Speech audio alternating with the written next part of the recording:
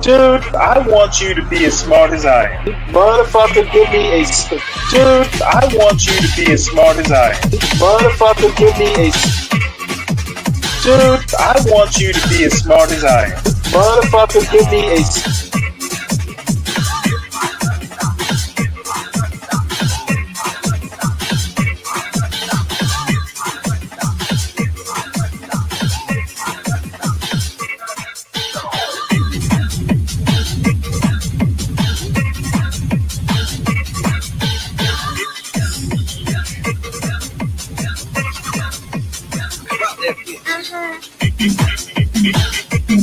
Dude, I want you to be as smart as I am. motherfucker, give me a specific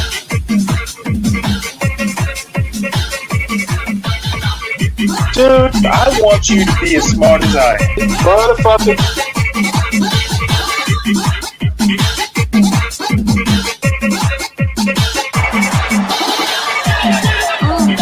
Come on out, you rapist!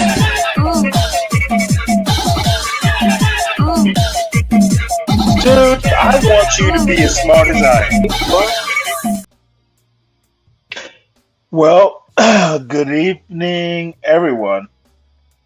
This is a show that's rather impromptu. Um, not the best of times, not the worst of times. And first thing I want to say is this show will not be long. It will be substituted for my overnight show.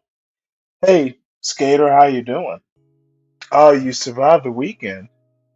Good for you. You should tell us about it. Was it fun? Um, so y'all come on up. Link is at the top. Um, mm, it's above freezing in Maine so far. I imagine it will get colder. And what I do want to do is we need to raise some money for John. And the main reason we do is I know he's pissed off at me. Of course. I went in there and started being all constitution-y about stuff, but I feel strongly uh, about the Constitution, and it should be that way. You know, this fucking MAGA bullshit. The founders designed America to be, uh, for better or for worse, a more liberal sort of government. And basically, being a liberal with a capital L means consensus sort of government, not King Trump, not a king at all, not a unitary executive. Um, this is all new shit. And you know what? If you believe in it, Thomas Jefferson wouldn't have a problem with it. He literally said something like the tree of liberty is, the natural manure is the blood of patriots. Well, motherfuckers, fight for it. Amend the Constitution. There is a process for that. Stop acting like the people want this. It's not a mandate. The popular vote doesn't reflect a mandate. How about use the Constitution? You got all three branches of government. Use them as the founders intended. And I'm not a huge fan of the founders, but god damn it, use the process. So here we go. Guess we'll watch deer until people wander up to the chat. Skater, I've never talked to you before. Want to hit the link?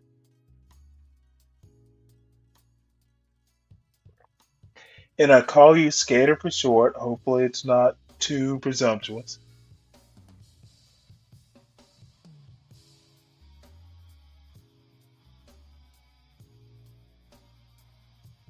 Really? Did you? Uh, it was great. So I assume you had fun. Interesting. I can't. Um, I have stories about. I was a horrible skater as a kid, but it takes confidence to be a skater. So I don't know. I was a gangly kid. You know, good with a pencil, not so good with the skates.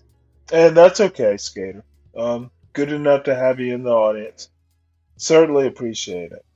So, well,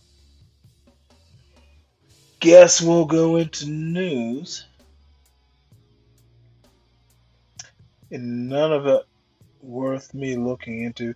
Now, this looks interesting. We will have to listen to this. I've been wanting to hear this story for days. January 6th person. Really? Well, Skater, I didn't know you were 50. I thought you were way younger than that. I've seen like, wow, you're 50. You started at 50? What the hell? Well, you must be a gym rat. I'm not sure my ankles would tolerate that kind of abuse. But hope springs eternal for us old folks.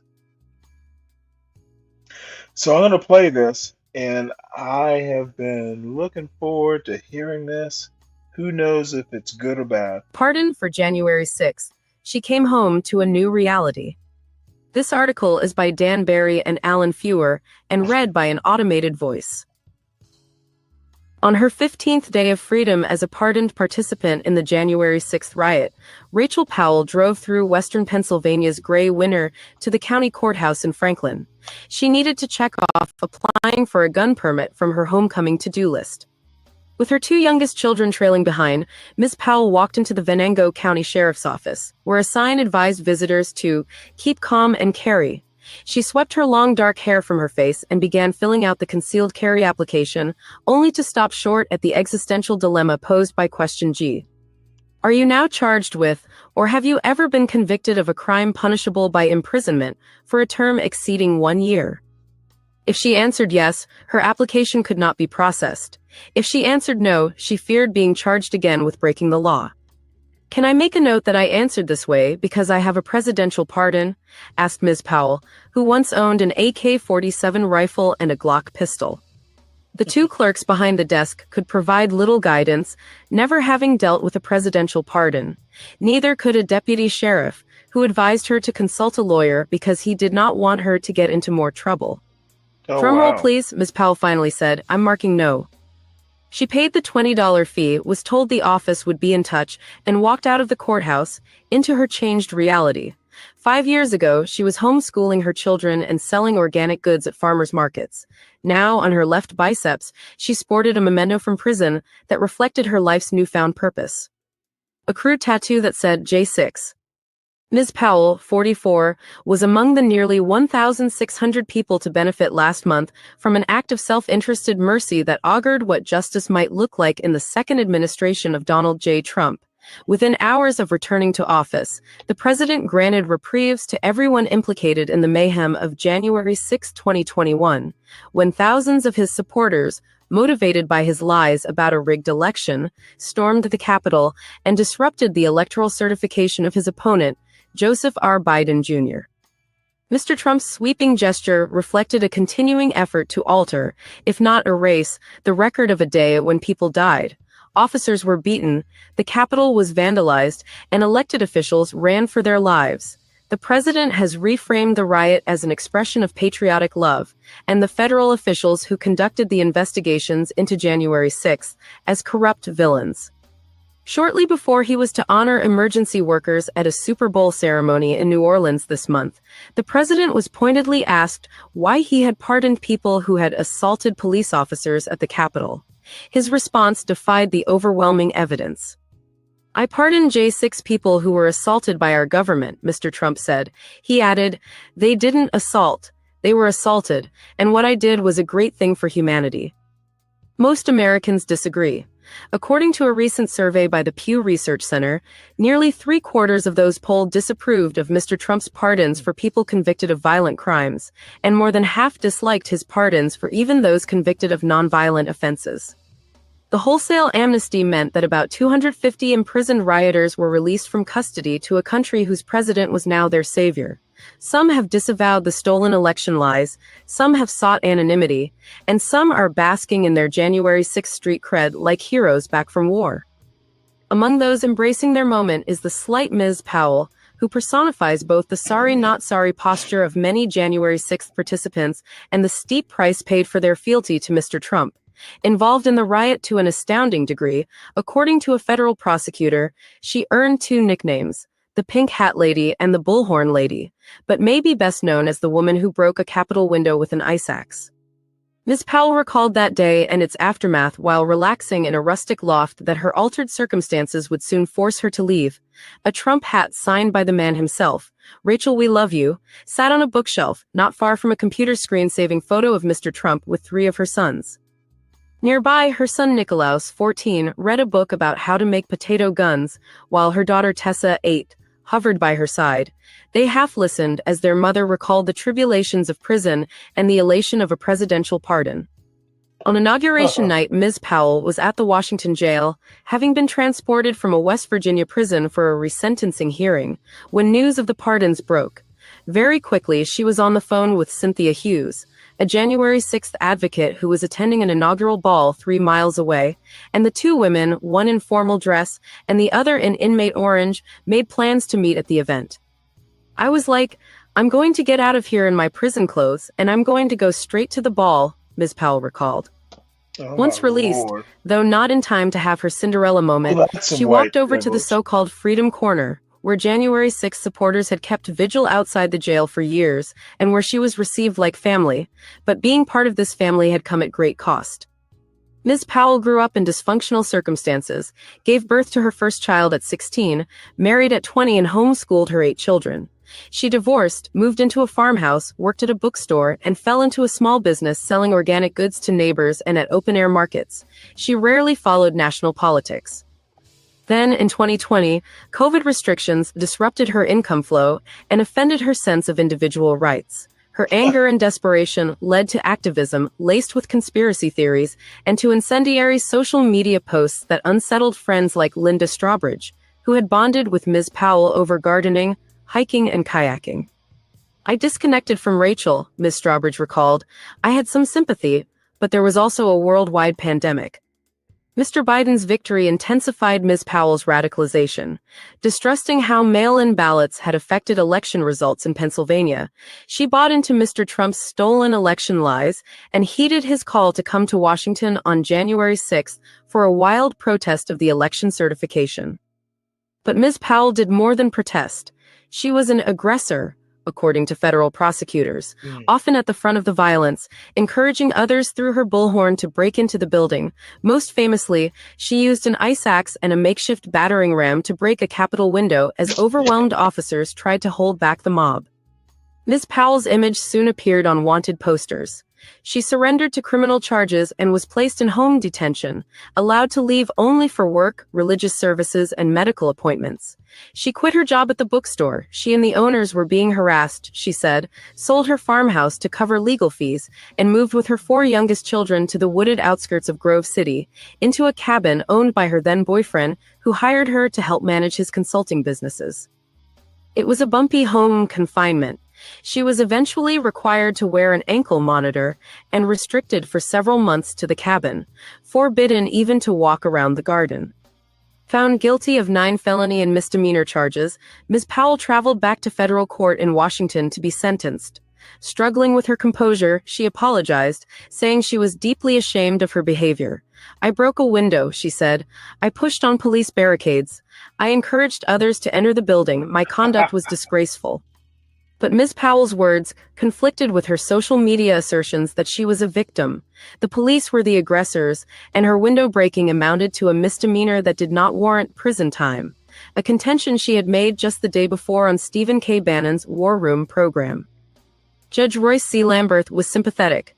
To a point. You have skated along for a long time now, he said, before sentencing her to 57 months in prison.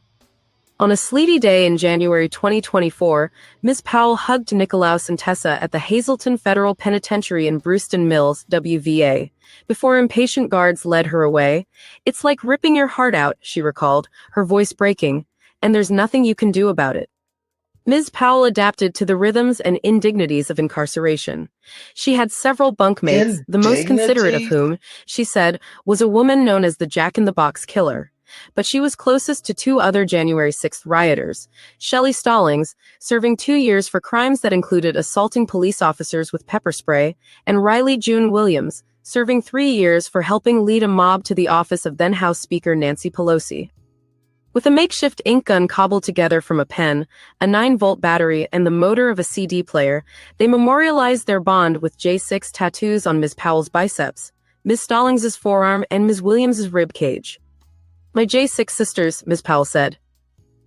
A muted return. After her pardon, Ms. Powell returned to her corner of western Pennsylvania. Solid MAGA country. This is where Mr. Trump was grazed by a would-be assassin's bullet during a rally last summer, and where he carried about 2/3 of the vote in the November election. A change in her relationship with her boyfriend meant another relocation. With financial assistance from the Patriot Freedom Project, a J6 support organization co-founded by Ms. Hughes, she put many belongings into storage and prepared to move to a small house in disrepair on property owned by her ex-husband, Rick Powell, who reasoned that she and their children had suffered enough. For the first 2 weeks, Ms. Powell mostly stayed in the cabin loft, trying to repair the damage and return to some normality. At a delayed Christmas gathering, the gifts she received included books, healthy snacks, and a black leather concealed carry purse. She needed to earn an income but gave herself 3 months to come up with a plan. In the meantime, she had her daily to-do lists. One day, lunch with a friend at the Timber Creek restaurant in Mercer, applying for the gun permit in Franklin, and an on-camera interview with a right-wing media outlet in which she again minimized her role on January 6th. I did break a window that day in the Capitol, but that's a misdemeanor charge. The next day, at-home music lessons for Nicolaus and Tessa, a haircut at a salon in Grove City, and then This is so much goddamn bullshit. This woman sounds like the dude John Galt had so much to say about. She is crying. She fucked up. Didn't want to do the time for fucking up. And now we have to fucking hear from this woman. Ugh.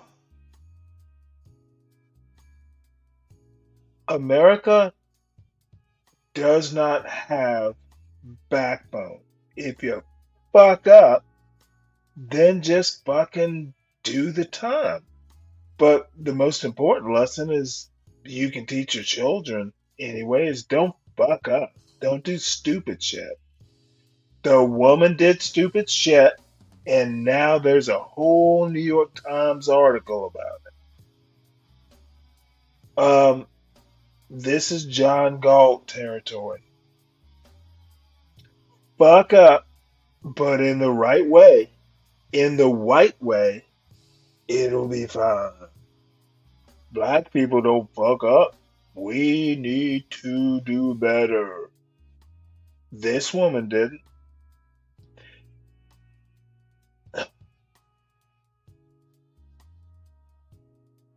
I'm not exactly the small sure. house she'd soon be moving into.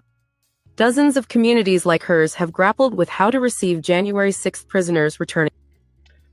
This is mediocrity at best, and not even that. But I know there will be, dude. I'm not hearing this bullshit about taxes and motherfuckers love talking about shit they don't even know about. Ugh. This channel is frustrating. Home. Are they rioters who tried to thwart the country's sacred transfer of power, or patriots, as Mr. Trump and many Republicans contend, spurred to action by a righteous cause? On a recent Sunday, a church congregation in Temecula, California, made its answer clear with a standing ovation for the just-released Derek Kinnison, who had marched with other members of the Three Percenters militia, overturning police barricades and helping rioters scale the walls of the Capitol. Ms. Powell has received a more muted welcome, as if there were communal agreement to look past why she had all but disappeared for 4 years. When the music teacher, Marlon Jensen, the image of small-town propriety in her glasses and Norwegian sweater, arrived at the cabin loft, she seemed thrilled to see her old client, fresh from prison.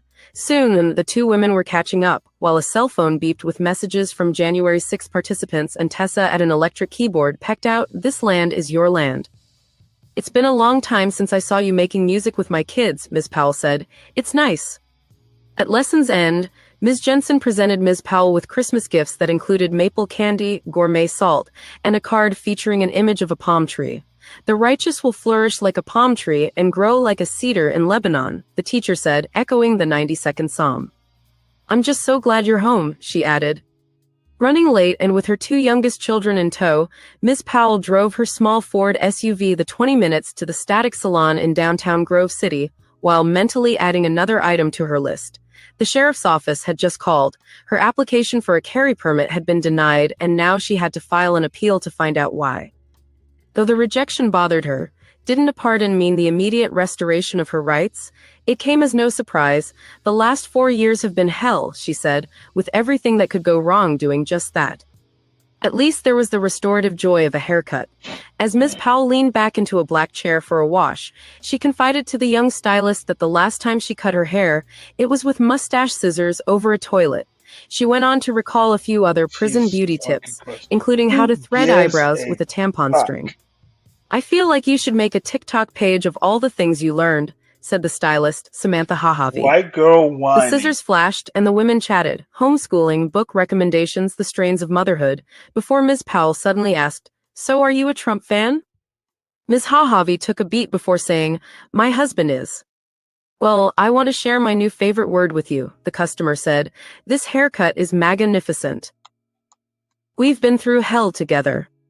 Within hours, Ms. Powell's fresh-cut hair was under a hat, as she, her ex-husband, and several of their children worked like a seasoned construction crew to gut the modest home that she hoped to occupy by the end of the month. A one-story storefront just outside Franklin that had once been a pet grooming shop, it was a step down from the farmhouse she used to own. Her old friend, Ms. Strawbridge, who had written a letter of support for Ms. Powell before her sentencing, said she felt sad whenever she drove past that farmhouse and recalled the sprawling backyard, the lush garden, and the homeschooling that had taken place there. "To give all that up for Donald Trump," Ms. Strawbridge said. "What a terrible, sad civics lesson. She got so much right, but she got that wrong." If her change in circumstances bothered Ms. Powell, she did not show it. She seemed excited, in fact, because one of her J6 sisters, Ms. Williams, was coming for a visit. The slender, bespectacled Ms. Williams, 26, has a presence so unassuming that the federal judge who sentenced her had felt the need to remind everyone that this petite protester had acted like a coxswain on a crew team in directing a mob into the fray. In prison, Ms. Powell and Ms. Williams gravitated toward each other. Both were back-to-basics women from Pennsylvania who enjoyed working out. They cheered and reassured each other while walking the jailhouse track. "Rachel made me feel normal again," Ms. Williams said. Their relationship reflects the January 6-centric world that Ms. Powell now inhabits. She promotes J6 ideology on social media. Her cell phone often pings with an alert from some J6 group chat, or rings with a call from a J6 comrade seeking support or needing to vent. Her social calendar includes serving as a bridesmaid, along with her other J6 sister, Ms. Stallings, at Ms. Williams's upcoming wedding. "No one else is ever going to understand our experience," Ms. Powell said. "We've been through hell together." The night after the haircut, she and Ms. Williams relaxed in the cozy cabin in Grove City, sharing stories and sipping gin cocktails. The complicated January 6th swirl of emotions, of trauma and grievance, of stubborn pride and pardon provided validation, informed the mood and conversation. No matter the incriminating videos, and no matter the apologies made in court, they saw themselves as victims, not aggressors, whose actions had been misrepresented in the media. "We went there innocently to a protest," Ms. Powell said. And we were sucked in by violence that was directed at us, when we didn't go there intending to be violent, and then we were thrown in prison. We're the people who love our country, she added. Motherfucking We know that Christ. America is the best country in the world, and we need to save our country. A storm the day before had encased western Pennsylvania in snow and ice, but the two women inside this cabin enjoyed the warmth to be found from a wood stove, sips of gin, and presidential pardons that reassured them they were in the right after all. They were in the right. Meredith Coet contributed, reporting. Might not really. She'll be fine. She's whined enough, and you know, white women's tears apparently get you a pardon. You know all about that. So, um, this is on the topic, and fuck it, I'm gonna do it. I haven't previewed this yet, so we'll see how it goes. I expect critiques. If it works, does this work?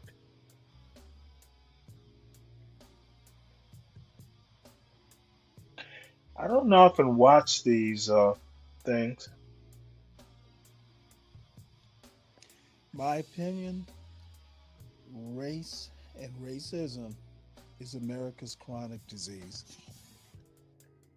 Pretty much since the beginning. This is too long. In 1776, race Did it actually played a fail there? part in the American Revolution. Maybe not a huge part, Oh, it but a did fail part. there. Why Thomas did that Jefferson fail? in the Declaration, it was struck on the edit, talked about slavery, African slavery, as being Huh. forced upon America by King George III. It was removed because it was and the United States westward between That's not good. population and that 3/5 of Well, let's see what we got. slave for representation gave the South an added advantage, and the North just wasn't, having it. Oh no, it's not going to let me do it In because 1860, when Abraham it is Lincoln not. was voted God damn it. into office as All right, president, well, he was let's see what fairly I can do. neutral about slavery. This is a a video I'm remembers that. premiering tomorrow. It's only 9 It minutes. basically It's just prompted the something to the South effect to secede of from the Union because they weren't sure America's neutral chronic was not going to be racism. good enough, and It's Lincoln was more or evident, less and neutral. idiots It was not going to be don't good seem to notice. next item, and we're moving into And I was hoping I 2025 could here. play it, This is an excerpt but from it's not going to Larry let me. Wilmore's Damn you, premiere. YouTube. Larry Wilmore is kind of like a comedian, writer, kind of But old we know we school. have at least one like. He was behind Blackish and Let's all see. the How am I going to satellite shows play from this that. here? So anyway, he's got a podcast. This is from a few days ago, and he's interviewing Thomas Chatterton Williams. There must be a way. Williams was kind of one of those anti-woke guys. He's friends with, Glenn Lowry and, all There's, those, kind I of cannot remember black how to do it. conservatives. There is a way But to play he this has something rather with interesting an to say here HTML editor. about, Open with. Again, America's Let's racism see is here. cultural. So this will be interesting. Let's see what you think.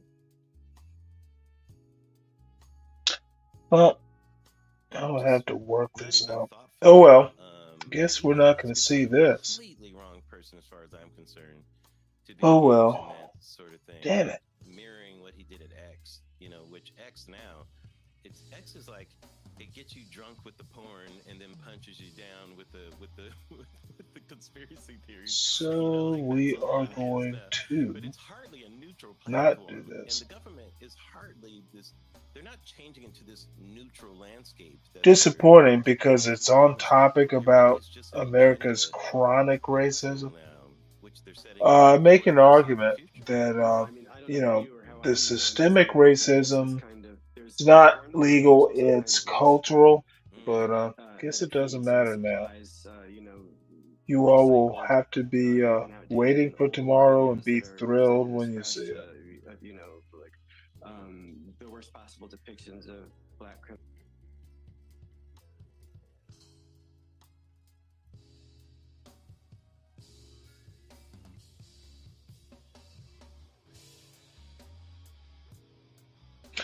Oh, actually, that was what I was gonna view here.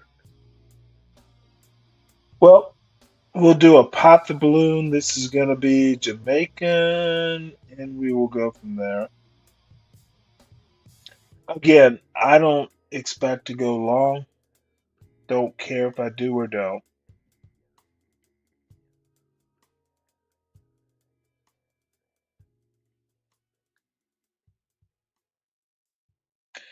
Hit the link if you want to come up.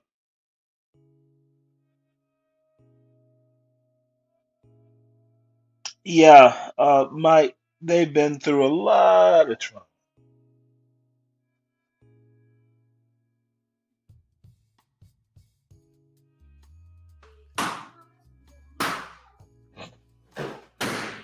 No, wait until him reach right here, sir.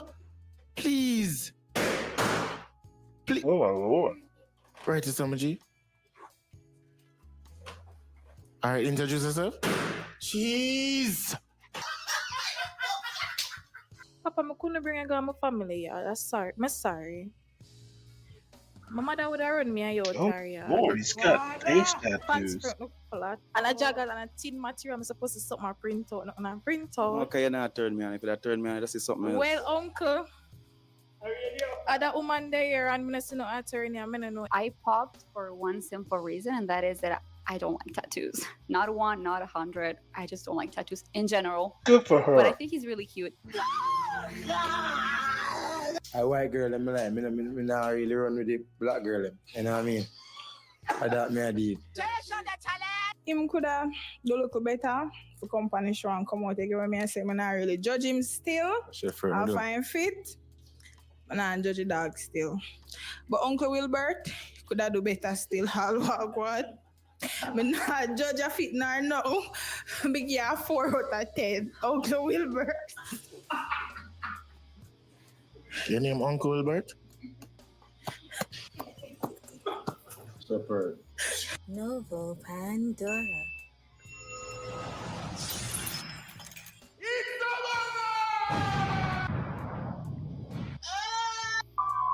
Yo, I didn't expect the balloon I find love females. You ready? No, females. You ready? Yo, I'm in Portland, people. Yo, Portland is like vacation. When I'm here, I don't want to leave. It feel like it's a holiday, okay? Mirage Studios. This is the place that I'm at. People, if you don't want to know the best photography, Mirage Studios. You see it? AC book, everything nice, quality picture. You know the thing. Make sure to leave a like. Big up Live Boss for the visual. Send kids who feel like it in the line, you know. Send Vincent. I'm coming like next week, okay? Trinidad, I'm coming like next week, okay? So look out, make sure to link up any business inquiry. Link me on my Instagram, no man. Watch no man, Canada. Cat's out the bag. No.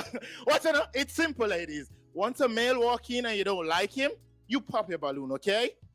Okay? Okay. If you like him, okay? If you like him and you dig him, you want to, chill out and think, you keep your balloon, okay?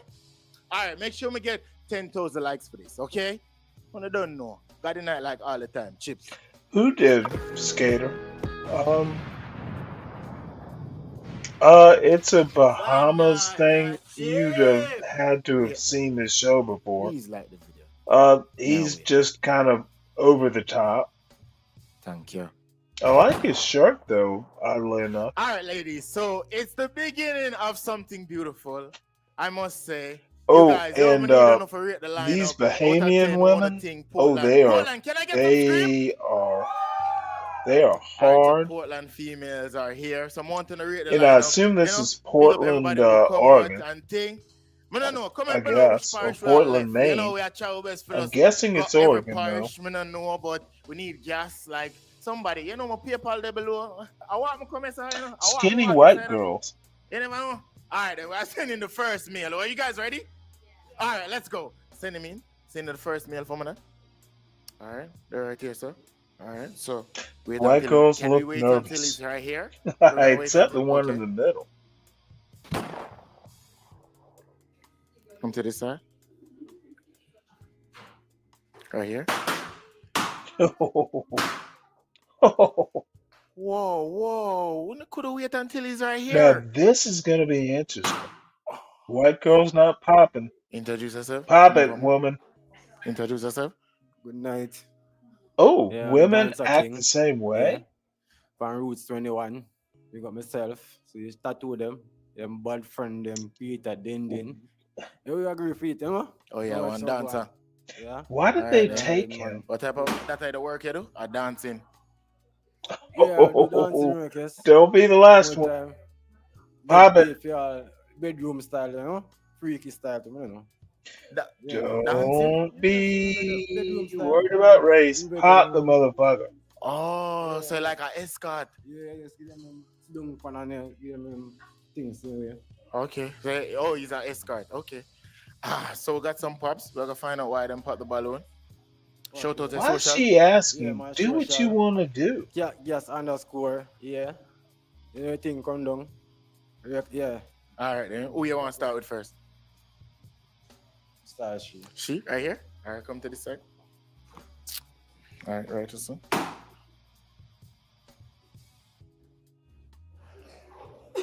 All right. Your name, why you pop the balloon, and social. Okay, social _Momo _universe. So you can find me on all platforms, Momo Universe. What the next question?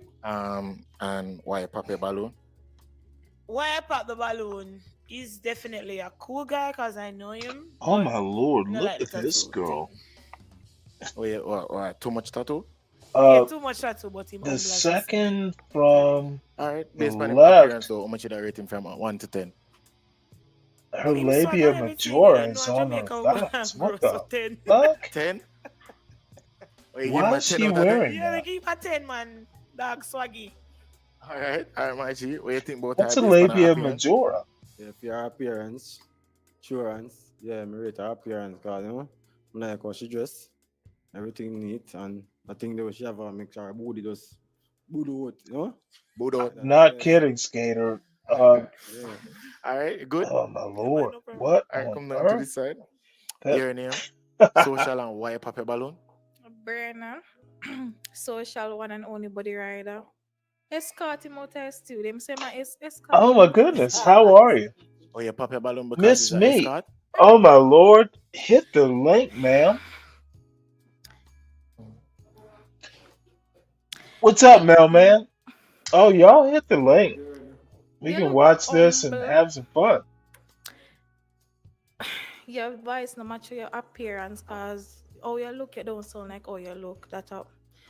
Papa, I couldn't bring a girl my family, yeah. That's sorry. I'm sorry. London, Mother hit would the run me link. out her, yeah. I haven't talked to you in a Escort while. him. Your mother would have run him out? Then roll it. Roll it. You too, mailman. Roll it. Otherwise, he's alright. Oh, but your mother would approve him. Oh my How much goodness, did I rate him it's from a 1 to 10? homecoming. Good How are you, night. ma'am? You are something else.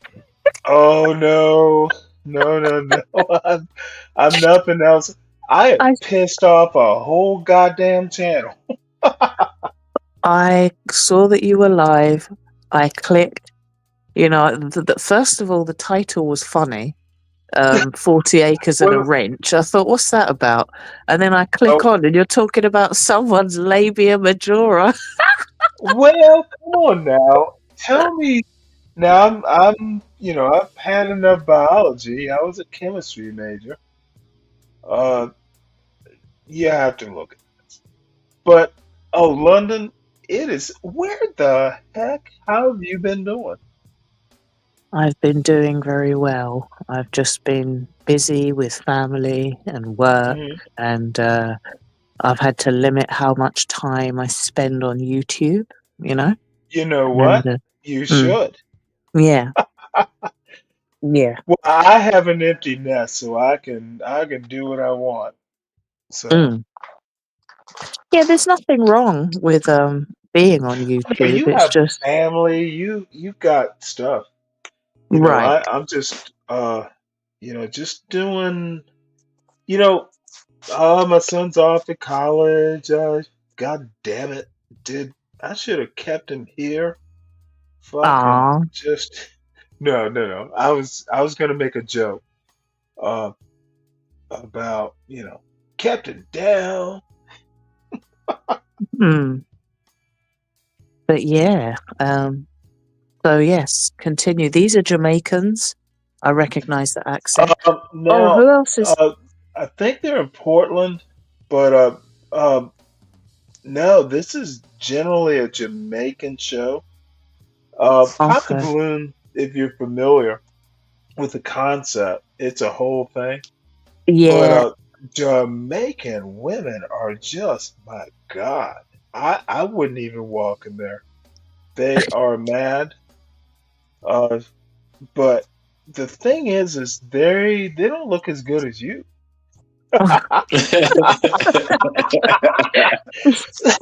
You're not something else. not a one I of would have them said that's besides the into. point, but you do have a good point though. You have a good point. No, I've seen about maybe five of these, maybe up to eight, and there has been one woman that I'm like, God damn, she's pretty nice. And I'm not gonna critique much, but look at them, look at this dude with the face tattoos, and I don't think there's a Portland, Jamaica. I assume this is Portland. Two Portlands I know of. I'm guessing this is Oregon. Maybe it's Maine. They got white girls in there, so I'm guessing it's Oregon. There is a They are Portland in in America. Jamaica. There's definitely a Is there? Portland in Jamaica. Yeah. Well, God damn it! And Calling me ignorant. there's white Jamaicans and Chinese Jamaicans too. There we But I go. There we go. suspect yeah, so Come All on, right. Well, Stanley. no. Hey, mailman, you know me. I pretend to be smart, but I We tend weren't to even be thinking ignorant. about the Chinese Jamaicans. You know what I mean? No, well, I know other China took over Bahamas. It's a whole thing. Is it? No, no. The Chinese have taken over Jamaica, right? I wouldn't say they've taken Was it over, Bahamas? but there is a lot of Mr. Chins in Jamaica and they've been there for quite some time. Yeah, That is they're serious. hilarious. I'm very serious. If you look up Chinese Jamaican, you can see Chinese people with full Jamaican accents. They were born there, their parents were born there, their grandparents were born there. Oh yeah. Well, it's kind of beautiful, actually. Mm. I'm not. I'm not upset at that. But Miss Me, it's good hearing from you. It's good seeing you, and also Stanley. It's like we reunited again. I don't know Where are how you we. going? Oh, I'm here. I'm here. I'm just letting you guys know before we continue the show. I didn't get to say hello to y'all. That's all. Oh no. You know what? Now you, mailman, we Uh-oh. need to talk. Oh man, not I've been about avoiding this you. for about 5 months. Go ahead. Oh really? I mean, what's going on? What did I do now? Not Am I you. delivering? No, Oh, okay. no. You know what? It's me. I, Yeah. what the fuck is going on in that space? Over there on the other side, you mean the sector? You know what? They're my people, but the Yeah. thing is, this is some months ago, back in maybe August. I was on, this channel doing my show. I don't even know that I had a show. And I Hmm. saw Gigi. She popped up online with her show uh, early Eastern time. So Yeah. I'm like, well, Gigi. So I, hopped over there through StreamYard, through YouTube, did some Yeah. weird fancy shit. And it was just like, you know what? I hadn't seen y'all in a while. Hmm. So when I say y'all, I mean Gigi, just the gang. Yeah. Yeah. So I'm talking to her, fucking around, nothing serious. It was just I wanted to see if the technology worked. So I wound up leaving. We didn't talk about much. So this is maybe 2 months ago. I saw um, news.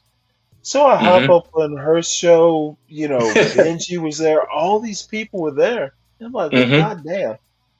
So I hop up there, and it was like an inquisition. Like news is like, well, you were on GG's show, and I'm like, what? You know, Yeah. Yeah. I'm Yeah. not taking sides.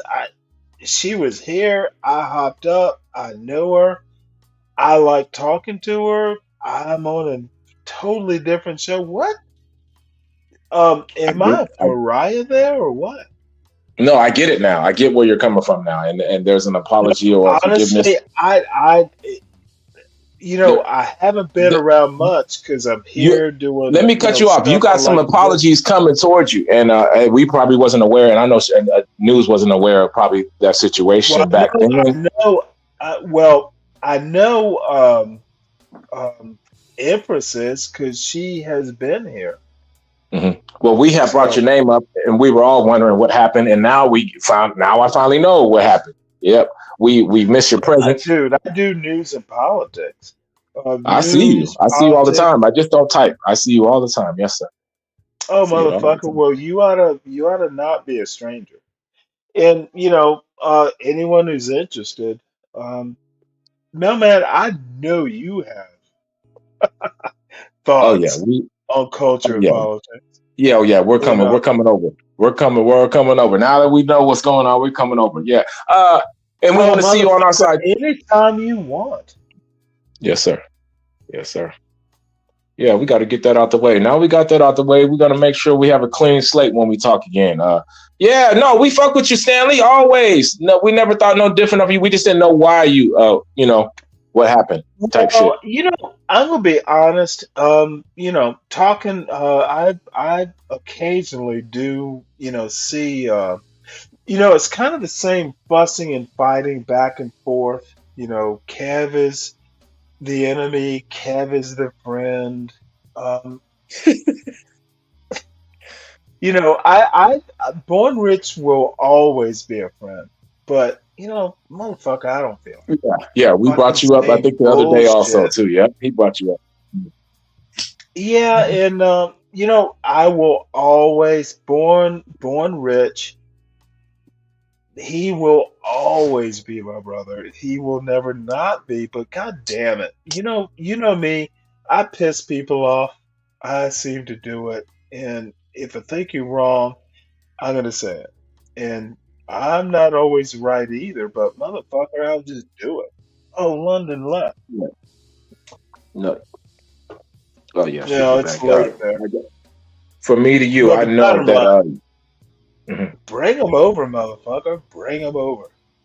And Yeah, you know we. what? I would love to get y'all involved with these anti-black motherfuckers.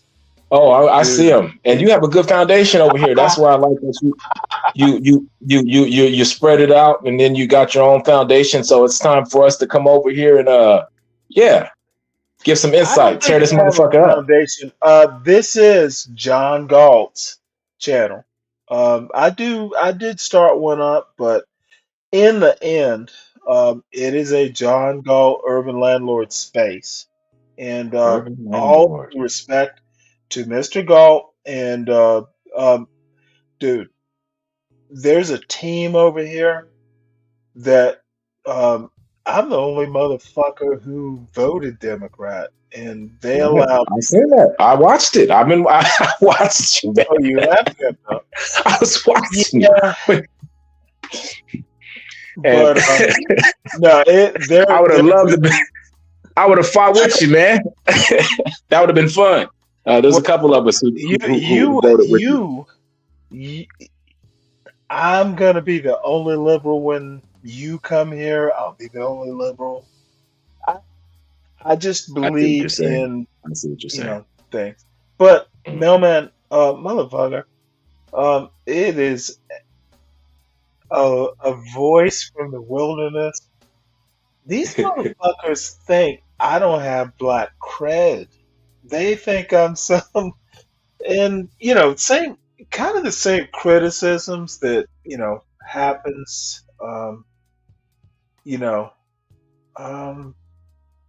Can you ever be black enough? Yeah, and that is a question. Yeah, it's like we have a black man, a quote unquote black man, but then how black is he? That's the question. He's here. You know the answer to the question. I'm Yeah, not and I know black the or answer. anything else. Motherfucker, I'm me. Right. You decide. I never asked myself, am I black enough? Mm-hmm. I ask myself if I'm hungry. I don't give a fuck what y'all think. Right. I've been watching a lot of Jamel Hill. She's been going through a lot of history of old, black, quote unquote black heroes, sheroes of the game, and I kind of like. She just dropped something about a Pittsburgh Steeler player and his struggle and stuff like that. So I like to watch old real black history, quote unquote. I don't mind. Well, the black history's in the books. You can't get history in videos. Yeah. And I watch enough of them. I'm reading somewhere between, like Frederick Douglass. I'm reading E. Franklin Fraser. As I get older, unfortunately, when I was a kid, you read one book at a time, all linear and shit. And as I've gotten older, I have freed my mind of that limitation. You can read several books. Oh yeah, definitely can. You can read a couple books at a Hey, time. London, you're back. You a book reader, man. You're still old fashioned. You're conservative No, style. I have a motherfucker. I have a Kindle. What is a conservative black man these days? What does a conservative black man do these days? What is that? What is it? Well, no one ever calls me conservative, believe that or not. Maybe I'm using the term wrong. I'm more outgoing person, wild, young, youth, crazy, toxic. You're off toxic. You're probably of old school fashion. You read a book. You probably still make pots of coffee. You probably make pots of coffee. I make Keurig. I use a Keurig machine. We're a little different. I might use the air fryer. You probably never know what an air fryer is. Is that what you thinking conservative is? Exactly. What is conservative? Did I use that word wrong? Old fashioned. Sorry, I should have said old fashioned. Old fashioned is actually the better term. Yeah, I use that term wrong. However, my apology, fans. What's the quote? Alexander Pope. You're not the first by whom the new are tried, nor yet the last to lay the old aside. Alexander Pope, essay on criticism. Father Bryant taught me that in 10th grade. He taught What did Dolomite teach you? What did who? Dolomite. You know what? I saw the original way, way, way back in the day. I didn't watch the Eddie Murphy version. Miss Me, what's up? You always have full energy, man. Miss Me, you got it going on. We don't see your avatar. How is life these days? What's up? No, I was just letting you two gentlemen chop it up. No. You must interrupt. For some reason, don't let Stanley, Your audio, I don't know if this is the same for Melman, but Stanley, your No, audio is really quiet. It's it really like is. distant. And I don't my know what happened. Bluetooth just died. So Ah, there's that. okay. So it makes it a little bit difficult to hear you. Just to my left ear. But yeah, I'm all good. I mean, I'm not always high energy. Like right now, it's 4:10 in the morning, Oh and I'm wow. just chilling. I'm just relaxing. I'm just vibing out. I couldn't sleep, so I decided to click on YouTube and see what's going on. And I saw Stanley was live, and he's talking about some labia majora or minora or whatever it was Oh, he said now I sound like a pug. with the Jamaican ladies. Well, no, you saw what I was talking about. I saw what you were talking She's about. You got the Yeah. Jamaican fetish, Stanley. You got a fetish for them Jamaican ladies. And them Jamaican ladies are on some other shit, and a lot of them are super thick too. Stanley, you've been on campus lately, huh? What's going on? Did you turn a freshman to a sophomore? How's a sophomore doing? Oh, I had to get away, charge his phone probably for a second. Who knows? But, Yeah, but how have you been lately, good, Mailman? man. I end up getting a small business, and it's going good. It's booming. Nice. Good And stuff. I just work with the alcohol. I invest in alcohol, and I just fill up the arena here for venues. Hockey games, AFC, UFC type fights up here, local fights, and concerts, and that's all. So it's working out pretty good. That's it. And been snow plowing. We don't got snow. I bought a snow plow and invested in a nice truck, and we don't have snow in Alaska. This is a record low snow in Alaska since 1985. This is how low it's been ever since then. Wow. The Iditarod snow dog racing that they have here every year. We couldn't even have it. We couldn't even have it in the normal locations. They had to change all this up in the events for the snow events that we have here. Okay. I saw something. These people have to warm their cars up before they can drive them in Alaska. I was like, hell no. Auto starts is normal. Auto starts is normal and all. But let me tell you something. There is something really going on in the world. This is the warmest it's been. I see a lot of winter time going on in the lower 48s. But up in Alaska, the ice is like the glaciers is breaking, melting. Something's happening. This is it's warm in Alaska. Never seen another like this. Since 1985, they say. Can y'all What's up with... Oh, I can hear you, Stanley, but it's really faint. You sound very quiet compared to... Well, stay here. Let me come back in. This always happens after this. No, you're fine. Okay, step away, come back. I think you could adjust it. You don't have to leave, but okay. Hopefully you come back. Maybe the maybe the YouTube gods is doing their thing. I don't know, man. Maybe this is a little karma for you. It's StreamYard. It doesn't work well with Bluetooth. Oddly enough. Have you ever used? You ever went live from the app itself without StreamYard? Have you tried that, Stanley? From YouTube, no. It's doing crazy numbers with your boy OGK and a couple other people that you might not know. It's just difference if they do it don't use a StreamYard and they just go live from the YouTube app. Can they get guests?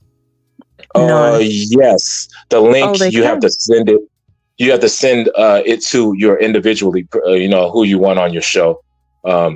So you can pin the link. What you do is you pin the link in your. Please let me finish. You pin the link in your community wall, and then you tell everybody, while you're running your show. That way they can find you to get on the show. Interesting.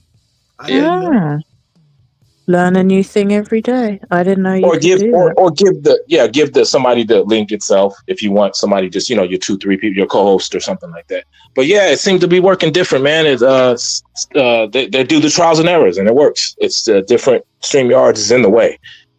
Wow. Okay. That third party's in the way. If you want someone just to scroll and somebody's just scrolling on the YouTube TV or just scrolling on YouTube like they're looking at shorts, you'll just be your show will just pop up. It's a different type of. It's a little different. Just check it out. But other than that, let's get back on the topic, man. We was talking about audio. Before audio, we was talking about the snow, the global warming. Well, no, I have there's a guy on the channel who lives in Alaska. I don't know which part. He lives off the grid. I think I looked into that guy. It's like Alaska USA. What's his name? Yeah.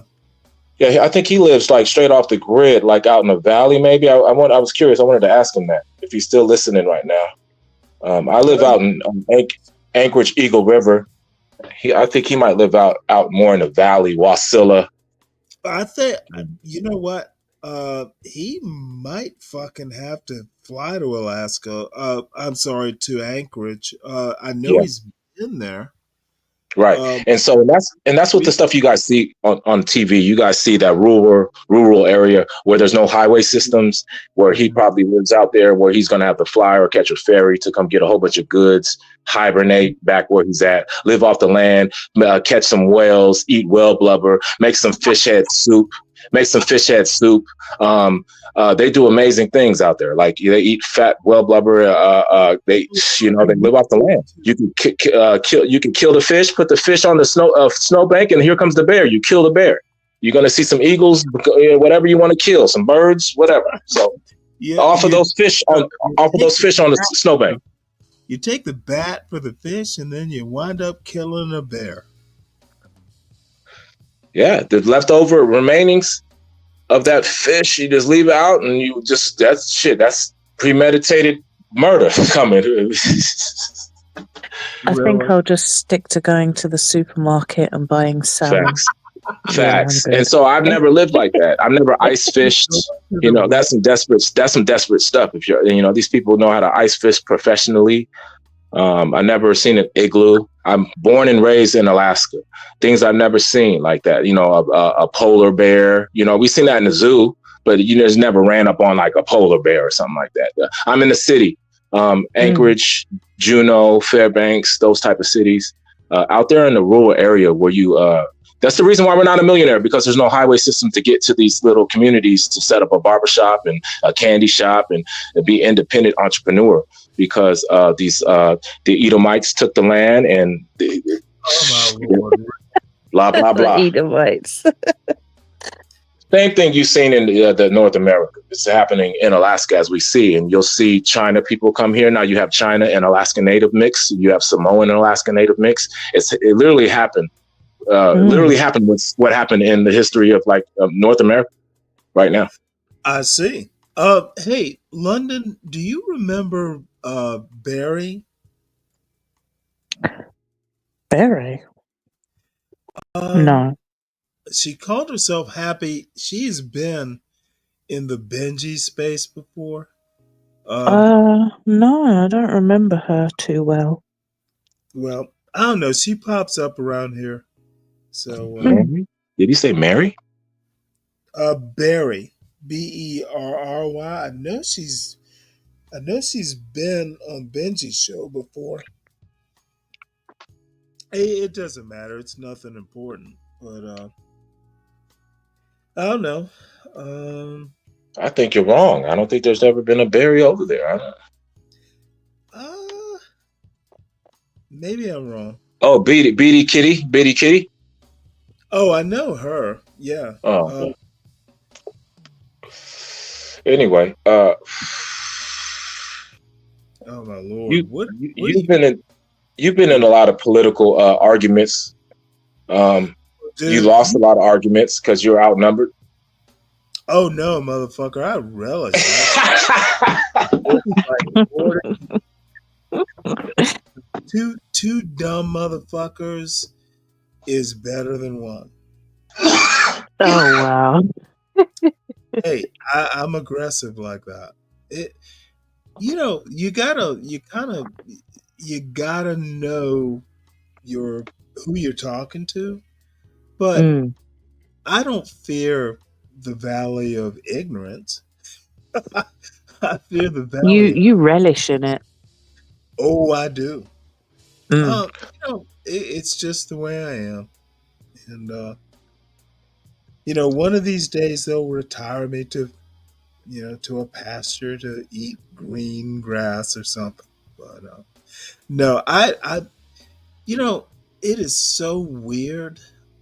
I don't like people to remain ignorant, So Mm. I would be the worst kind of teacher in London. Just tell me, that dude's an asshole. Regardless of an asshole, I wouldn't think you'd be a worse teacher. I mean, if the message that you're teaching is good, the syllabus is there, it's structured, it's engineered. But the guy could be an asshole who wrote it. I mean, come on, man. Bobby Knight was an asshole, but he was a good coach. Exactly. And I'm um, thinking, you know what? I don't care to teach so much as like empower you to fucking educate yourself. Some of the bullshit that I hear. And Mm. I understand I'm getting an education on its funny and its content, but my third, leg to the stool is it's toxic. Content will kill you. Ignorance is not good. Um, Mm. and the problem is, I'm not sure that these people don't believe that anti-black bullshit.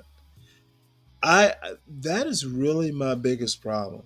I think there's some motherfuckers on this channel who are anti-black to a point to where it borders on self-hatred. Mm. and examples of anti-black is what, like the examples around this here, or what you've seen.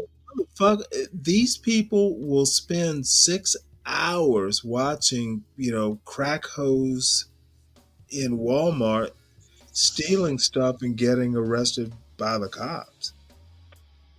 Right.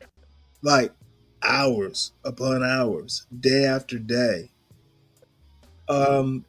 To a point to where, I find it rather toxic. If you can go all negative, there's a shitload of positive stuff too. Like any other, basically it's very anti-black, and people think, oh, that Stanley's just being an old man. But no, motherfuckers, y'all are not positive. You're not teaching. You're not improving. It's just like, let's watch crack hose for laughs because it's content. And I worry about that, to an extent that maybe I'm not in the right space. Yeah.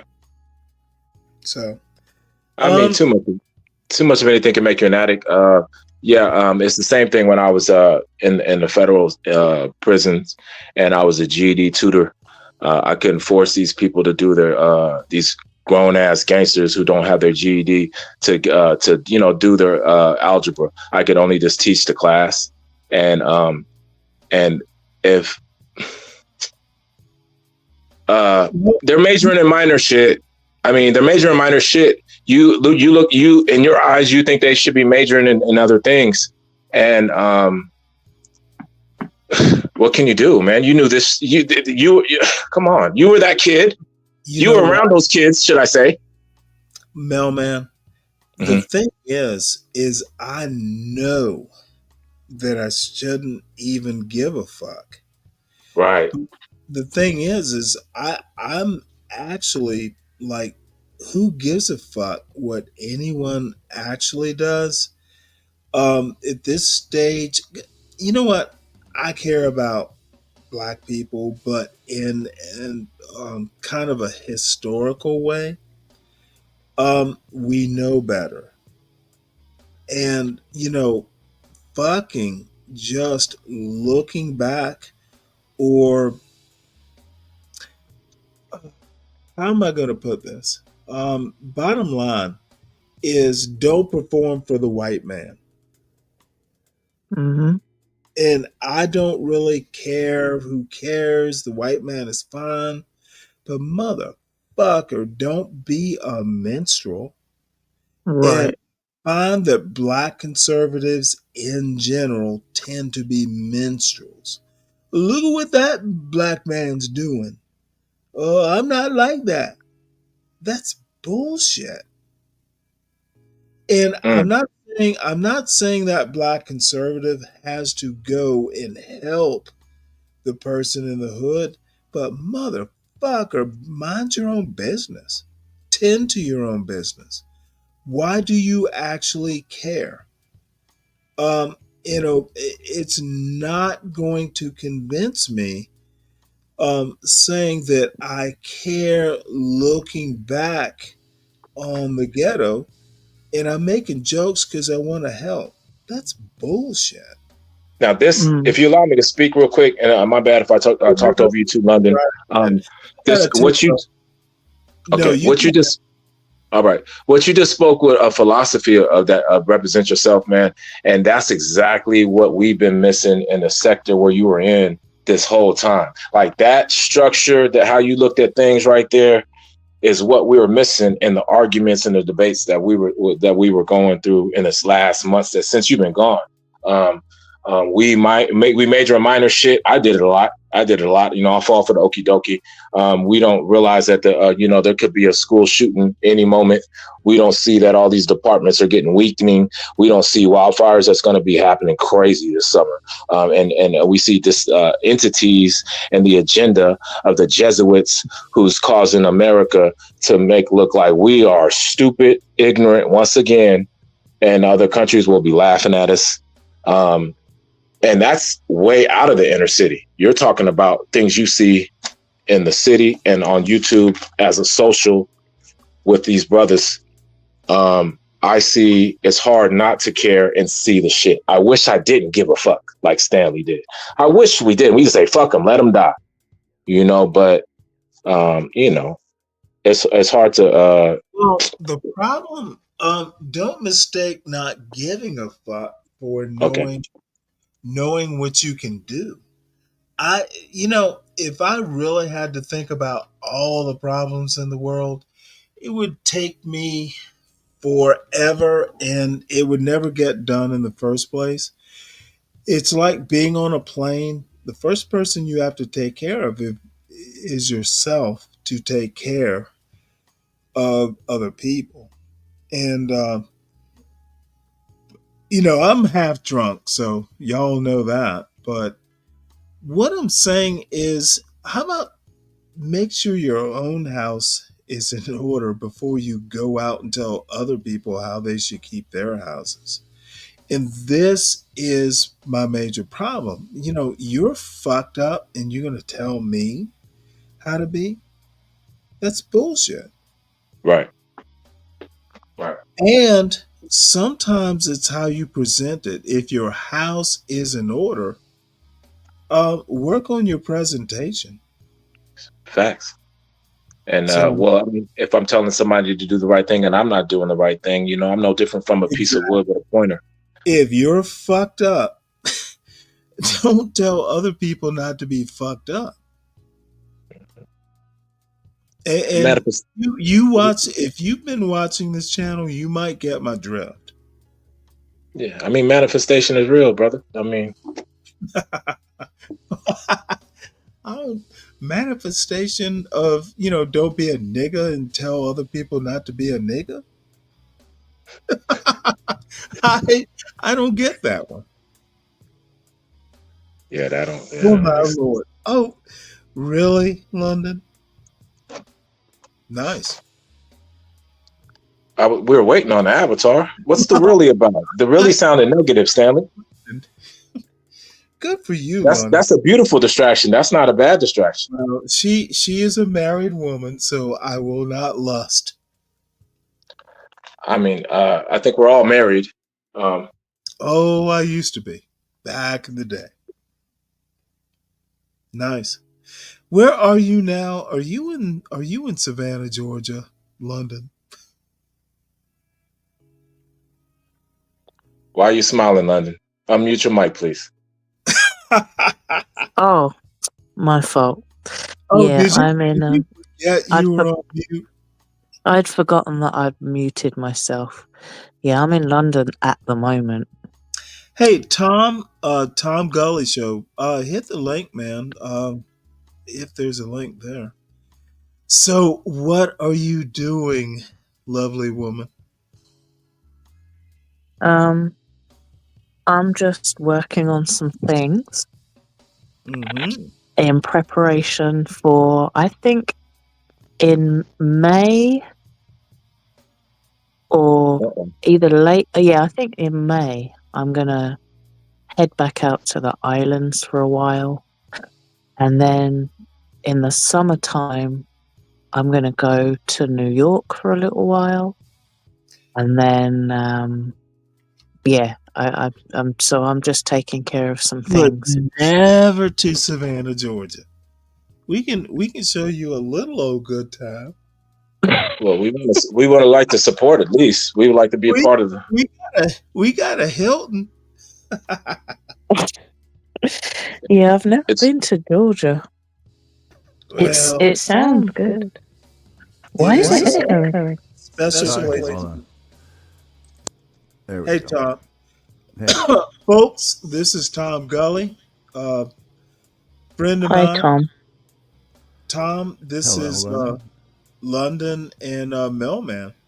I have a From question. another space that I will go back to at some point. But I have a question for London. Oh boy. Go ahead, Tom. Arsenal or Tottenham? I don't watch football. Yes. But if I did have to select a team, I guess I would go with Manchester United. Now, hold on real quick. Do you have more to say about what you just said, London? Just anything about those two teams. Arsenal and Tottenham are both in London, at least. Mm-hmm. As long as you didn't say Tottenham, I'm happy. Nah. Who's been known to be the winner, London, in your eyes? I honestly don't follow football. Don't say that. But that's the fact of life. Don't So if I pretend to follow it and somebody that actually follows it comes up, they would easily be able to dissect. They'll be like, "No, you don't know anything about." That's insecurity. That's insecurity. I was just curious if you known to be a well-known winner or a loser, or what name you've heard the most out of those two names. Out of Arsenal and Tottenham, it used to be Arsenal when I was younger. I believe out of the two, Arsenal do tend to have more success. So, right. You know, I don't know nothing, and that's why I was asking. Go ahead, brother Tom. How you doing, Tom? I'm doing great, man. How are you doing? You got good questions, man. Go ahead. And she's a very intelligent woman. Oh, thank you. That's really all I had. Oh well, gee, I don't know where to go other than Tom sounds like he likes to go fishing. Tom. I'm not really much of a fisherman, but if I was, I would buy an Arsenal fishing reel.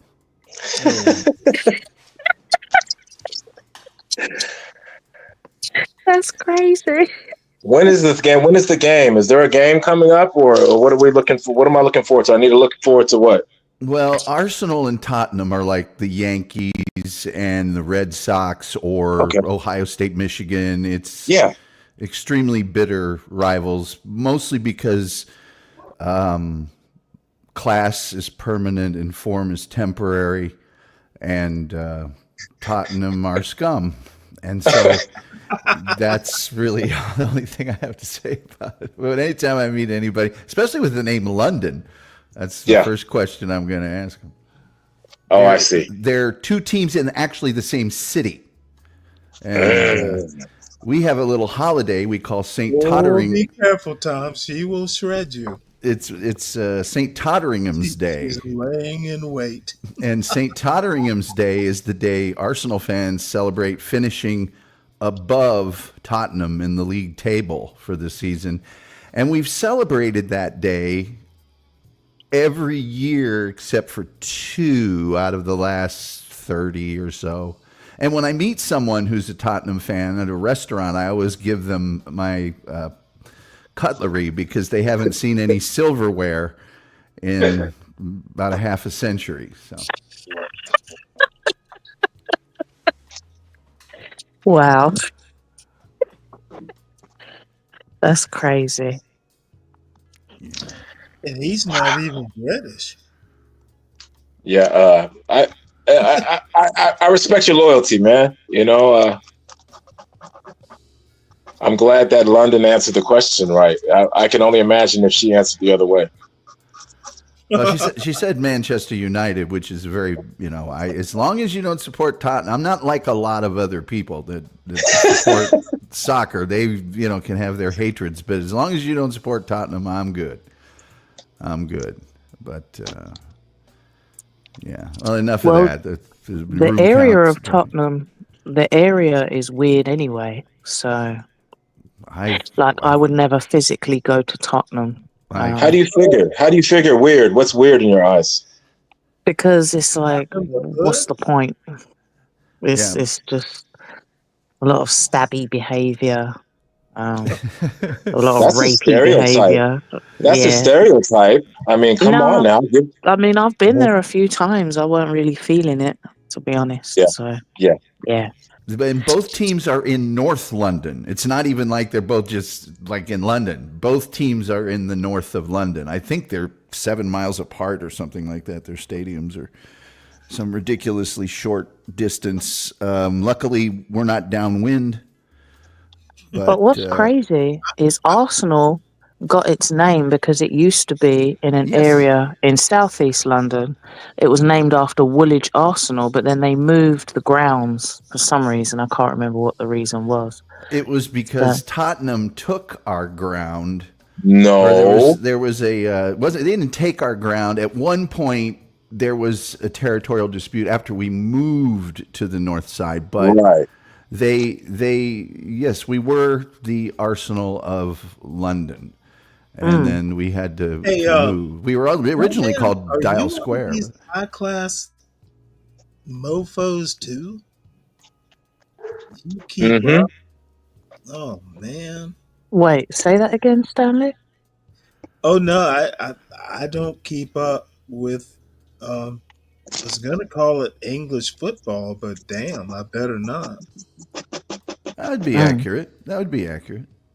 I don't keep up with that stuff.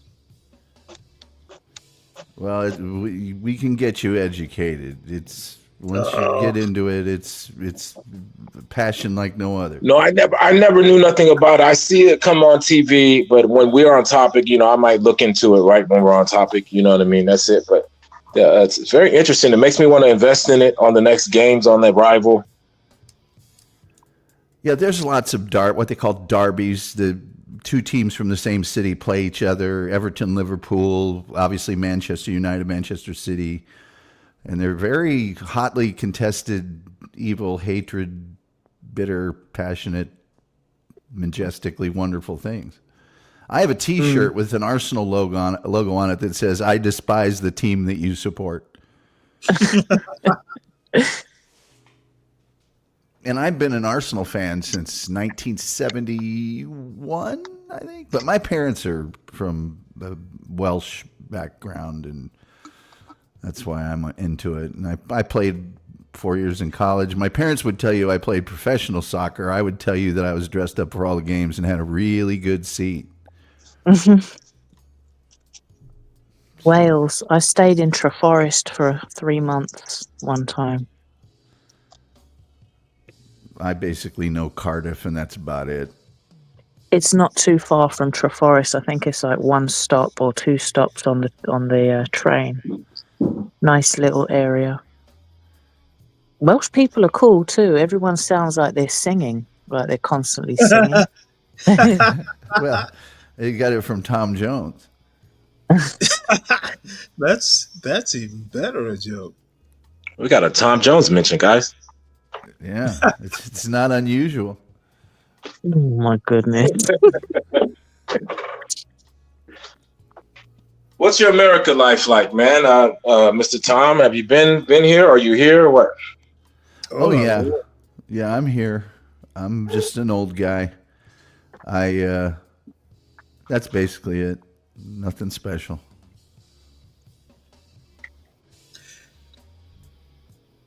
It's kind of like me, it's been around. Yep. Yeah. I used to be a news anchor for CBS News Radio, and get out of here. That's crazy. I was going to say you sound like you work either on radio or voice acting Tom or something. Gully Show. I know this guy. I need your autograph. Oh, motherfucker. Do you now? Fuck. That's nobody knows nobody knows who reads the news, they don't pay attention to that. You know Dan Rather or what? Or was it Tom Brokaw? Well, Dan Rather was CBS. Tom Brokaw was NBC, but I don't know Dan Rather. Although Dan Rather began his career in Dallas, Texas, where I live, where I'm. Connie Chung. I mean, what we doing with No, those people don't come down to the radio, folks. Yeah. They stay far on their ivory towers and stuff. I mean, the radio is controlled by the Well, radio's dying pretty quickly. I mean, you only have one way. It's like one way point of view anyway, all the way through that AM radio. I mean, well, it just depends. I agree with you when you talk about the shows masquerading as news, which are really opinion. But when you have a hardcore news station, it doesn't have any talk on it at all. It's just news story, news story, news story. Okay. And there's, I always I'm not popular or wasn't. I did that until May. I wasn't as that popular because I would require it to be factual. And I would say, can you prove that? No. Well, then I'm not putting that on the news. I'm not reading that story. So. What is this footage on the screen? It looks very different from the Jamaican ladies with the balloons. This is a bunch of deer up in Maine. It's why I quit. I quit. It's a project to feed the deer, and there's a bird project. Please, people, if you guys are not starting to, it's springtime. If we're in America, start planting some collard greens or getting some stuff going. Collard greens. I mean, damn, start planting some vegetables, guys. Stop collard greens. You won't be. I mean, as you can see, they're thinking about meat right now. What are these? Some meat? Is this meat? What is this? Elk? You know what? That's exactly what they're doing. Gross. Hey, mailman. Let me read you now. It's real gamey around. I smell a lot of game right now, guys. It's real gamey. Read you the rules of this chat. You're gonna get a chuckle. Let's Bless their hearts. Shout out to the chat, y'all. Well, yeah, I'm around Alaska. I know how to hunt. I'm you got a lot of weapons and stuff. It's a natural thing. I'm a black man in Alaska, though. Grew up here in fish banks and all that stuff. But in the city, and it's time to plant some vegetables, man. Values have changed, man. Oh, come on. My normal hunter calls me and say, "Hey, you want to go shoot?" I'm like, nah, I'm planting this year, guys. So yeah, I'm not gonna get a lot of phone calls. Here are the chat rules, and they had to have chat rules. This is a family-friendly channel. Children and school classes watch. Please use English only. Be polite and respectful. No talk of eating or killing of animals. Now, nice. What a chat. don't talk about killing the deer. Nice. It will happen in its own time during the season. Don't talk about it. Why do you think they're fattening these lovely animals up? And they Yep. do look rather healthy. I don't know if that's called looking healthy. They look skinny as a rifle. I mean, they No, they look that is great. These are white when I tails. see fish spawning and fish, I'm like, oh, that's a healthy fish. I can't see that as a healthy, No, they don't look emaciated. They don't even look grown yet. Well, this herd isn't. There's some bigger ones. Oh, They've got their like times and troughs, but I love this channel, and there's one of the weird things I've been doing. There are all kinds of. There's one in Namibia. You'll see ostriches. I had no clue there were ostriches in Africa. There are hummingbird channels. There, there's a North Carolina bird channels. You get old. Y'all aren't there yet, Miss Thang and Mailman. I don't think you guys ever been out there. I think you could get PTSD literally from being in the environment, a culture of a hunter. All the times that it was fun to go up and go start hunting, and then all of a sudden we're like, man, we're not going to pull this game back and put it on a truck and put this in the garage. Here we go. Sorry, man. Sorry, I just couldn't. I'm sorry. So all the times that I did, the things that were left behind as a hunter, it's sad. I can't even look at this. But sorry, man. My bad. I'm gonna mute my mic. 12th man, hold on before you go. 12th yeah. Man, Oh, I'm not going to mute my mic. 12th hey, man. Stanley. Man. Hope you're having a good evening. What's that, Stanley? I'm sorry. Hello, 12th man. How are you? Good. Melman. Oh, what's up, Alaska? Oh, not much. I just thought I'd come over and see how y'all are doing. All right, where you at, man? Soldotna or something? Kasilov? Yeah, Kasilov. Yep. Oh, that was a great guess. I remember Kasilov. Oh, listen. Kasilov is where we go for the first time of fishing. What is that? What day is that? Is that netting? Yeah, Labor Day. What is that around there? Around that time, I forget what day that is. Around that weekend, that first weekend of fishing is where the good place to go is Kasilov, man. Right down there, man. Yeah, the river, man. Gotta love the river. But the Kenai River is pretty awesome too. That's what I really love about living here. I'm surrounded by all these wonderful, life-giving rivers and mountains and moons. It's just glorious, man. I have so many memories at Kasilov. I have memories at Kasilov growing up. Yeah, so he's in a good spot. It's very small. He's in a small spot, Soldotna's. He's lived right outside of Soldotna. But yeah, I definitely familiar with that. I forget, what is it about? I'm about 100 miles away from you, 150 miles away from you or something. I'm in Anchorage. Holy shit, that close? Oh, okay. Wow. How far? Yeah, how far is Soldotna? I forget. I'm like 17 miles outside of the city. Nice. Yeah. That's what's up, man. Come down there. We had a meeting sometime, man. Yeah, family's got a boat. Family's got the motorhome, and we gotta, when it's time to winterize everything, it's sitting over. This boat's sitting at Seward right now. It stays there. Yeah, it just grandma passed away, so it's either going to be the uncles or me going to use it, those type of things. And winterizing it to get down there. Yeah, that'd be something to do one day, man. I don't know if I'm planning to do a lot of fishing, but definitely if you're trying to network and you're down there, that'd be something to do. Well, I got a free parking spot. I got a free parking spot for an RV if whatever suits your fancy. Okay. What about a fishing spot? I need to find that fishing spot. That's right down the road. That's right Hell down yeah. the road, homie.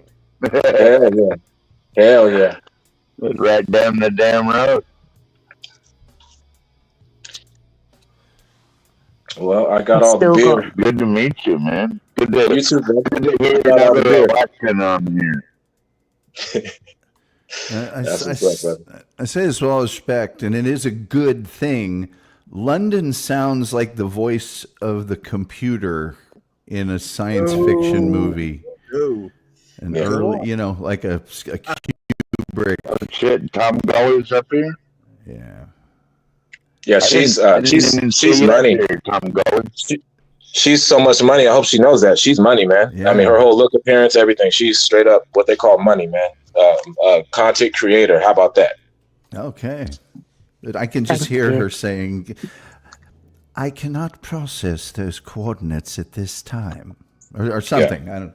Right. I cannot process these coordinates at this time. This is very Doctor Who. It's Wow. the voice of the computer. All she needs is a publicist, and it's over. London, all she needs is a publicist, and there she goes. We know London. We knew her. Other than that, but yeah, nice to meet y'all, man. So is this a live stream? It is. Yeah, that's is this one the Brownsville Food Pantry, Stanley? It is. Oh yeah. So it's 35. It's the same temperature we're in Alaska right now. See, that's what I'm saying. It's 35 degrees. What state is this in? This is the same degrees right now in Alaska. 35 degrees. Totally weird ass winter. Like it's been colder in the lower 48 than it's been here. Totally blacked out, man. Stanley, I no snow. I couldn't make no money with the snowplow, brother. I bought it. It was a brand new year. The first year I bought the snowplow, and thought I was going to, And then we don't get none. What the Now you want to turn it into a summer toy, and you're like, man, did I make a bad investment? But it's a good investment, but you don't want it to sit all year. It'll come again sooner or later. Just sit on it. You mean next year? Yeah, it's over with, brother. I mean, come on, it's February, man. It's about to be March, brother. It's over. Stanley, what state is this in? It's in Maine. Oh, okay. Oh yeah, Maine gets snow. Maine gets cold. Yeah, Maine gets it's north. Brownsville. I never heard of a Brownsville, Maine. I never have either, but the deer are cute. Oh, Brownville. Oh, I thought it was Brownsville because the only Brownsville I know of is in Brooklyn. Yes, sir. Don't they have a Brownsville in Georgia too, Stanley? No idea. It might be a Brownville. There's somewhere down there they got a Brownsville. There's one in Texas. It's right on the border. Oh, yeah. That's right, Tom. Look at that cute little deer. Now, when we drove through Alaska all the way down to South Carolina, we drove through the states twice. We've seen these on the side of the road and things like that. Elk, bobcats, lynx, porcupines, and the whole shebang. Winter owls, and stuff like that. You grow up in Alaska, did you? Yeah, I'm from here. Yeah, born and raised. Wow. Damn. Well, how'd you get into? You're not a Chicago. Clemson as what? Did you go to school? 78. Born in 78 from here. Yeah, all the way to school. Yeah. Graduated 96. As in Clemson, South Carolina. That's grandmother's from South Carolina. Grandpa's from Alabama. So that's where all that comes from. Clemson. They call you Clemson sometimes? That's my favorite football team, and that's I was in here through sports. South Carolina, I went to South Carolina. I've been to Alabama. I've been through all the states, but that's just one of my football teams. That's all. Oh, okay. That's it. Nice. Didn't know what YouTube name to use, so I just came up with some names, brother. Other than that, what's going on with the Georgia Tech, man, on the campus? Who the fuck knows? My son never calls me. He what? He never calls me. What? Hey, come on, man. I What's keep going up. on? What's Yeah. going on? What's your name again? I'm sorry. Well, I do know they're going through midterms. That's all. Yeah. He's doing good though. Come on now, you know that at least. He got to be in math. Tom Goey changed his profile. That's why I didn't recognize. Do you know how hard it is to get a B in math? Must be 055 101. He's a start. Motherfucking first B he's ever made in math, like since he was born. It's 055 101. It's the basics. Yeah, it ain't nothing. It's easy. Oh no. Well, you're a math teacher. Well, I'm just saying this is his first. Georgia Tech math is now. I will say this: Georgia Tech weeds people out through its calculus classes. So he may be. I'm not going to complain. And as a matter of fact, I don't give a fuck. He's an adult. I'm his advisor, not his parent. It just seemed like we got some shade on a B. Give it up to all the people who got B's in school, man. Fuck yeah. Never made a B. Look, B's are so precious. Let me tell you something that I know about my son. B's are underrated. Let me tell you something. He's fucking around if he made a B in math. But you know what? First semester, fuck it. He'll be okay. You know, I'll have to catch up with him. Hey, it was over 3-0. So you're judging him off of being held at hand in high school. We're not holding hands in high school. I mean in college. So now when I'm by myself and I could do the work on my own time, this is what you're gonna get. You got to accept the B for the rest of your life, pops. I have no clue what he's doing. Accept the B. Okay. Oh wait, hold it. You're misunderstanding my whole perspective. My fault. I was surprised. I don't give a fuck. Here is where I stand. I know how I raised him. He survived his first semester. I'm not parenting. I'm advising. If I need to parent, I will. Bottom line is he's 18 and in a decent school. I'm advising. I'm not OG Stanley. I'm not keeping grandkids. I'm not doing any of that bullshit. Right. I understand that. But he you to be motherfucker. Hey, listen, Pop. OG. He completed his semester. He didn't survive his semester. He completed his semester. Stop it. No. He didn't make a 4.0, motherfucker. So he completed his semester. No, see, this is where mission completed. This is where a lot of people don't get standards. I expect excellence, and I know he's capable. He could have fucking gotten a 4.0. Let him. He'll do okay. He'll be okay. What he makes, Stanley, like a 3.9 or something? Hey, Mailman, if he had made a 4.0, I would have gone, well, God damn it. Why are you studying so much? He's got a, dude, it was me and him. I'm a strict parent. So I expect less than a 4.0. He didn't make less than a 3.0. I'm good. Now, sounds good to me. Yeah, I don't mind him bumping the head a couple times. That way, you know, he can get all this out the way. Hey, and realize they don't have. I've been to his door. Cute girls, but they're all engineers. God damn it.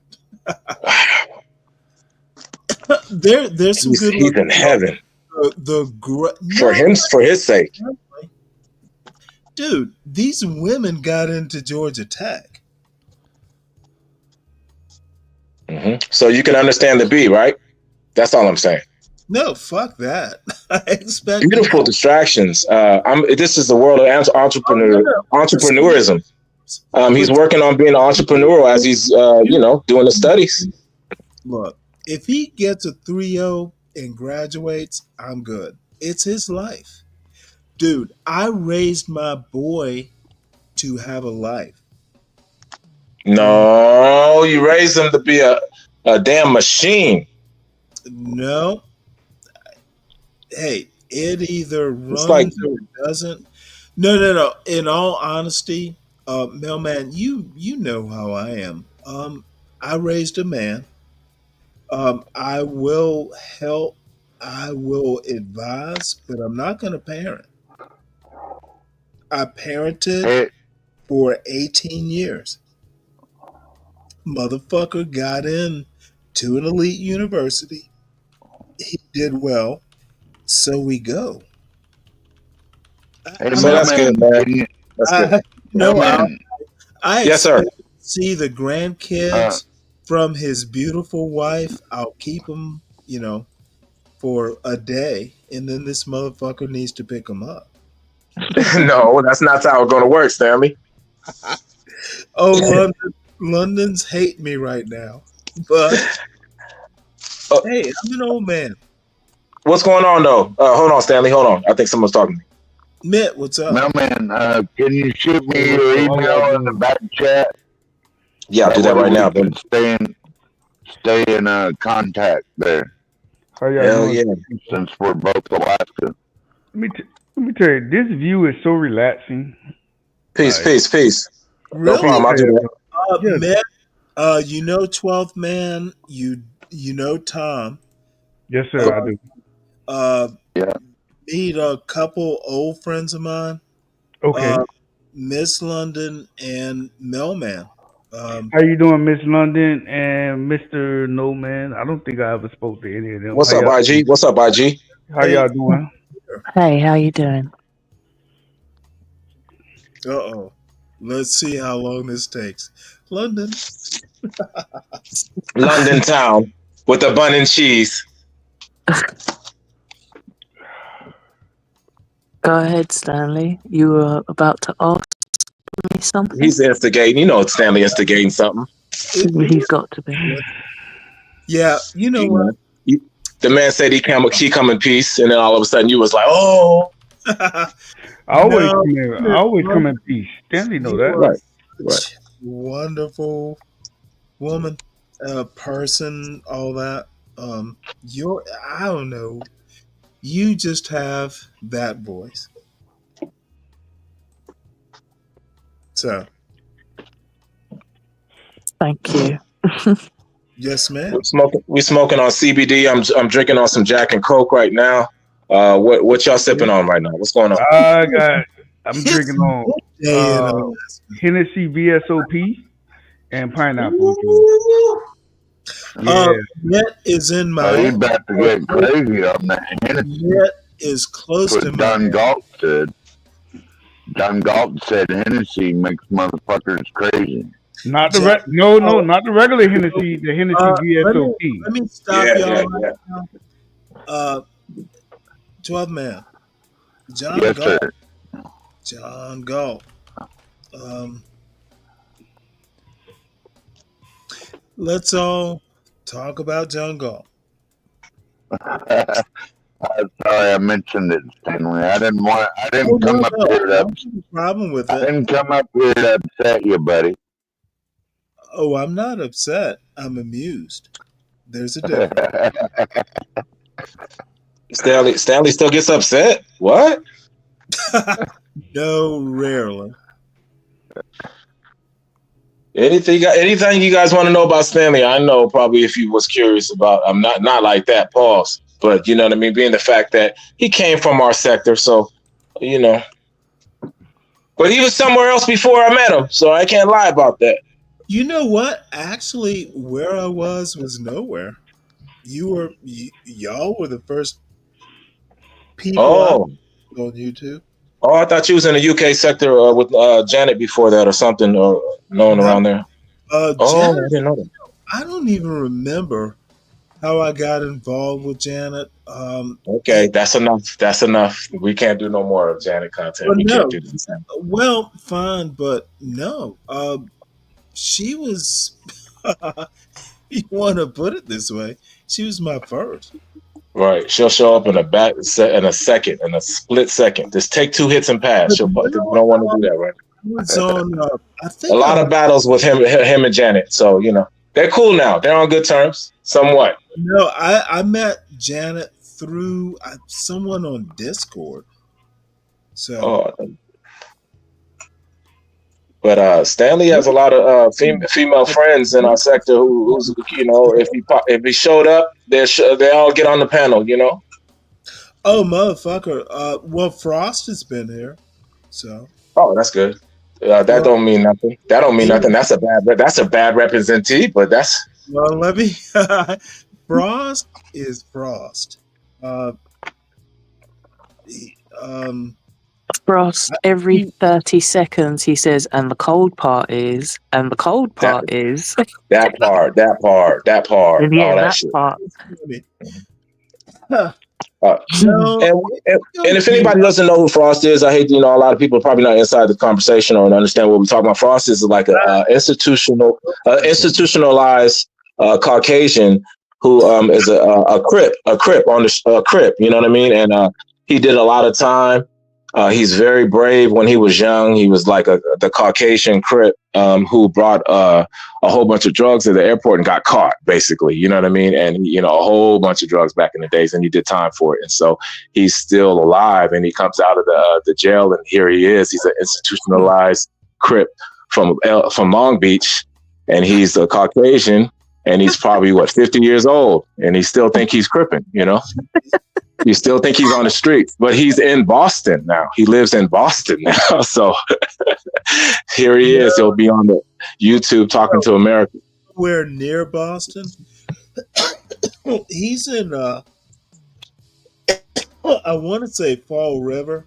He's a good hour from Boston. Right. And you wouldn't believe that he works.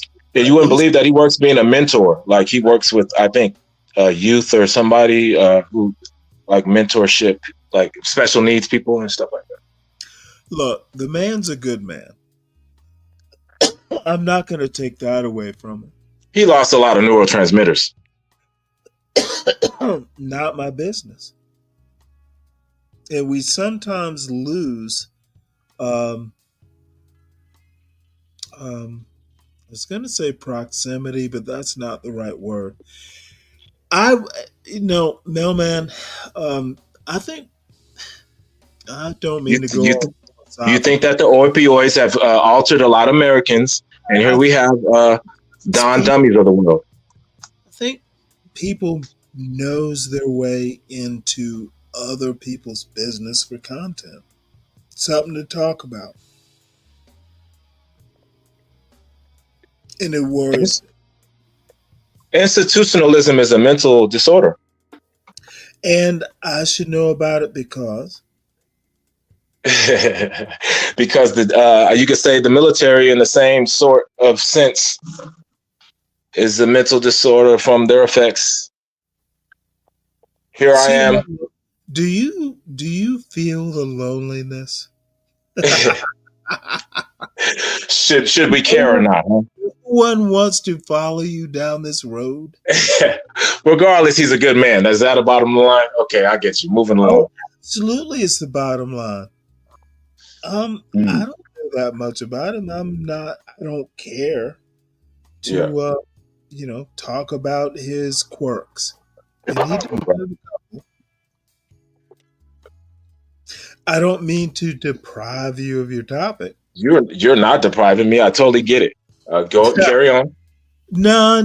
I'm kind of messing with you a little bit, but empty nests for not too old people give you time to think about what's essential in your life. And is there a such thing as an empty nest? Yes. Oh, come on, you know me. So, no, yes, there is. And, I'm not running the streets of Carroll County. Yeah. The conservative. Actually, Go ahead. just so everyone knows, a hard look is, I don't know. Look, she was my wife.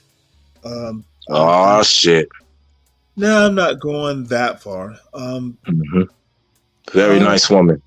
There will be, hopefully, maybe never. I don't know. It just feels like cheating. I'm not just gonna go out and whore. No, come on. What? That's exactly what It doesn't it mean is. you're gonna go out and whore. Of course it does. Look, all I'm saying, you're not a wretch. It wouldn't be that way. It would just feel that way. There's a difference. That's not. I don't understand how that still feels that way. It's just that it's not fair for my own self, and it's not fair for my own ignorance. It's not fair. Popularized a phrase, "Meet me where I am." I just, at this point in time, I mean, it's a piece of pussy, brother.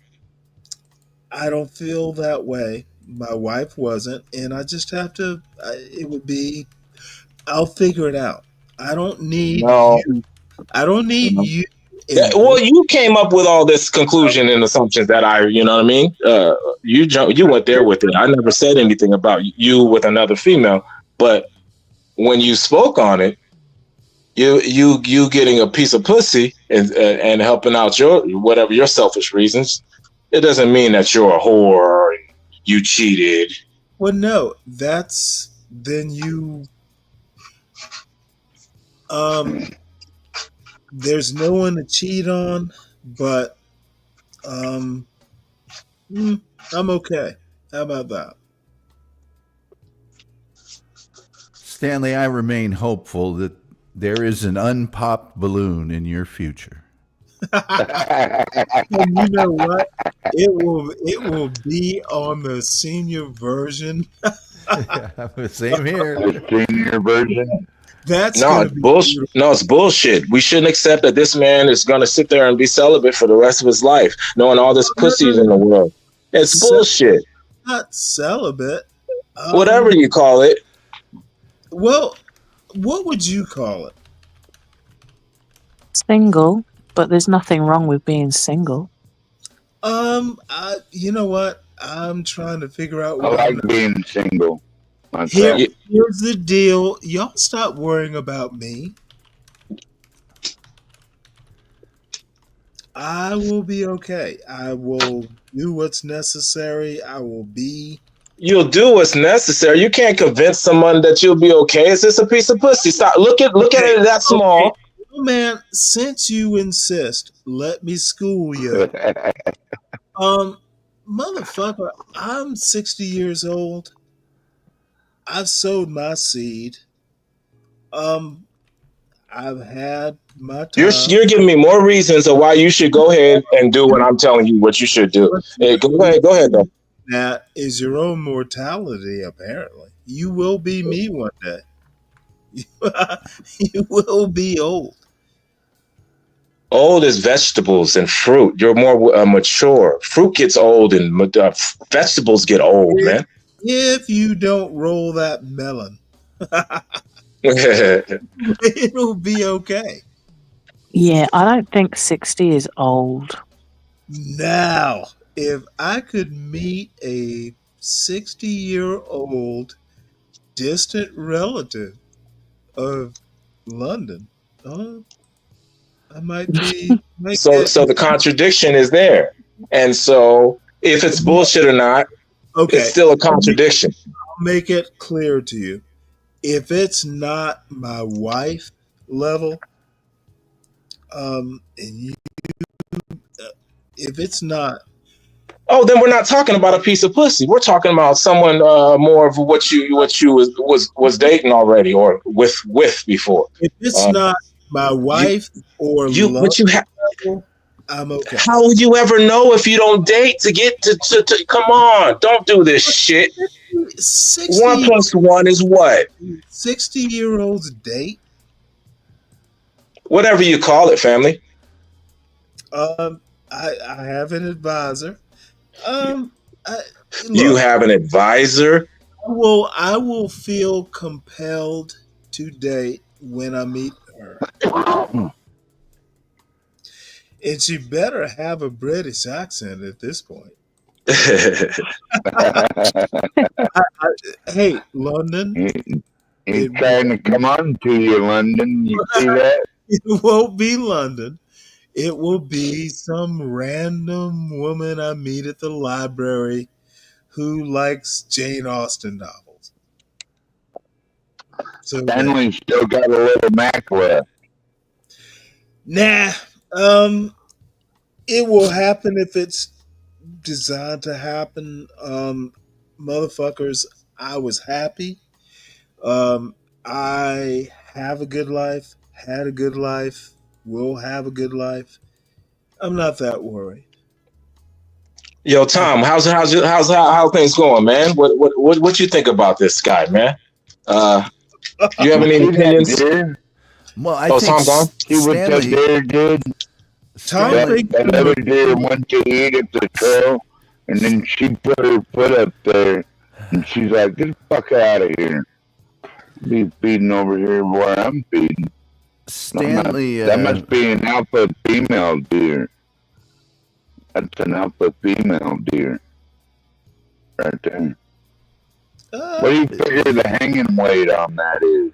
I think it's cold. It's cold. I think probably aside from any sort of analogies with the mating habits of deer, what I heard Stanley say was he's in a space right now where he's browsing, perhaps leasing with an option to buy. Where he doesn't want a daddy makeover. Oh, look at that. Look, he's just in a spot where when it's right, he'll do it. Until then, he's just weighing his options. You know what? That's the way I am too, Tom. I'm just like that. You know her when you see her. I think me and Stanley had a verbal agreement, and I believe he breached the verbal agreement. I believe 2 years ago we said this. He said the same thing, and he said that he was waiting on his son to go to school, and then he's going to go out there and get him one. Son is in school, and you know what? I've learned a new thing. I will know her when I see her. That's right. That's how I met my wife. I knew her. You right about that. You right about that. Motherfucker, lightning doesn't happen often. And dude, what am I going to do? Produce children? Now that's a weird thing to say. I'll be okay, goddammit, is my point. Yeah. I'm just thinking, if we had the power, we get that afro and we put it in some braids, and we get you, you know what I'm saying? By the way, folks, yes, get you a gym membership, and you're gonna find them. Well, Stanley already served his time. I mean, he already did all that shit. So, I mean, he's a naval officer, lieutenant in the Navy. I'm supposed to give up outgoing because I never was outgoing before. I'm supposed to give up outgoing. I don't want to go to a hockey game, a basketball game, a football game. What the fuck am I doing? I'm reading a book inside the school. inside the house. Oh man. Yeah. You see that deer right there? Like, she didn't like that one deer. Before you worry too much, I do YouTube shows every now and again. Get away from me. Deer are fighting. My feeding trough. Usually they will fight more come autumn, but it's pecking order, not fighting so much. Yeah.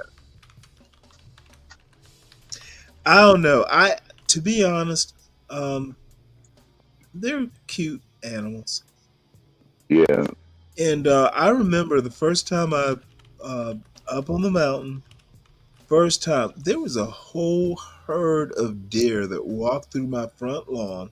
around the house and down my backyard and down the hill. And I That's grew up. where you live now, Stanley? Hmm? They did that?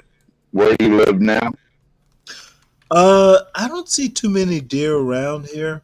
I was talking about when I was up on the mountain. I grew up Oh, kind of a city boy. As Savannah, Georgia, is a city. And I moved up to the mountain on a whim and loved it. Met my wife, all that, had a son, all that stuff. So, but we can do something else.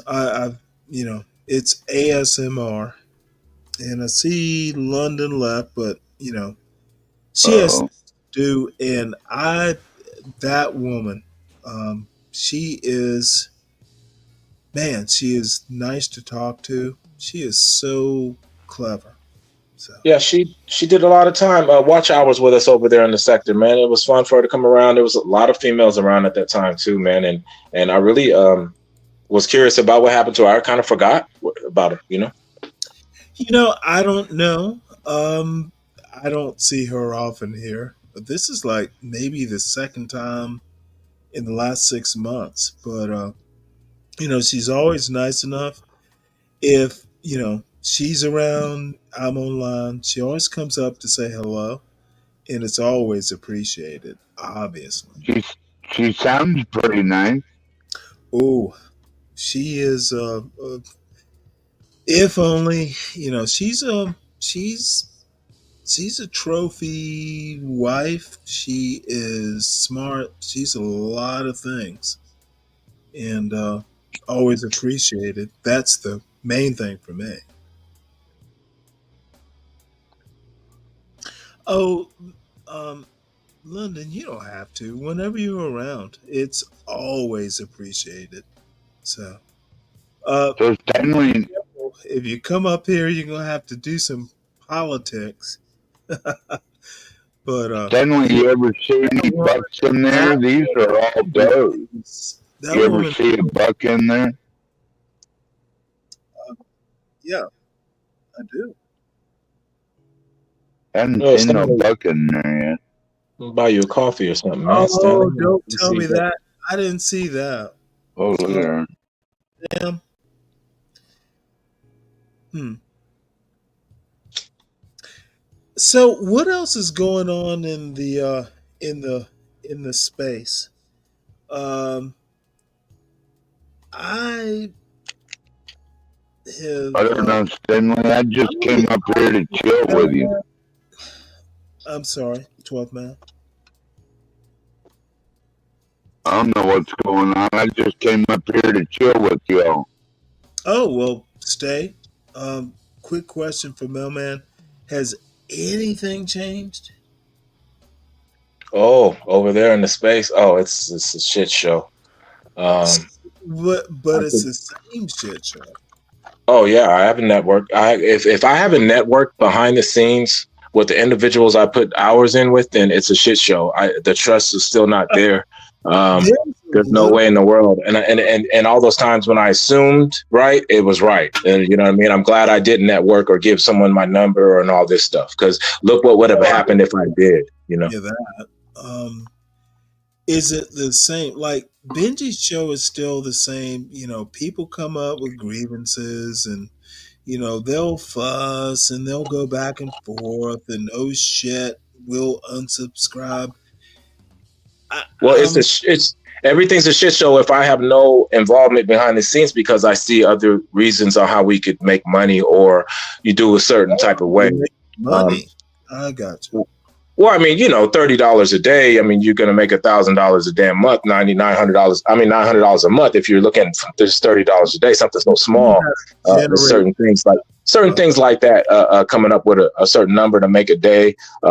Don't forget the concept is to get people off the panel was a fee and all those type of things. So you have to come up with commercials and concepts, themes to get money. If it's bingo, if it's whatever, if we betting a game, whatever. Well, somehow or another, we don't do that here. We just fuss and fight and be okay. All those hours that you Now, spend, hold on one sec. Stanley, I'm gonna hold on, okay? We just, I don't know. Stanley, Yes, sir. all those hours in the last year, 2 years, where's the content at?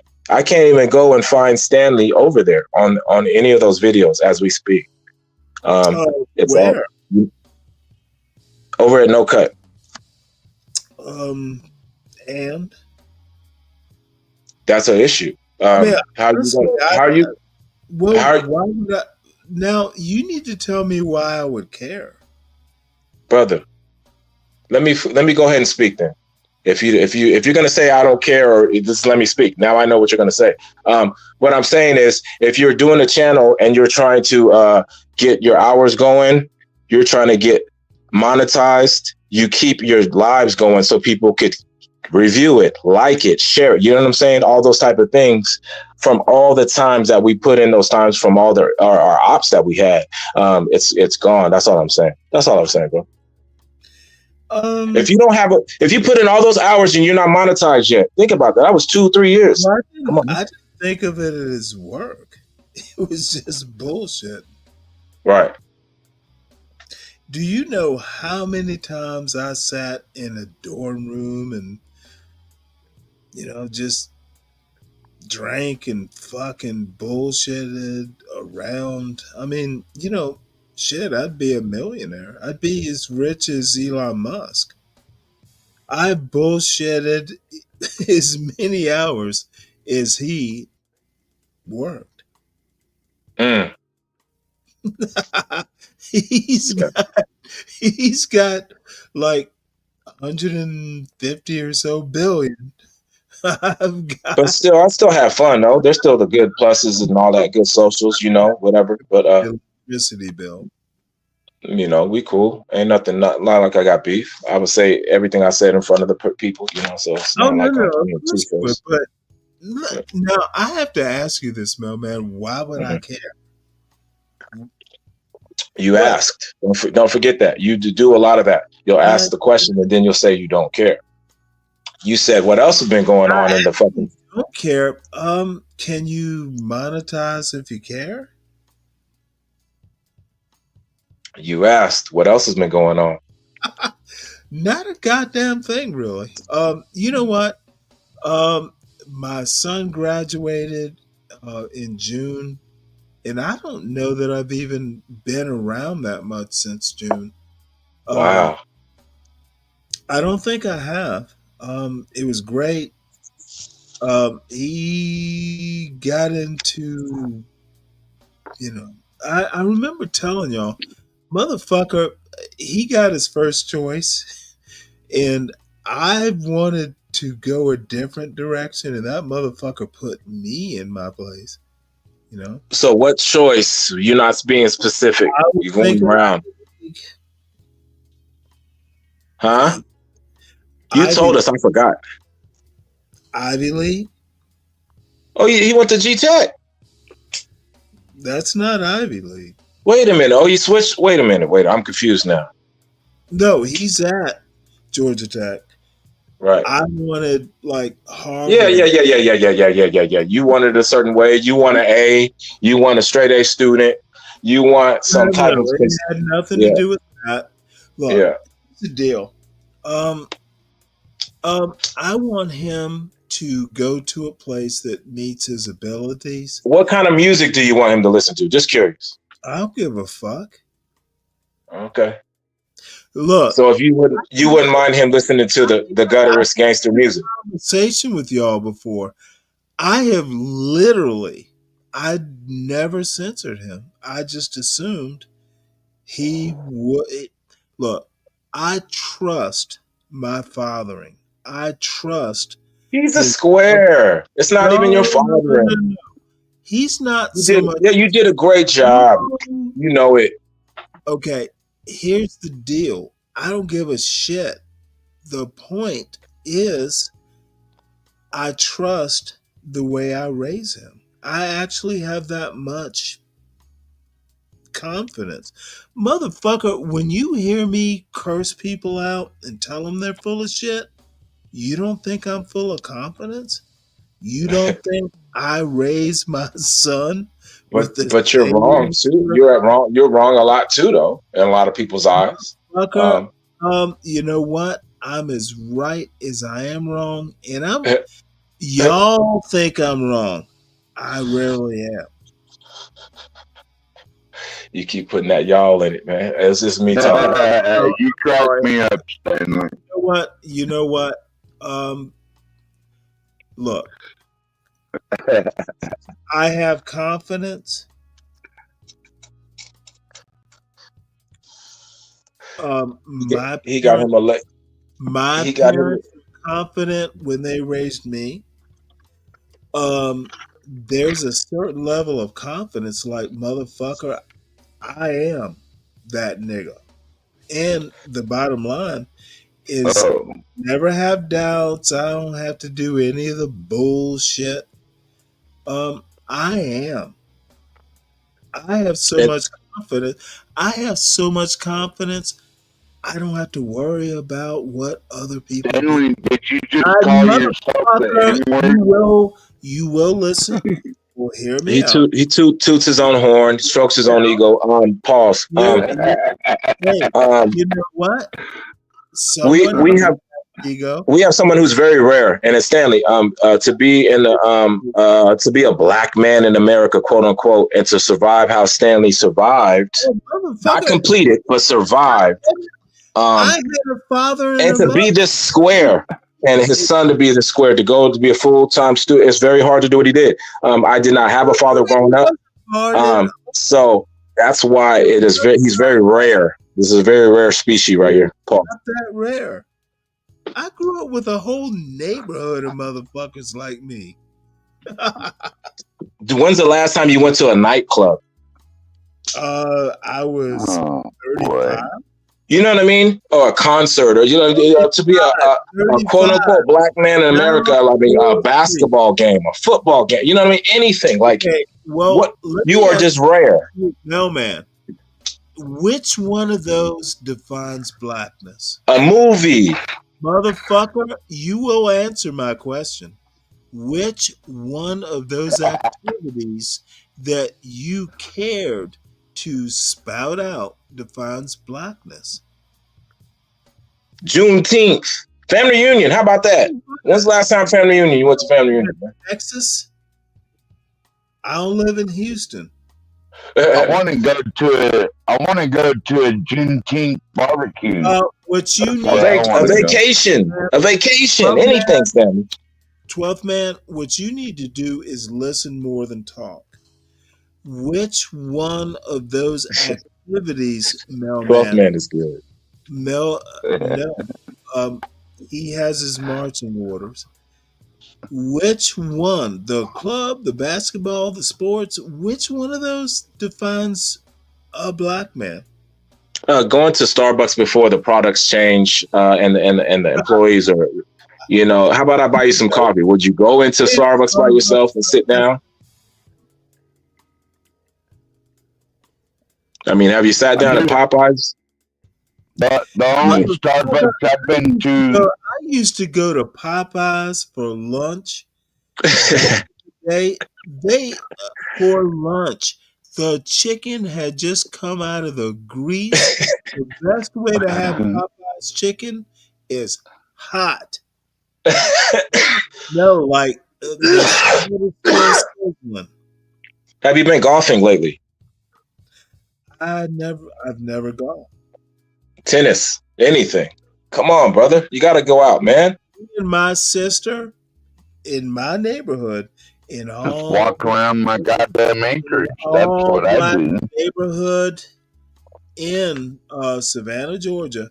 My sister, I used to play tennis in. But 12th man, and I know, he's in Atlanta. We're in Alaska. We could do. Of course, we could. You know what I mean? Shit. I mean, he's in the quote unquote mecca of our culture, the black culture, quote unquote. Oh, I get it. I get it now. Alaska black. Y'all are Different. kids. You're in different regions, brother. I mean, that's. I mean, period. Period. The matter. You are in. You are in You're Atlanta. right. I'm just cold. You're in Atlanta. Stanley Motherfucker, did you hear what I said? There is no color when you're cold. You're all your skin is blue. Stanley's pastime is fishing. Yeah. Oh, that's right. That's right. He does go fishing. He does go. I remember that. He goes fishing. He does do that. That's cool. That's cool. I have seen those contraptions where they scoop salmon up to feed to their sled dogs. What you guys put cricket on the hooks and get the catfish, right? Motherfucker, I don't use bait. You just go out there and grab it like we do, huh? You go out there and just grab it like we do, huh? All Stanley needs is the J hook. Then they'll reel him in with the J hook. Here are people who don't know how to fish. The sport is, motherfucker, I know how to fly fish, for God's sake. You don't know how to fly fish. We know. I know how to fly. You don't know how to fly fish. You don't got no weighted leader line like I do on my ugly stick rod and wheel, fly rod. Does ugly stick make a fly rod? Yes.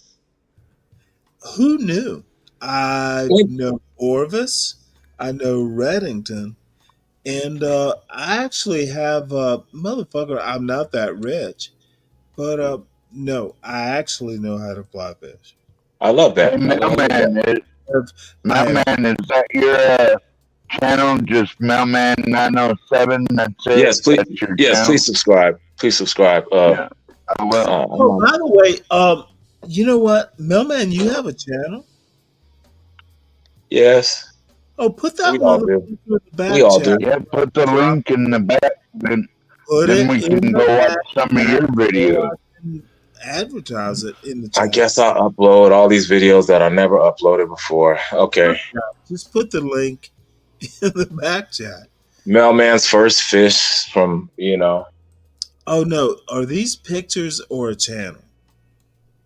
all of the above. I mean, yeah, I'll give you the channel. It's the channel. I really don't go live. But yeah, I'll give you my channel. I'll send the link. I'll do that right now. Not a problem. People should at least subscribe. All right. Well, since we're neighbors, Mailman. Why don't I return the favor? I appreciate you, brother. Oh, come on. on. He's going to come down here and go fish in the casino for the Keenan. So motherfucker, we gotta buy Stanley up, man. Yeah. I don't buy Orvis because I can't fucking afford it. Well, I'm about to buy you a coffee right now. I just got to send you a cash app. Just don't mind me right now. I'm just gonna say the only thing I've ever done at Starbucks is use the bathroom. It'd be nice to have a drone. I have a drone. Do you have a drone, 12th man? Where you're at, man? It'd be nice to have a drone. I've been looking into halibut fishing with the drone up the Casino Beach. Brother, you could. I found out a way you can take a drone and fly that bait way the fuck out there with one of those DJI drones. Brother, DJI or whatever the fuck you call those things. And then turn around, it'll drop it, and you'll catch some big chickens out of that fucking. Brother, you could scope your whole prey out there. You could scope your whole prey out there, man, with that dang drone. It's amazing. I know it's illegal, and I don't want to be talking like that, but it's just amazing. Not yet. It's just amazing, man. Illegal here. It's amazing what. Not illegal here.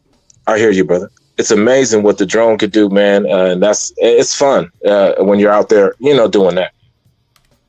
You got your 12 gauge, and you got your drone. It's crazy. Technology is crazy. It's very different from the old school. Someone else you should hook up with.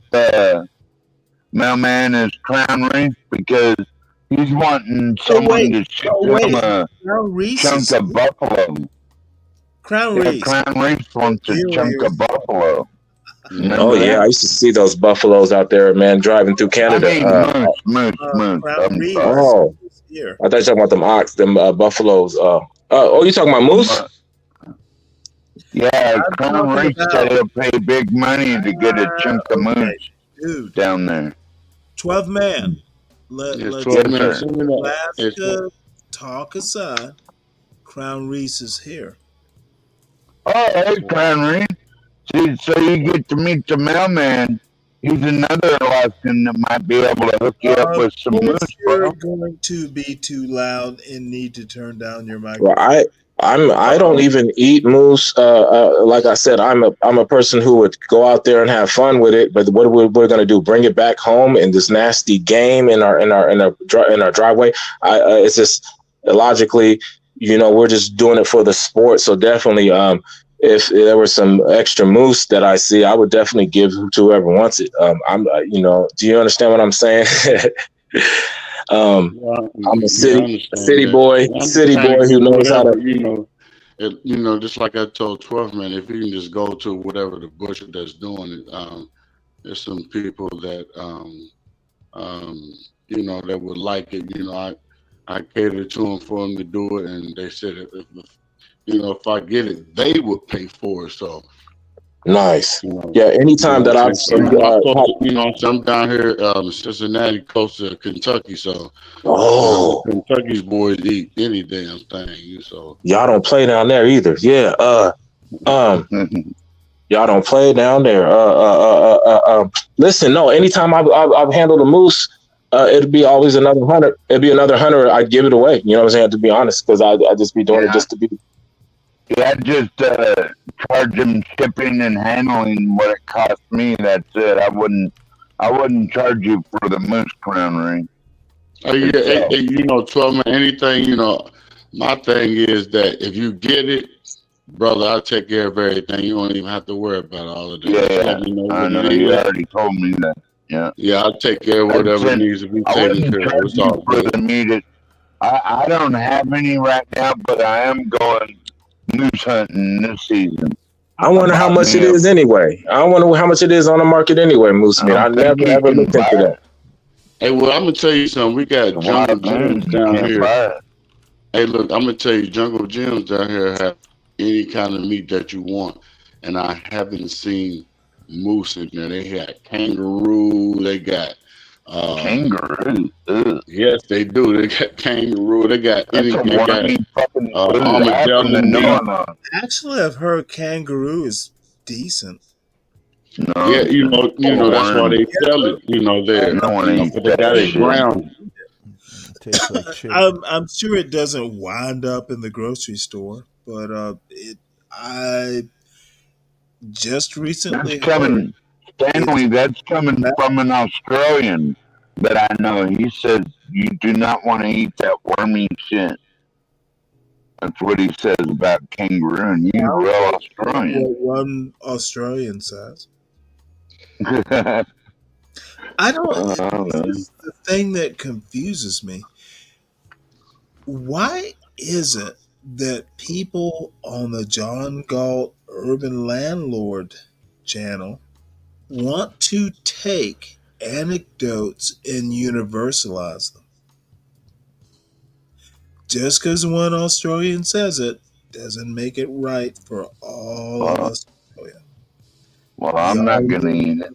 Y'all need to fucking figure that out.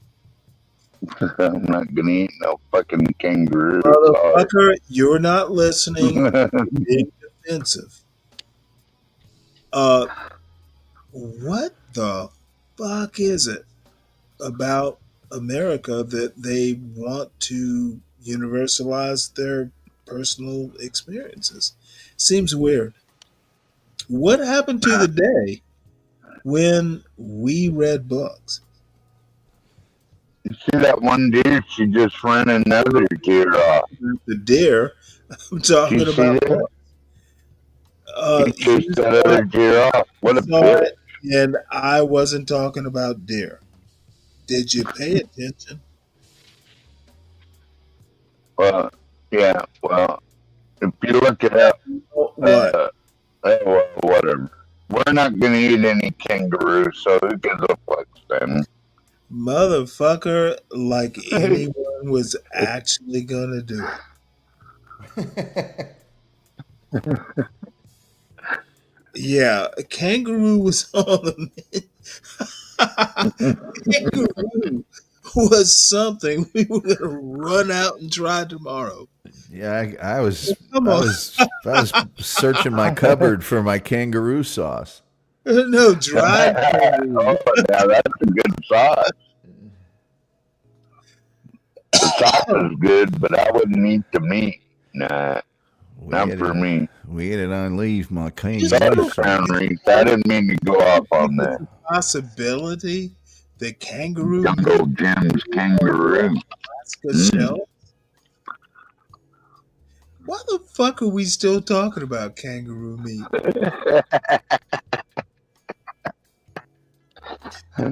You Crown Reef brought up like Jungle Gyms, and so you can go in there and get anything. Said the kangaroo, so I just had to put in my 2 cents, Stanley. Sorry. All right.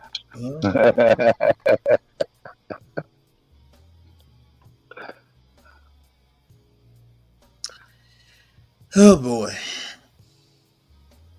Stanley, are you familiar with the Milgram experiment? No.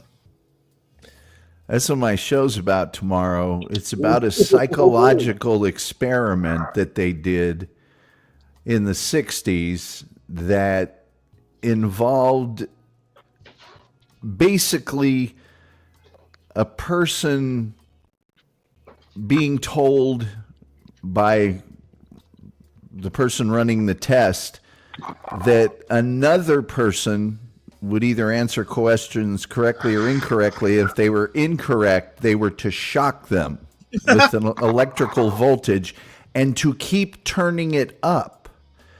Turns out that the person being shocked was an actor, and they were don't tell me. They were under the impression they were torturing this person, and it was to see how people reacted to authority figures. Would they at some point say, well, you told me 250 would cause extreme pain and that 400 could kill them? Do I keep going? Do I keep turning up the voltage? And the results are, I guess you could say they're rather shocking. But it's a very... all that shit, Tom? Like you were talking about shock treatments from the mental health days when we had all these big mental health asylums. Very specific about what a show is about.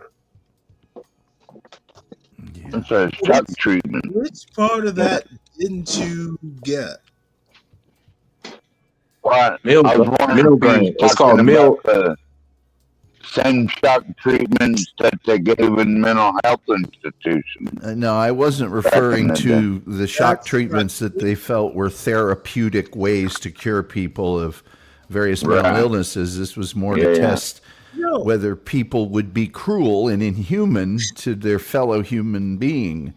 And we know they will be. So they convinced them that it was hurting them. The actor was convincing them that it was causing them pain. Exactly. And what is it called again? A mill what? It's called the Milgram experiment. Go ahead. Tom, looking forward to that show, Tom. It sounds interesting. Man, you've never seen the Tom Gully show? A good radio host. I'm gonna need to probably hire him to make a little skit or a commercial for me for my show. This show will be right up your alley. You like to know a lot of stuff. If I could put him behind like a hip hop beat and he could just go ahead and like, you know what I mean? Just a good little, what they call a little skit, a commercial. Yeah. Voiceover. I don't know. Yeah, there we go. Yeah, we're all still waiting on Tom Gully to rap for us. Why would he do that? Exactly. Yeah. He's supposed to. I don't know if I'm going to frame by frame it for you. Yeah, it's the same thing as country music, brother. I don't think I can frame by frame it. But I am down with OPP. You know me. Yeah, it's all country music, man. Trust me. You know, more of a Biggie and Tupac guy. But anyway, so the experiment is very interesting because the people who came up with it thought that it would be a very low percentage. And what they found out, it was a very high percentage of people that would not sort of say this isn't moral, this isn't a good thing to do, to torture and kill people. But most people acquiesce to the authority figure and continued to, even if they had reservations about it, they would continue and continue and continue to do what they thought was torturing and or killing someone. They'd keep going back and doing it even though they knew it was a horrible thing to do. Yes.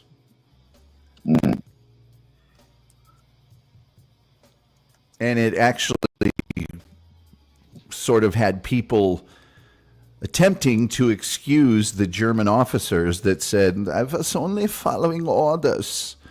Because it turns out that we as humans are somewhat susceptible to the edicts of authority figures. Yeah. Is that where the electric chair came from? Gotta know, man. No, lie detector. Lie detector test. It's just to kill. That was an experiment. Yeah, it was just to kill. It was just to kill people, basically. But now the experiment that they do, you can throw this transformer switch. Yeah. Now the experiment they do is require people to watch my. They require people to watch my show, and that's in lieu of torture. Jesus. Shit, what have you done? Have you guys ever seen a documentary called Mr. Death? It's about a guy who was an electrical engineer, and by hook or by crook, he started getting hired to create electric chairs for various states.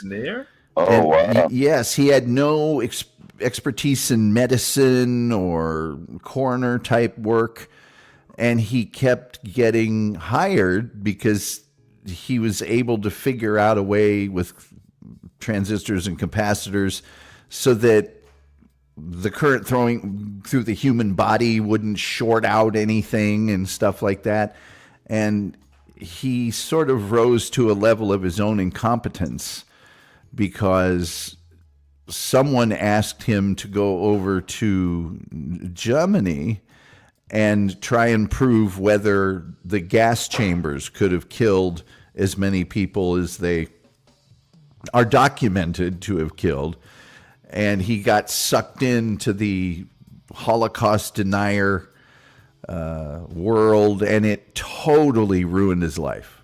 Absolutely ruined his life. Yeah, I know the guy you're talking about. Yeah, is it true, Tom? Yeah, is it true, Tom, that when they electrocute, they put that helmet on you, strap you down in the chair and all that, your eyeballs pop out, blood starts coming out of your nose. Well, your whole brain basically just explodes. That has happened. It happened a lot when the electric chair first began. That's when they learned that you had to soak a sponge and put it under the helmet, and they didn't know exactly what voltage to use, so they literally fried people. There's a legendary photograph of a reporter that had taken a camera into one of the electrocutions and photographed a woman, which had never been done before. And that's when, in many states, the electric chair fell out of vogue and they started using cyanide and trying to come up with lethal injections and things. But yeah, for a long time, you have famous electric chairs like Old Sparky. That's right, Ohio. That's right. Right. And you know what Ted Bundy had the morning of his execution. He had just a little juice. Mm-hmm. But anyway, so that's what this guy was good at was, hey, I can get your person electrocuted without, frying them or short. There are these horrible stories of people that had to be electrocuted 4 and 5 times because they basically cooked them, but their heart was still beating. So, yeah. Well, I paid a visit to Cummins Prison one time in Arkansas, and they executed a guy in an electric chair there back in the 80s, and all the lights went dim. Like, they're frying that motherfucker when the lights go dark. Well, some states, including Utah, used to give you your choice. They would say, we can hang you, we can shoot you, or we can electrocute you. And Gary Gilmore, the famous subject of the movie The Executioner song and the book, he requested being shot. Yeah. And so that's what I'd want time, golly, live firing squad. Like if I was in that situation and I knew they were going to take me out, but they gave me a choice, I'd go by live firing squad. Well, the interesting thing about that, if you can call last meal too. The interesting thing about that, if you can call it interesting, is that when they bring the firing squad in, only one of the people in the firing squad has a live round. The rest are blanks, so that no one in the firing squad can know that they were the person that did it. Yeah, it's always one executioner. Yeah. So there's 4 That's blank where rounds. I want to go, one right to the forehead. Bam, you're gone. Well, they actually shot him in the heart. They put a mark over where the heart is, and that's where they shot him.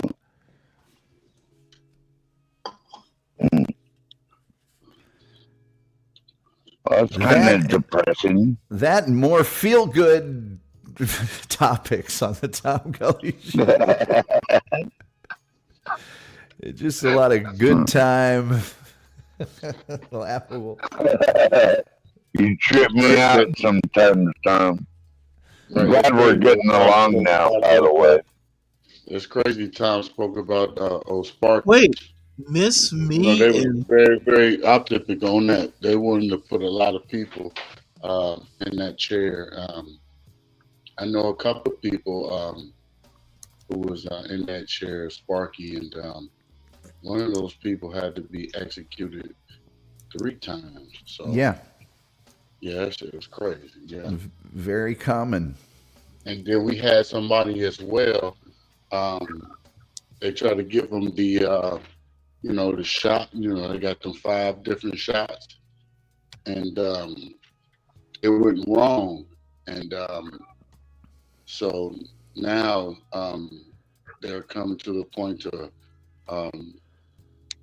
people don't want to be involved in that, especially the governor of Ohio, DeWine. He don't want to be a part of that stuff because I think it's inhumane for real. So yeah, a lot of those people's in that situation of reaching. I really don't understand how you can give people who the hell you don't know, and no matter what crime they tell you to do, they don't have the right to tell you that you can die. So, yeah. In the Old West, there were a lot of places where if they were going to hang you, and for whatever reason the rope broke, or they didn't drop you far enough, and you were still alive, they would say, "Well, we tried. Off you go. You're good. You got through it." And nowadays, like Crown Reese was mentioning, if a lethal injection fails, man, they strap you back in and sorry. Make sure you're gonna die one way or the other. Yes, sorry. I'm not going to be imagining getting electrocuted 3 times. Damn. Yeah, 3 times times getting electrocuted. I seen that chair. Personally, there was a group when I was younger. They had a tour, and man, I seen that electric chair personally. My mother still has pictures of it. She said, um, she older. She like besides the Jason movie, she was like that was the scariest shit she ever seen in her life. And she cussed, and she's a Christian lady and don't even cuss. But she's like that was the scariest shit she had ever seen. How could a person do that to another person? And I said, well, Mom, nowadays they have it in disguise. The person that's in black really is the executioner, and you just don't even know it. So Yeah, and that chair is not fancy. It looks like it's something not. out of a horror movie. It's It does. wooden That's right. and it's not even nailed together that well, and it's got these big metal clamps on it, and it's awful. Yeah, you can look at it and tell that it will fuck you up. Put it like that. That's for sure. It's not a lazy boy. And then the people that's inside of that prison, which is Lucasville, they will tell you that it's like a remorse of the whole entire institution when the execution happens. Like 12 Man said, those lights go very, very, very dim. Damn. And it's that same place where they got Sparky. That place had the longest prison riot in history, Lucasville. Yeah, where they took the prisoners and the guards and made the guards be on national TV and tell them what they want for the demand. So, yeah, that place was really, really creepy. So, Yeah, really, I made some mistakes in my life, and I've been to some very bad places, but thank God there wasn't a riot going on at the time, or my white boy has probably been, really fucked up. I spent my time in prison reading books and other things like that, and just I go to church every now and then we worship the Lord and just kind of mind my own business. But if someone ever got in my face, like it's gonna be showtime. You know what I mean? Well, you're not gonna push this white boy around like that. No. I've done time with people like that, and I don't know. Stanley, one of my favorite things to do was sell weed in prison because I was in with the marijuana crew, and we'd sell these little tin joints for $10 a piece. Like you just get a little dab of weed for I'm $10. cutting you guys off, man, but this is what Eagle River looks like right now in Anchorage, Alaska. I don't know if you want to put me on the big screen, but it's a little view real quick. Oh, hold on one second. Eagle River? You were about to ask. Damn, that's a I'm honey. in Eagle River right now. Oh no, Stanley! I was just You going know, to ask. right, right when you come into Eagle River, right there at the bridge. Hey, hold on one sec, Mel. That is a Okay. And Pizza Man, I don't know if you know that. My bad. I'll hold on though. No, Stanley, I was just going to ask. Let me put myself on mute. Sorry, too loud. I was just going to ask you because I'd never heard you talk about it before, and maybe you have. What made you decide to go into the Navy or the military in general? You know that mountain with the star on it. You're on the other side though. You're on the other side of the mountain. He must can't hear you. It's not Eagle River right now because it's dark. Like there's no snow. I'm just telling you, there's no not Eagle snow. River right now. It's dark outside. Okay, is this an Alaska takeover? Yeah, this is Alaska. This is that cold state. This is the city, though.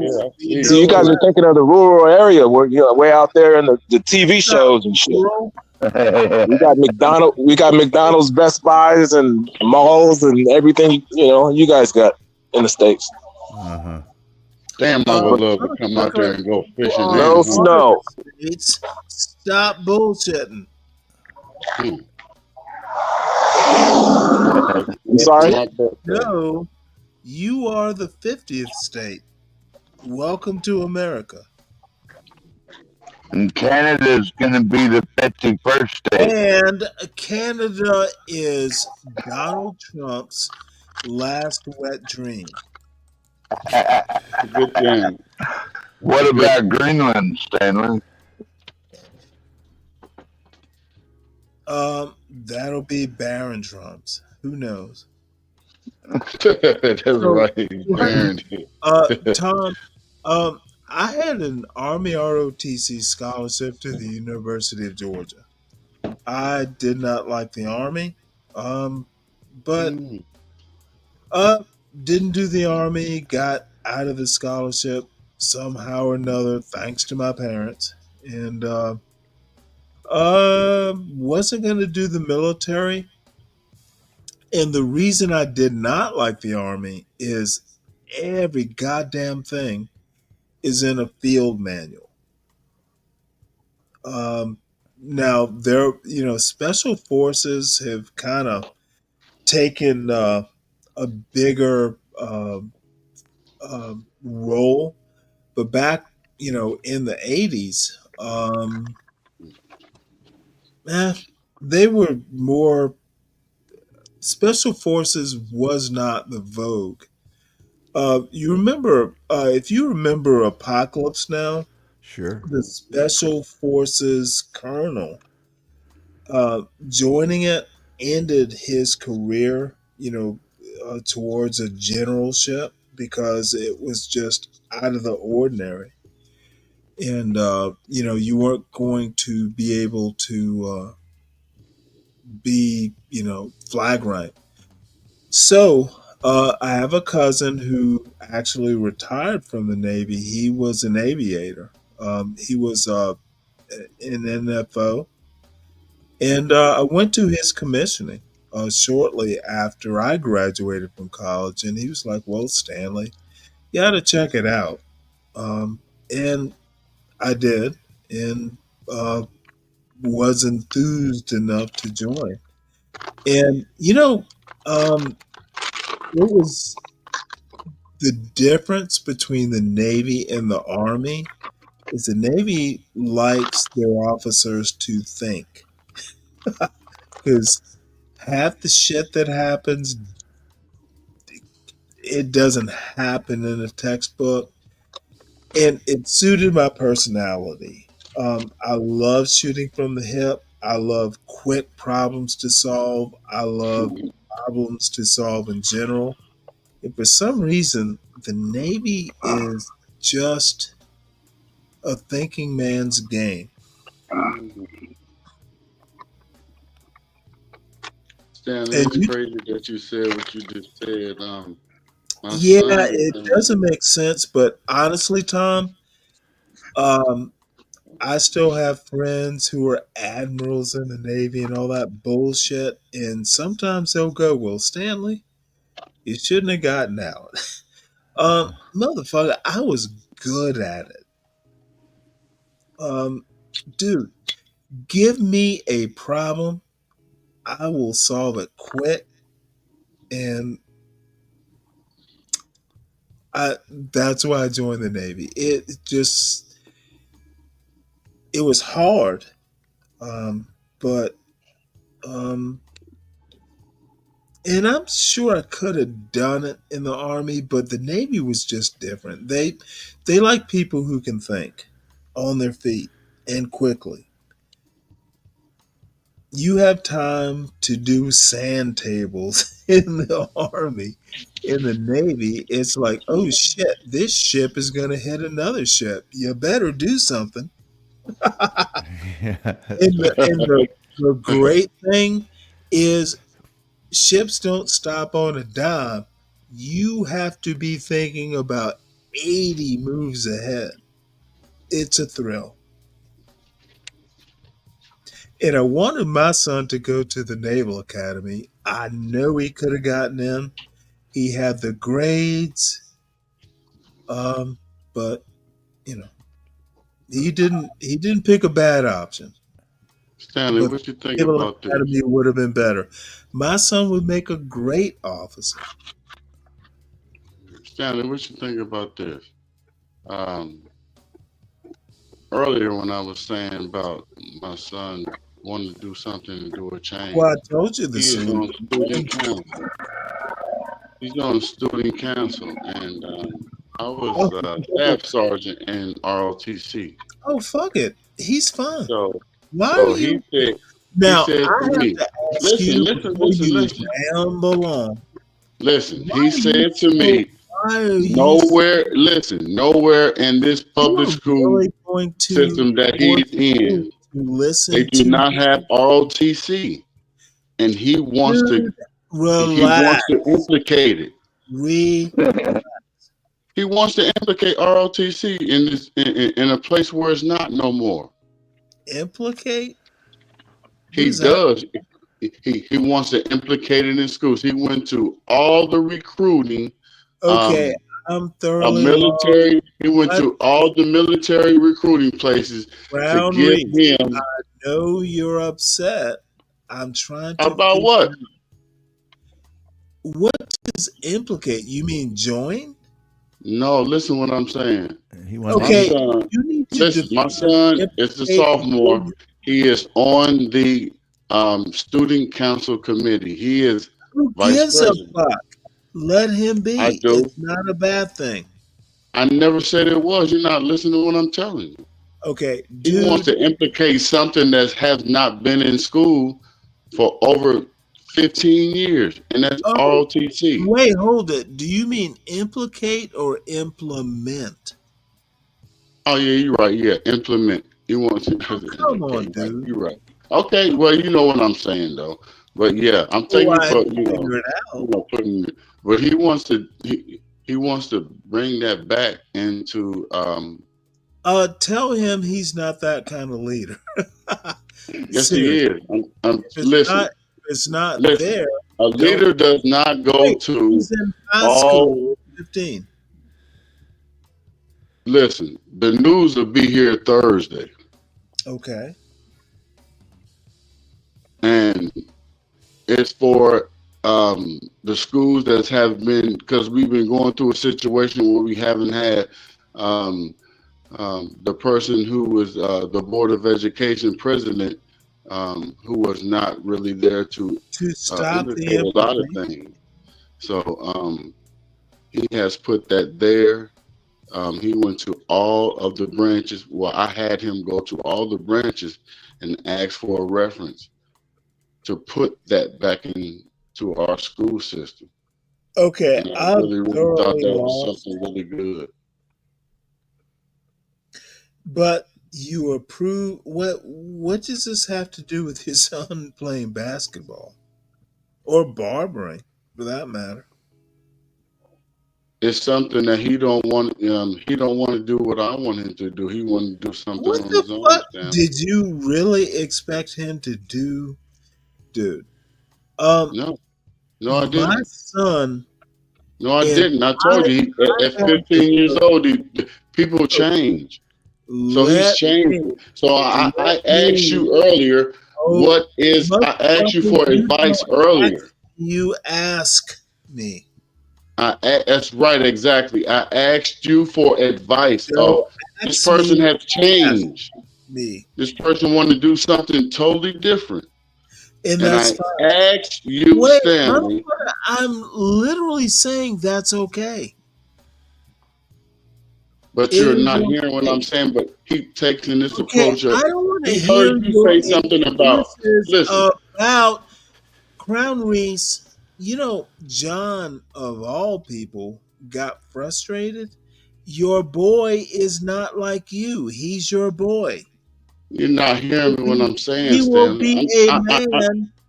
I am talking to you. I am nowhere near talking. Look, over talk me. no, yes, I am because you're not No, hearing what you're I'm not. telling you. You're not listen. My Dude. son heard you 2 weeks ago say something about ROTC, and it clicked in his head. He was like, "Dad, Okay, weren't I you in didn't say ROTC?" bring Listen, it. my son say, "Weren't you I in didn't say ROTC?" bring it to his high school. He said, "I want to bring that into our high school to And All these guys that's Why there not? that doing bad things, I want them to be something different. I want military to be there because our family is military, and I want to bring military to Cincinnati public schools. There's nothing that's there at all. Crown And my Reese. son want to bring that here. Military is not the Navy for starters. Is he bringing Navy ROTC or military? Yeah, Navy He went to all five to ask all five, Stanley. Don't start. He went to all five to ask all five and to give a response. So And we don't know which one. So I told him, just don't go to one, go to all five. How did I inspire this? Because you said something about ROTC, and he was like, Dad, weren't you in ROTC? I was like, yes, sir. I was the staff sergeant. He was like, Stanley, he like, Dad, I got an idea. I'm in student council. Can I go up there? Huh? He said, can I go up there and tell them that I want to? He's like, because it's a lot of people in my school that's stupid, Dad. I'm like, huh? He like, they don't have discipline. You know, a lot of people, when I'm in school, they come to school and don't have food and none of that. He said, I think the military can change a lot of people's lives. Our family is military.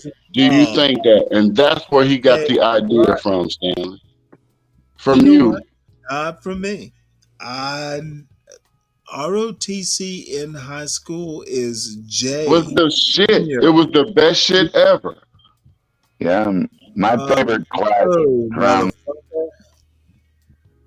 I say get rid of Jim and bring back ROTC because I was there. They coexist is the point. You can have jail and JROTC, and the J doesn't stand for jail. They coexist. They way back in the day, jail is never going away. Well, we trying to bring we trying to bring JROTC back. Okay. Your son and you said it out of your mouth about that's where you were, and it came back like, hey, they ain't doing that shit nowadays. What you seem like you're trying to do. It was high school. Period. And that's where he is in high school. I went to the JROTC. I didn't bring it to me. Well, he's trying to bring it to all the Cincinnati public that schools. Is That's on something you very awesome. As a that ain't on me. He asked. He asked, could he do that? Are certainly gonna overtalk. Yeah, because he asked me, could he do that? Nothing about bringing it to me. I was in JROTC in high school. Period. I didn't say anything. And that's why my son wants to do it for all the other students. Motherfucker, manage your son. Stop calling me a motherfucker, Stanley. I ain't fucking my mother. Manage your son. Stanley, stop calling me a motherfucker. I ain't never fucked my mother. I am surprised that you're asking me this. You know no, what I'm not. I asked for your advice. I didn't ask you anything. You know what? You're asking for excuses. You know what to do. Stop it. Stop really? It. Yeah, I'm listening to you. Yeah, stop it. No, I'm not. Dude, I asked you. I asked you for. I asked you for something that it hasn't been. When the last time ROTC was in school, Stanley? Look, Stanley, when no, you will answer my question this evening. I don't care what you say. When was the last time ROTC was taken out of school? Was it in the 90s? No idea. But I think it was in the 90s because I was there around that time. I mean, it's out of school because last I heard, somewhere in Virginia, they had Air Force ROTC somewhere. Maybe there's Randolph Macon in Front Royal, Virginia. There's still ROTC if you desire it. Right. You don't have to bring it to you. You can go to it. Well, has anyone? A lot of people do not know what it is. No, seriously, Crown Reese, has your son thought to Google where is JROTC? Yes, sir. You know it has. And it's JNROC or whatever it is. The military is not the Navy. Military Academy, Air Force Academy, Naval Academy. There are 3 different services. Oh, and by the way, the Coast Guard Academy is an excellent school. Exactly. Yes, I understand. Is his I think it goal was the to Army get into ROTC. one of the academies? I think it's the Army Academy. Military Academy. Yes. Well, motherfucker, if he wants to do that, excellent. Encourage him. I asked you that. Well, if I'm allowed to say anything, Stanley, I'm a graduate of NJROTC. That's Just right. wanted to get that They out there. don't have graduates of that. You graduate from Yeah, that? you graduate from high school, you graduate from NJROTC. That's the way it works in Millington. Maybe not in your state. That's Staff Oh, Sergeant. motherfucker, not in reality. Well, okay. Dude, I was I only in worked on the Navy base 4 years. Motherfucker, were you ever? No, see, this is where you fail to impress me. Were you in the Navy? No, we didn't do nothing wrong, Stan. No. I'm talking to 12th man. Okay. No, I cleaned up after their asses to jarheads too. Stop fucking fussing. Were you in the Navy? That's a yes. I served on the naval base. Okay, Works God for me. damn it. Why do these people torture me like this? Yes, no. Were you in the Navy?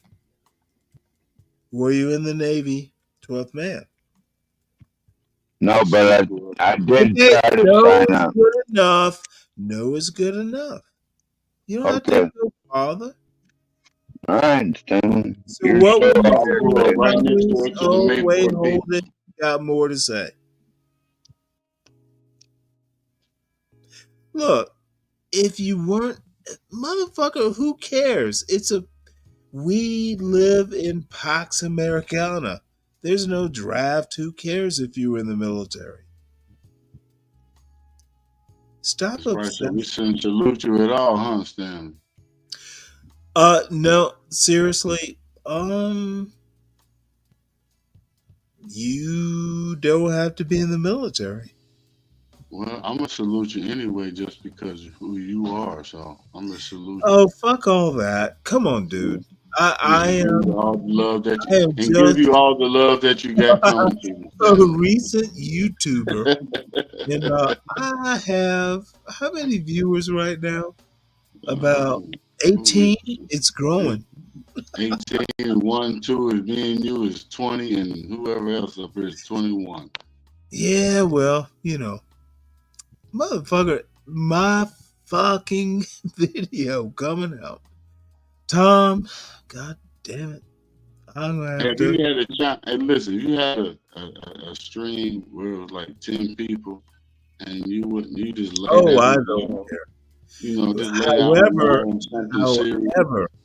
There That'd be is a Portia, there is a John, there is an HP, and there is a crack who actually care. I told you before, it's supposed to be ultimate Stanley. You're supposed to have more views than anybody. You're supposed to have more people. No. Oh, hell no, I'm not. Yeah, you are. Yeah, because so you need to sit back and create like trying. chaotic. But you do it different. No. Do it different thing. But with chaotic, you just start the shit and just let it ride. I promise to God, I be so can't many do that people. kind of toxicity. I know, but you make their ass let them cuss each other out and all that, and you come in like, oh y'all shut the fuck up. Not doing I that got either. something to say. Then you just cut them up Let me tell you what I did today. like a shark. I soaked navy beans over the night. Ooh, I know that's right. I put them in the pot.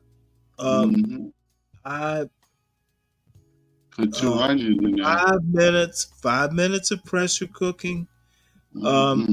It's essentially a pot, like a kind of a leftover potluck, just whatever's in the stew, but it was controlled. The beans were new. I had some hot smoked sausage put in there.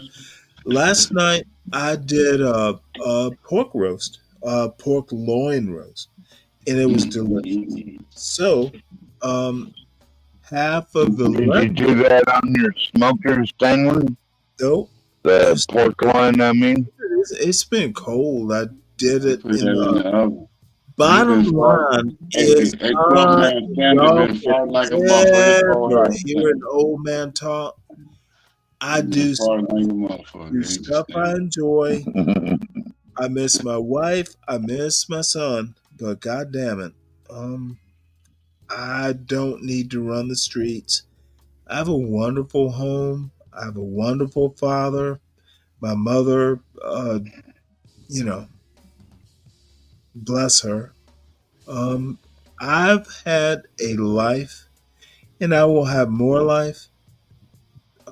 Y'all are a diversion. However, what I don't like is, I guess I'll do videos about it. So No, I'll bet. Stanley, like I always told you, And you your know. son, by the way, let him be. He's 15. Stanley, I heard you. You know, I just bring you no ideas. I got you. You know No, I am. all you You need know, to he's doing do his is thing. look. And Tell listen, I'm me, telling you, listen, when I tell you this 15-year-old, he is so spoiled, man, oh, and don't worry he, about any you of know what I'm that. saying? He's gonna do his thing, you know, and I just, sometimes, I got a All you big need to family, do and a is lot be of a families father. don't speak Dude, about. don't mother him, father him. And Oh yeah, fathering all the is a time. is Well, shit, he got fathering a a mother. word? Mothering is a word. Is fathering? Well, he got a mother, so he Get got a that mother, man. got a Oh, big of sister. course. That's not my point. My point is, motherfucker, you know what you're doing. Don't smother him. Yeah, Let I him just be. want, and All you Stanley, I need just to want the do advice. is make sure he does not step outside of your rules. That's what I'm. If That's he what I stays want. within your And it scope, came this far. good. And it came this far. Sometimes I step You back and think, like are yesterday. the Look, man of the family, the father of the family. He listen. won't do Yesterday he anything. closed the shop up. It was somebody that was in the back. And we normally it's people that's in the neighborhood. We see them sometimes. We're like, come on and get a haircut, whatever. But Okay, you want him to do what you're doing? Maybe he doesn't want to. Maybe he will. Stop Stanley, I just told you stressing. he don't want to. I just Okay, told well, you. stop stressing. It's not that, but I want that. I want him to Okay, do. what motherfucker? I wanted my son to go to the Naval Academy, Right, I already know that he's gonna do and he what the fuck did they not. tell us to do. But how But can I keep this money? he Listen, he see how much chose money. Listen, this okay. motherfucker finna be 16, goddamn it, next year, and this motherfucker want a fucking Bugatti, and he like, and I got the money to buy. He telling me this shit like I can buy My one. son And never I'm asked like, what for the a hell? Bugatti, so you got me there. He Listen, never it's asked for something. that. Listen, and Now, he have. why does your son want a Bugatti? I assume it's a car, Because not his bank like a account to Ford. him shows that, and he can, and he have like three bank accounts. We have a family thing with all the family members that's under the age of 15. Everybody, we did all kind of entrepreneur things, so it's a lot of kids that's in our families already just set up.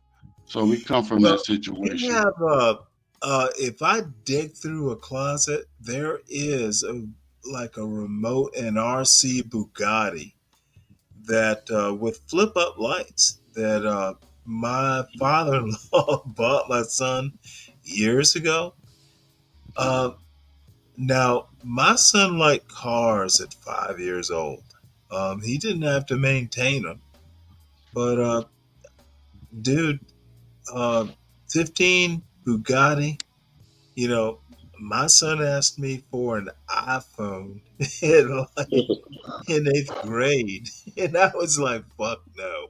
So, Man, my what son got 4 iPhones. are you gonna tell your son about? He got 4 iPhones, and he got all of them is the top I shit. don't He fuck do his about thing, he got one. you. This Have no motherfucker wear goddamn shoes. dude. I got Prada shoe. He got and I don't want him to be in that situation no more. I want him to be in because money comes so fast. He's 15, he don't know what's going on. His first car, that's what he want. You're I his got father. video of him Tell being him in the what's damn going Bugatti. on. And I'm like, I ain't got no goddamn Bugatti. What the Bugatti? Well, my advice to him, Crown Reef, would be to invest into real estate rather than going to debt for a Bugatti. A 15-year-old investing in real estate, he should be investing in his future. He wants a Bugatti, though. Motherfucker, you speak up at the worst times, 12th man. You're not black. Okay. Are you sure about that? You know what? I don't give a fuck whether I'm sure or not. Why would you ask? I know some people think I'm black. No, you're gonna do a stolen valor, be brave imitation of white people were great back in the day. You funny motherfucker, huh, Crown Reef? You might as well go. And I'm sure because it's becoming just ridiculous. Crown Reese, your son will be fine. Don't obsess. Just take a deep breath. If you got him to 15 with good parenting, he'll be fine. Yeah, I remember one day I was on the line and Portia was on there, and Portia was just like, I just admire you, because my wife is in the background was saying it was just a lot, I just, just trying to make sure that he's right and make sure that the decision is correct, Yeah. I want him to be a person to stand out and the person to admire a person who has the right decision. So the only person your son needs to admire is you. And he does, and I hate that shit so much. And because everybody, he looked just like you, just like my father. Don't hate it, deserve I want it. him to be his own person. I don't want him to be like me. He admires you, deserve the admiration. I want him to be his own man. He will be, but you have to set the example. You're his father. This thing is this. I think the first I part. think I have to back Stanley up. 12th man, when have you had a son? Well, I was gonna appreciate your advice to Crown Reef. That's all I was about to do. Have no goddamn clue what they're talking about the topic, feel the need to impose.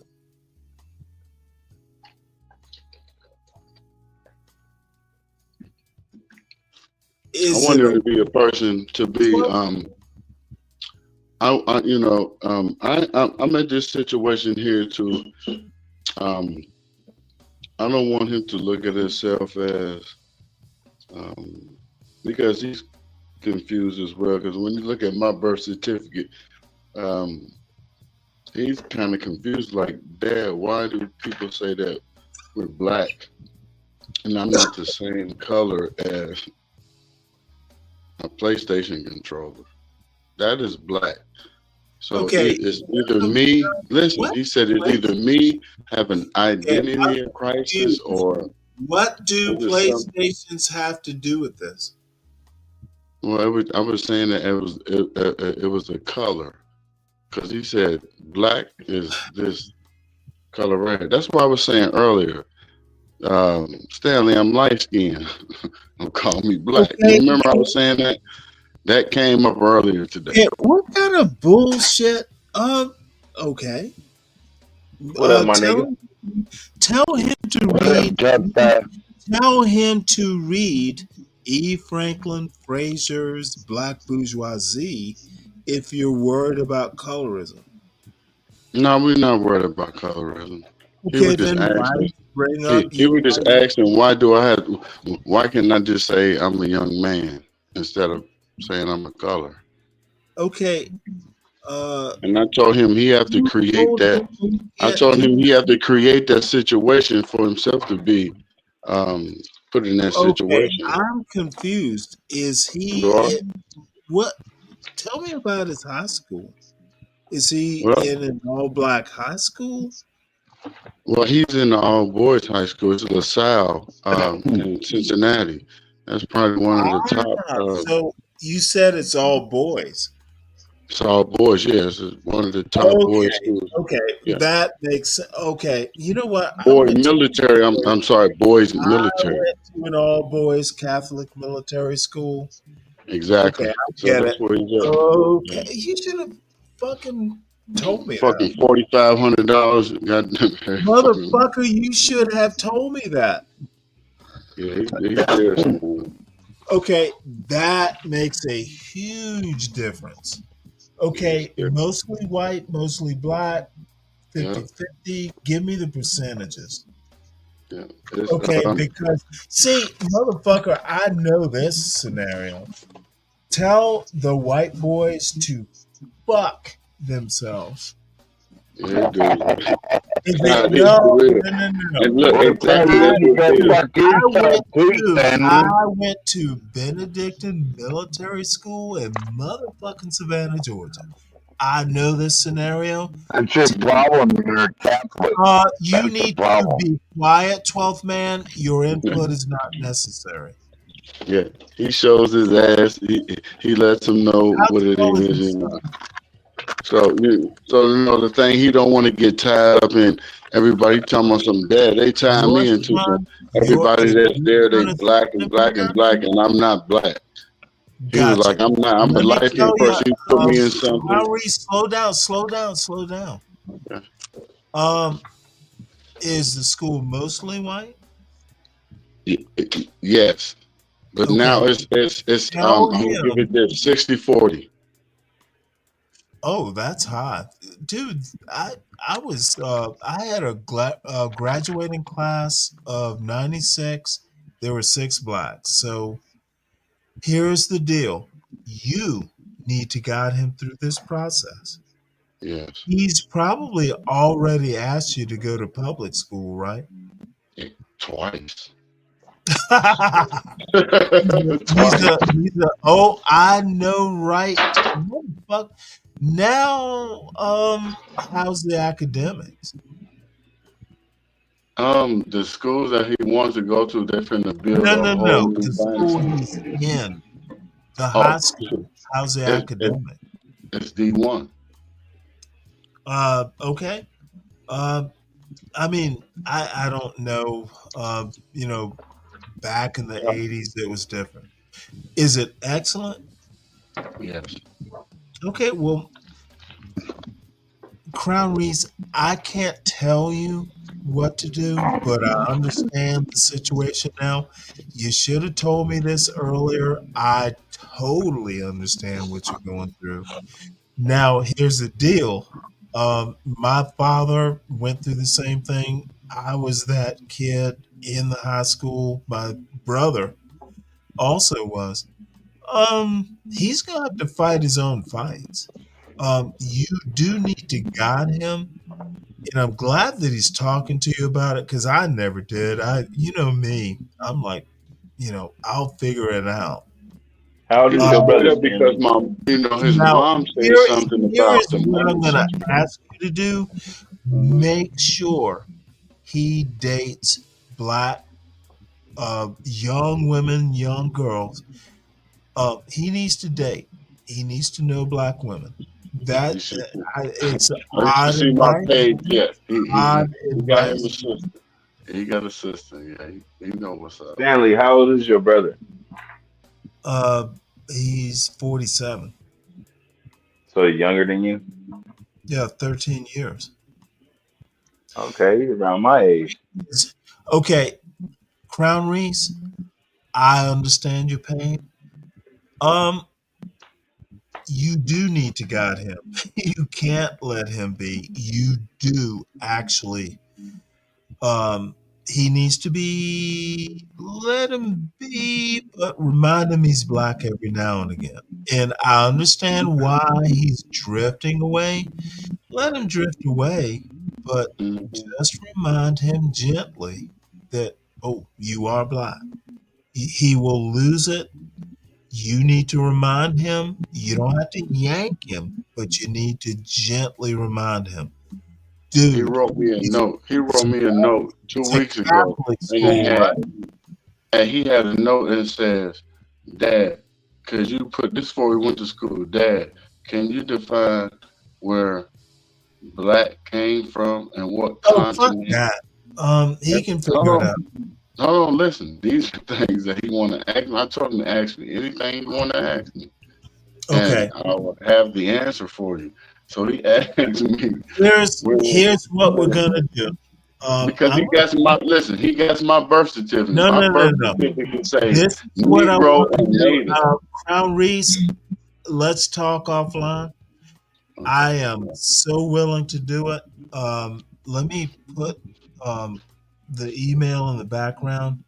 I got your damn. I am more than willing to talk to you about this. It's not that big a deal, though. Because I want him to talk to you. I want him to say. I really want him to say something to We you. can do a conference call, but we're not going to do it on air. No, we're not gonna do that. No, we ain't gonna do that. Okay, you got Stanley at jghb.info. Yeah, I got that. Okay, I got it. yeah, let's do that. But I need you to stop panicking. It's not that big a deal. Motherfucker finna leave, Stanley. He finna But go. no, So, you know. Crown Reese, I have to apologize. I didn't realize all this. You should have Yeah. fucking told me. Well, I really wasn't trying to put it out there, Stanley, and you know that's why I come at you the way I come at you, and because I already know that you know what's up. Apologize. So this is my Peter Tear. yeah, and He'll man, be he's okay. different, man, and He'll be I'm okay. just so happy that he's like that. And No, when I motherfucker, tell you, I'm glad that you're a good father, but they're gonna white boyize him. they are looking, and he don't want. Listen, he already saying it. He's saying it. Oh, I have jokes. One day, I won't tell this on air, but I think I've told this story. He told me to give him the joke so he can get something back. He's like, because they Oh, become so. motherfucker, he might have to punch a white boy or two. I just told him. He just said last week, Dad, I already had to choke a hunky. I was like, stop, don't do it. Like, Okay, you know what, Crown Reese? Yeah, there are some things. It's not like some big deal. It is 2025, but there's some. Let him. We'll talk, but yeah, I told him. I told him this is the world that he has to come to, and this is what's going to happen. So it's just get used to mostly it. going to be me talking to you. Right, I already know. Yeah. We'll bring the boy in, afterwards. But dude, this is not a big deal. I'm glad. God damn it! I was fucking. What the fuck is he talking about, motherfucker? You should have put something in the back chat. No, hell no, Stanley. I'm straight up, man. We do what we do. Well, you got my email now. I'm not going to say we're going to solve it, but I understand what's going on. Because it's just not internet at all, For real, I'm saying you I'm wish it saying. was that. No, Yeah, this is gonna be no. It is so funny. sometimes sometimes it's crazy. You got to bring it this way to Yeah. do this, and Right. and I really, from day one when you really were saying the things that you were saying, I really already adapted. I come up and I can talk to you. Most people can't Yeah. talk to you at all because Well, they now I know bullshit. why. Yeah, so yeah, You got one of those it's elite high school boys.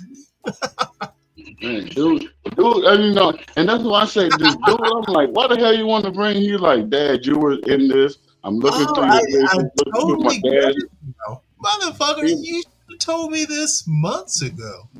Man, he said, I want to get on the news and tell them to bring back decency in schools. I'm like, what you mean? He's like, Dad, bring back ROTC. And I was just like, a good ass idea, Isn't your school decent? Yes, but he wanted, I told him, like, what you trying to be spokesman for other schools? He's like, yeah, because I got friends there. And then he said the friends that he has in the public schools because he's what most of all his friends is from the public school. He don't even friends with no damn people at the damn boys Motherfucker, school. we are going to have to talk because So there are so many stories. He'll be fine. You'll be fine. Don't panic. should I hope $4,500 a month? Motherfucker, it will be. Let me tell you something. It's going to be money well spent. If he is gifted enough to be there, it'll be fine. I'm just scared because he think he's supposed to have more than we live a regular life. We ain't splurging. Motherfucker, let him I dream. do, but Let him okay. dream. Look, dude, I have a story for you. You need to call me. Do it tomorrow. You got my email. Just email me. We'll figure it out. Okay. What's tomorrow? What's tomorrow? What, Wednesday? Don't squat. Well, anytime you want. Do it. Don't. If the boy wants to be president, let him be president. As long as he's making the grades. Yeah, he's doing that. I can't. He'll figure out that he can't be, or maybe he can. Who knows? Him and my nephew. This motherfucker. Whew. Is your nephew at the same school? No, he's in Dayton. He's at Wayne, and he's like one of the top prospects in high school. Damn, man, it's just For academics or basketball? both.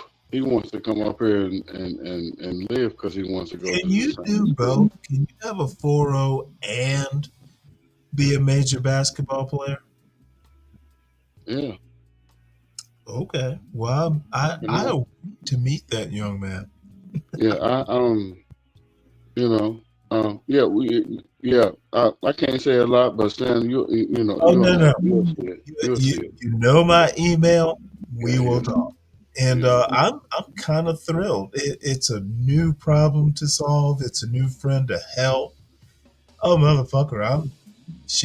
I have some These offspring Georgia boys. all boys school stories. Motherfucker, he needs to crush the white boys. Hey, look, He boy, doesn't listen, because he already a black belt Tai Chi and Kung Fu. Oh no! I was you just have to be smarter.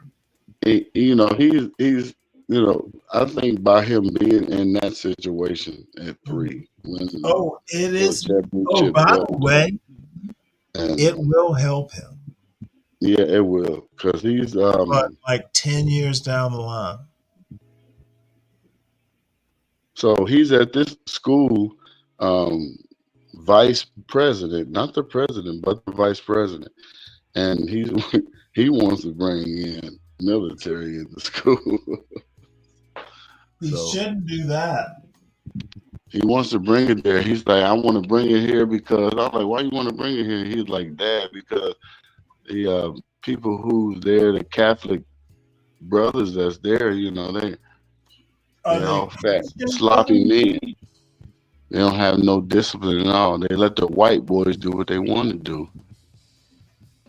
So I say, you don't do what the white boys do. You do what you do. Well, excuse me. Christian brothers or Benedict. Well, that's what we call them now.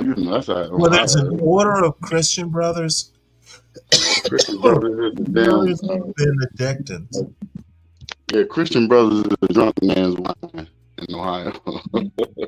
So that's what we say when we say they're Christian brothers. Yeah. So it's different. I like him being in that situation. That way, I tell him you always be arrogant in that situation because never let nobody be the alpha that you are. You always be on top. And so that's who boy created a monster. So he's totally different, and I really appreciate that honor. And we will connect, Stanley. And okay. Yeah,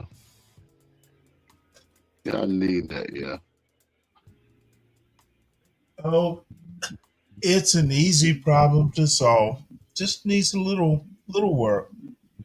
Cause I'm just like I'm like, hey, he said, I'm like, hey, you doing this, and he was like, Dad, I understand. And he's like, man, I'm getting older, down on the, not saying that you're gonna be an old man in the barbershop, but I don't want to do that. I want to do other things. I'm like, what is it you want to do that's gonna create your money to be in your pocket? If you leave this money, what's gonna create?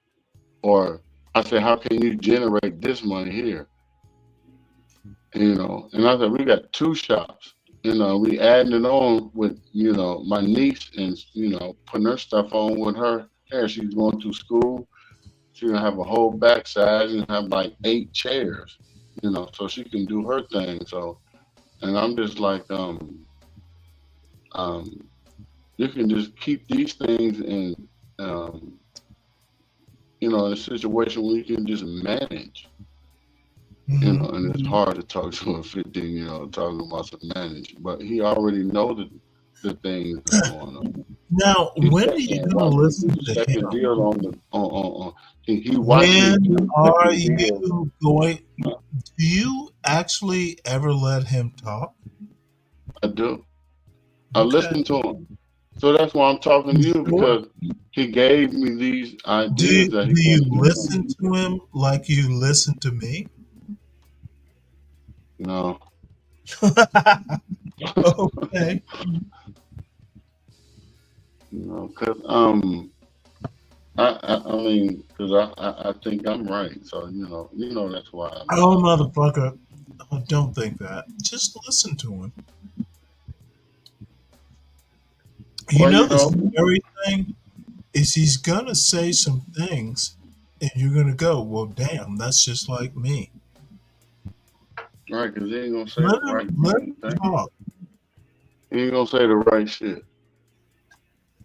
He doesn't have to say the right shit. He just doesn't have to say the wrong shit. Come on now. Stanley, and that's why I asked you for advice. I don't want to come off to him wrong. I want to come off to him steadfast. I want to be straight up. I don't want to show. I'm trying to be I'm the oldest of the family, and of 3 other brothers. I'm trying to be. You sound stressed. Huh? You sound stressed. Because man, it's just. Oh, motherfucker!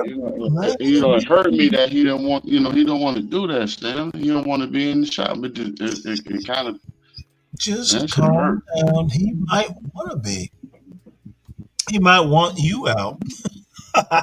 And he runs. Have you ever thought of that? Hell no, I didn't. Damn. Hey, it might be motherfucker, get out. I'm taking over. Be careful of what you ask for. Cause I'm telling you, man, dude, every person on this basketball team, he cut every 12 of them. That's 30, 11 of them. Yeah, that's goddamn it, $70, $80. Motherfucker, you just tearing the ass up. But then just like, man, fuck basketball. We did it. Oh, Pops did it. You did it. Pops ball. I'm like, and it got me right where I am. The money that I had, I need to do what I need to do from the situation I was in. I had to sit, I had to sit back and, and just make this work the way it worked. And it's supposed to be a generational thing. When you cut hair, a man, cut hair, shave a man, shave another man's hair, and in the community, give him a facial, giving him good word, and be advised that his community is safe, and things to go about by keeping your community right and your family right. It's through the barbershop, man. And I deal with so many people every single day. Just like I told you, you slingshot. Every day they come in that barbershop, I got this channel on my TV screen. Right. And it's public knowledge and public, everybody, Trump this. And I'm like, listen, I got a channel for y'all to listen to. And just hear people's opinion. Yeah. And I put it out there. My And Lord. they loving it. And they loving it. I seen two people right now, whatever the people that's in there, we got a couple of people that I know right now that's in the chat. They listening. Yeah, and this is the good word. It's the good word of the day. If you don't read your Bible, whatever, this is the good word. And it comes with a love, That's the only way I can sit on talk to you, Stan. I can't talk to other motherfucking people. What? You don't know. That's why earlier I said what I said, And, a lot of people don't understand what it means to raise a boy at 15 where he's supposed to be locked up in prison, where he's supposed to be, a statistic of society. He's supposed to be a down, right, low, dirty shame. You're not, dude. Fuck everyone else. Your family is your family. The statistics don't necessarily matter. What happens within your four walls? Do it. It's one of the problems that I tend to find with this sort of anti-black logic is, why do you care what the crack whores are doing? Are you raising a future crack whore? Well, it's too straight. I understand what you're saying. Let's not watch crack whores on YouTube while we're raising crack whores. Mm-hmm. And I'm sure that I am perfectly ridiculous and idiotic. Everyone seems to think that sometimes, but dude, that's the real way to do it, straightforward. And Mr. Gully will tell you this, because that motherfucker's hilarious. It's like, I don't give a fuck. Yes, he is. Shout out to him, Tom Gully. That's what's up. I like that guy. He's right. What they say, a man's man? No, that motherfucker's a genius. That's right. Okay. There it is, then. It's more than that, yeah. What up, genius? Yeah, that's crazy. Oh my Lord, he might have fallen asleep. Tough guy. Who fell asleep? No, I'm here, nigga. Y'all niggas was having parent heart to heart, nigga. No, we'll get together. He's got my email. Dude, I wish I had known this way earlier. There's not a problem, you know. So, how are you doing, tough guy? You moved. You're good. You settled in. Yeah, I got like one picture to hang up in my hallway. Still? I haven't done it yet. It's just chilling right here. I'm looking at it right now.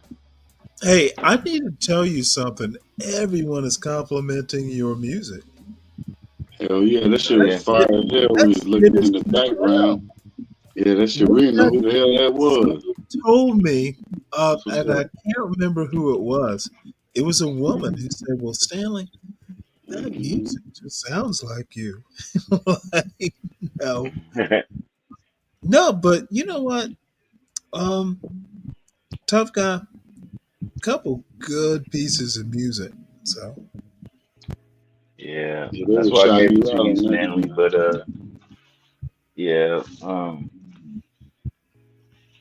I I get a lot of people saying I should sing more and do more. I just be chilling, man.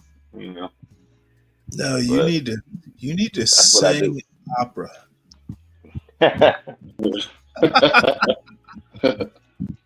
But yeah, man, that's what I do, man. So that's why I gave you that. That way you got some music and you won't Oh, get like dude, it they was can't turn you off, nigga. That's mine. it was So a Oh, that's good. ridiculously What's up? generous. Forever.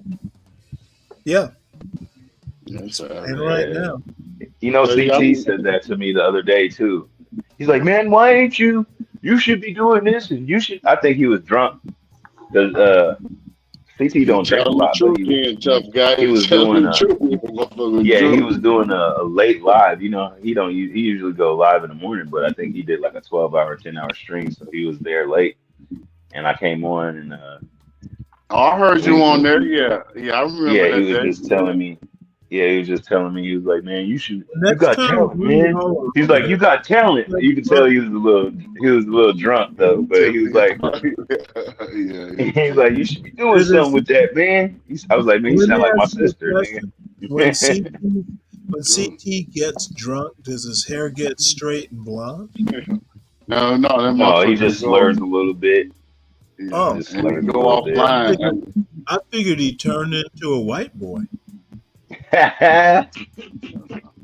And it's Oh, crazy, tough Right. guy. You know, I grew up in church and played you drums tell and shit. CT I And said I've been playing drums my whole life, but not just to take it somewhere, but I really admire drummers and motherfuckers when it comes to uh, um when it comes to a band. I really always wanted to play acoustic guitar. I tried to get my son to play that shit, but I got a do you brand have new acoustic arthritis? guitar right here, and I'm gonna play that motherfucker one day so I can be my own Yeah, you band. just But gotta pick it up and practice, man. That's what I was telling my I'm daughter. We trying was to. playing Grand And Theft you Auto, gotta and actually we was crashing and shit. I was like, yeah, I don't be playing the game like that, but the more you do something, you get better at it, you know? You just gotta do it more. you know what?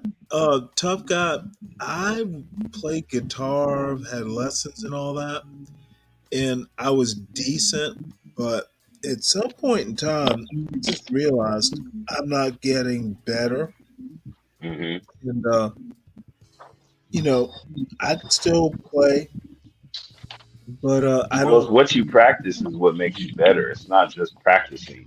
It's what you're practicing is I what's gonna think make you you have to better. love it, and I'm not And sure I you ever you loved do pretty good. I'm serious. I think it's not so much love it. It's a determination. It's a it. I didn't have the it's kind of determination. like being relentless with it, because that's the thing about music, especially like when you're trying to do it professionally or something like that. A lot of people will tell you it ain't gonna work out, or you need to have a plan B, or so like there's really no encouragement for an individual to just go all out and put their everything into it, especially like Stanley, myself, you see right? this? Because life Oh happens yeah. to musicians too, and so Hell a lot yeah, of the I'm trying times to a play lot of that good motherfucker. musicians miss out Is on that is on that Hey, I'm uh trying to. It's Hey, I'm like a trying to play this motherfucker right here. I swear to God, I am. I didn't play drums my whole life. Listen, I'm trying to play this motherfucker. I promise you, I ain't lying. you're gonna This is. play Purple Rain You on got it? to put them on the big screen, nigga, so I can see it. You can't see. I Oh, got it on there. Oh my bad. shit. Hold on. No, I'm All talking right. to I was looking at Stanley. my farming princess.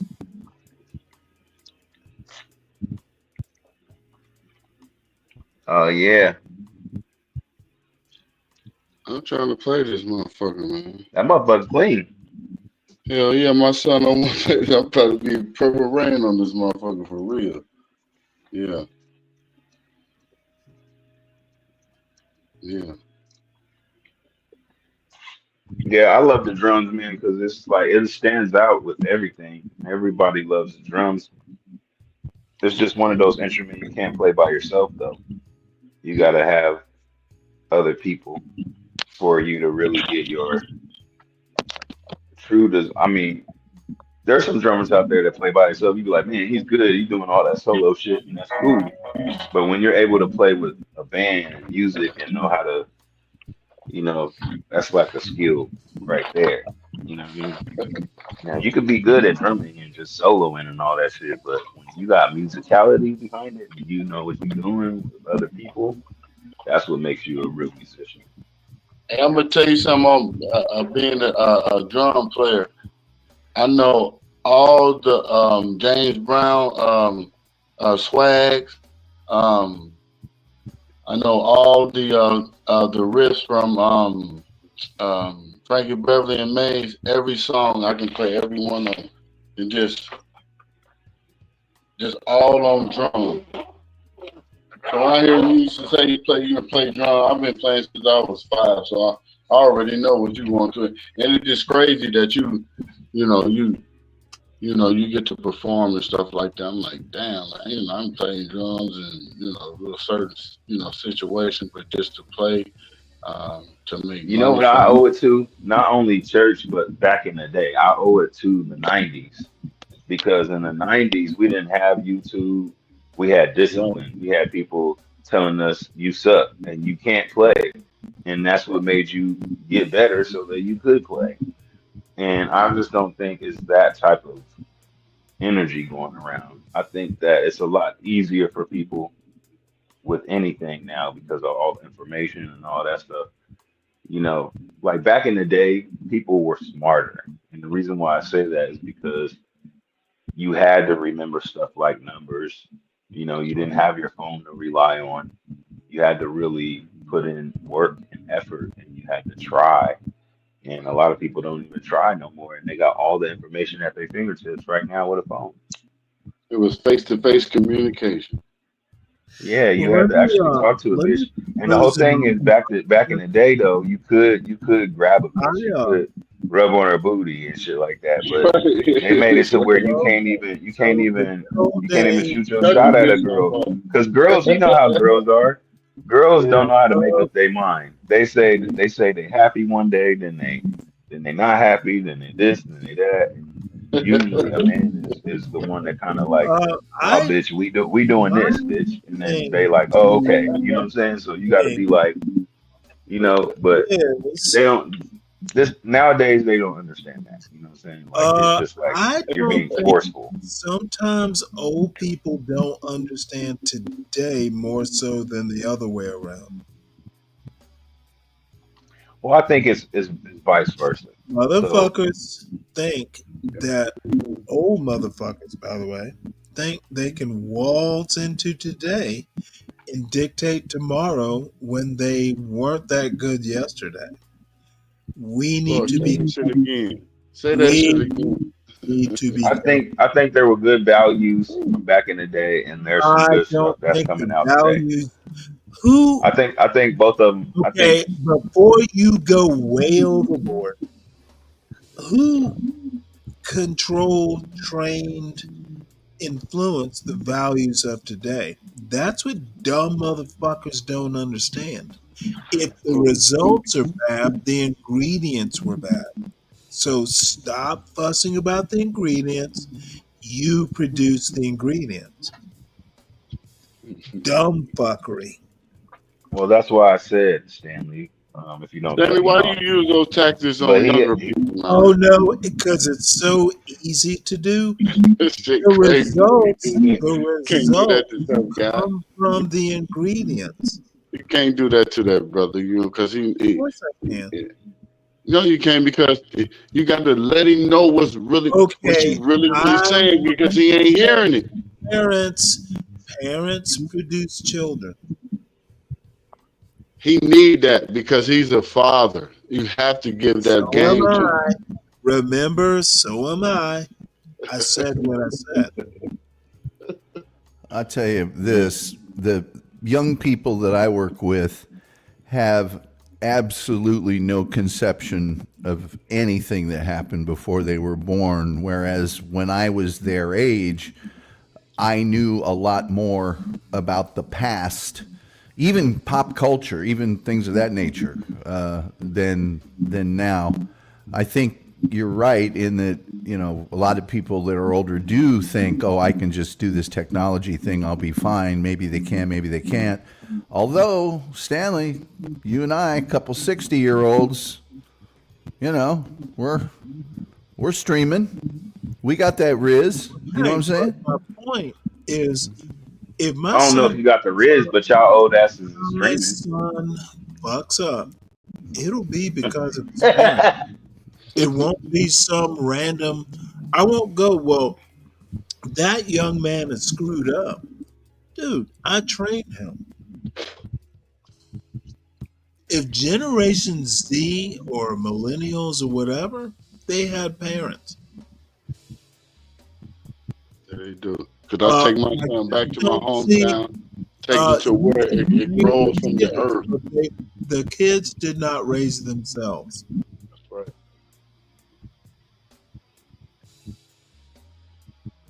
America is rife. I mean, with some passing kids the did. buck. Some Passing the kids got raised by the TV. Some kids got raised by the streets. Okay, I don't care about any of that. It's bad parenting. That sums it up. But that is what raised a lot of Oh, people. So motherfucker. that's the society we live in, sir. No, you know what? Buck, Why are you You know so what my mama argumentative told every me? time you get drunk, nigga? Every time you get drunk, you get You know argumentative. what? I'm not trying to You argue wish, with you, nigga. hey, son, you wish I was drunk. Bottom line is Listen, my mother was it's in a a coma. parent's choice to park the kid in front of a TV. How drunk do you have to be to understand? Listen, Stanley, my mother was in a coma 4 months ago, and she had to get some things done to her. And when she opened her eyes, I wasn't there at the time, but my brother said, "Hey, Mama wants you." She's like, "What? She up?" She just came out of coma. You know what my mother told me?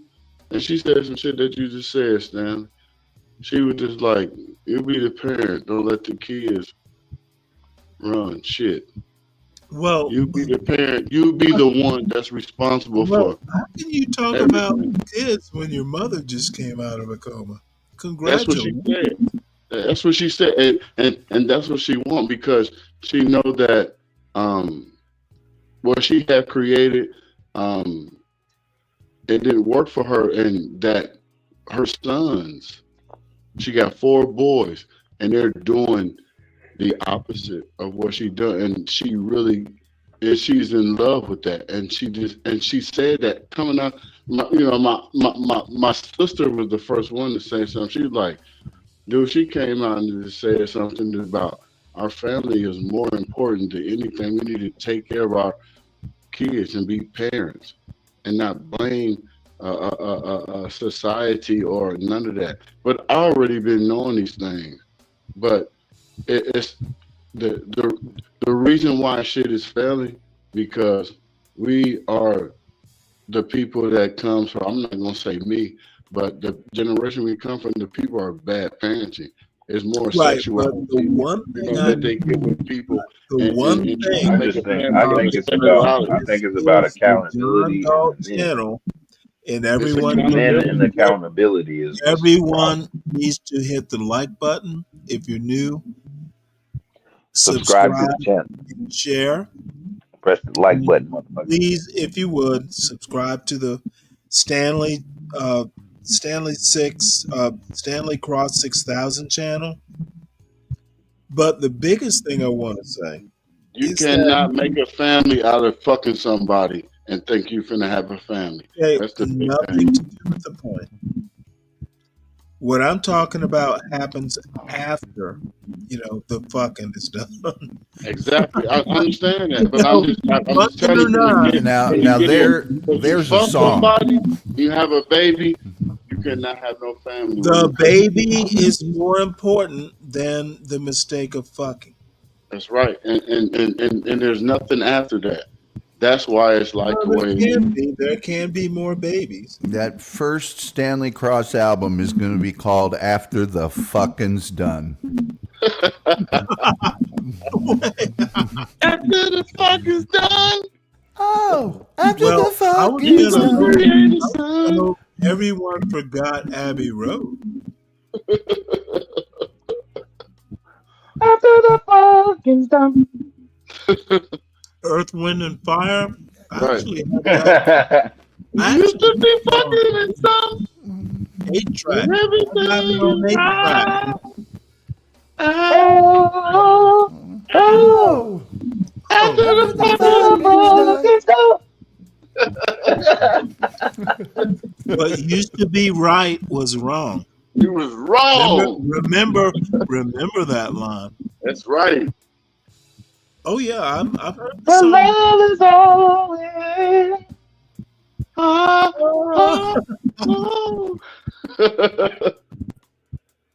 Yes, Stanley. Hey, Stanley, we're gonna miss the old generation because there ain't gonna be nobody there to really put us in the situation where we need to be. See, Man. I don't You know what's crazy is y'all about to be the old motherfuckers. But hold on, but listen. Remember I said, a long time ago, and Solid Snake was on here as well. He can vest this. I said, I'm speaking to the people who have less time in front of them and Do a you whole lot often behind. listen to Solid Snake? Yeah. Oh, Now, wow. I know I don't listen to Solid Snake. Solid Snake was just up here the day I said that, and he was like, "Wow, you saying something really deep." I said, "We don't think about that stuff. We think about what we're doing today, but we have a lot that's behind us, and we have less days in front of us." And a lot of people don't even know that, and so that's why I am panicking about my son. I wake up tomorrow, I might not be here, so. That's why I'm trying to be the best I can be all If you're the time. not 50, don't panic. Well, if you wake up tomorrow, you're gonna be here. So you mean if you don't wake up? Yeah, that'll be the curse. You're always here tomorrow. I mean, as long as you wake up, nigga, you still be here, nigga. Shit, Well, if you don't wake up, nigga, that's a different story, nigga, right there. You know what? Don't wake up tomorrow. I should be so lucky. He was like, "Shit, Dad, you don't." I remember one day he was like, "Dude, he'd be like, you passed away. You keep saying that. The money in your pocket, I can have it when you die." I'm like, "Shut your ass up." You tripping like, "No, dude, you gonna live He's just for a saying long don't speak it into existence. Don't make your earth. Right. No, but he was basically saying, Dad, you're gonna live a long time, and don't move your expiration date up, nigga. But I told him though that some people left before their time. You think about like the choice they made, or that wrong decision, or that just by chance. I told my son that I don't want you to break my heart. I want to break your heart first, because I can't see myself seeing him pass away before me. And I told him I just want you to be the person. And I really had a conversation with this dude at 13, not at 15, at 13. And he really said that, and we cried, we had some tears, but it was really crazy that I'm sitting here speaking to my son about this. And I'm just thinking to myself, how many fathers are talking to their kids about situations like these. I And this never is I had. do. real I life talked to my daughter. I said, "Nigga, don't let nobody. Nigga, everything I got is yours, nigga. I already got it written down in my notes. So if I die, right. nigga, I wrote it and it's time stamped. Everything that I have is yours. I don't give a fuck what nobody talking about me." You know, I'm thinking my son is a junior. So he's going to create everything that and just like Stanley, oh, don't worry, and I just want him to be right, Stanley. I want him, if I ain't here, he create, he's like, hey, Mr. Stanley, boom, my dad, my daddy, and I just want him to be here to Well, to make a, to make a real point. my lord, aren't we a little maudlin tonight? Think of happier thoughts like Tiffany or Vaughn. Man, I'm thinking about that after the fucking's done tour. Album's one thing. That's going to be a hell of a tour. It used to be right is wrong. Fuck is lost and found. Oh.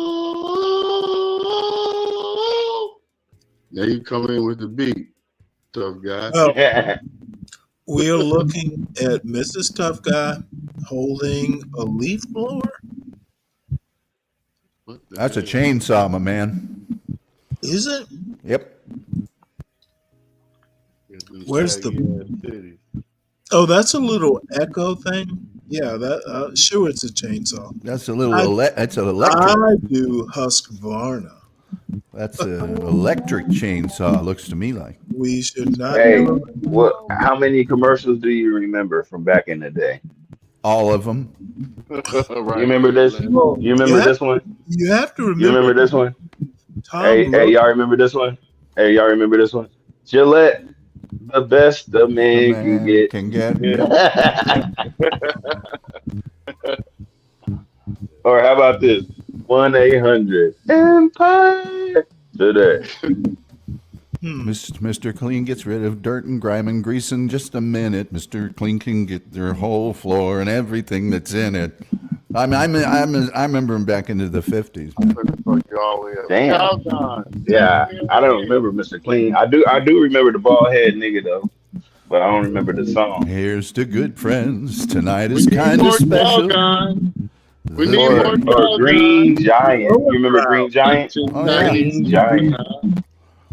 Here's to good friends. Giant. Tonight is kind of special. I heard the actual pronunciation is Leavenbroy. It might be. The beer you'll pour must say something more somehow. So tonight, let it be low and brow. Yeah, I remember all that. That's almost actually probably. Or remember, it keeps going and going and going. Who's that? Y'all remember that? The pink bunny with the drum. Energizer. They still make low and brow. They still make low and brow. It is a very low end manufacturer. Really? Yeah. Oh yeah. Oh my lord. They still make Meisterbrow. They still make all Falstaff. I mean, they still make a lot of beers, but actually, Falstaff makes a lot of the beers that used to be premium beers like Schlitz and PBR and all that. Schlitz used to be premium. I don't remember those days. Oh yeah, long time ago. I remember the most. Them at the Dayton Hair Arena. That's all they used to sell all the time. What's that other late night commercial that used to come on all the time? I forget the one. Damn. We need more Calgon. Ancient Chinese secret. Ancient Chinese secret, huh? Or chia. You guys don't remember? Come on, every 15 minutes. Stanley might remember. Stanley might remember this one, but there used to be one. My wife, I think I'll keep her. And it was for one a day. I don't know how she does it. She takes the kids out. She does it. Or I fall and then I can't get up. It was a one. Y'all remember that one? Hell yeah. Like the vitamins? That one was a Life Alert. I'm falling. I can't get up. Oh yeah. Well, you know, those got like about 4 hours. 10 or 20 years. We're talking like 70s to 80s commercials. Alka-Seltzer. I can't believe I ate the whole thing. Or I can't believe it's not butter. Wow. I remember that one. I can't believe it's not butter. Or do you have any Grey Poupon? Y'all remember that? Yes. I used to fuck with people in traffic doing that. Where's the beef? Like, what's wrong? Be like, hey, Where's the beef? Remember the where's Hey, you know what I used to do with people in traffic? In traffic, I'd be like, hey, man, you left your keys in the door. And motherfuckers would be looking for their keys in the door while they driving.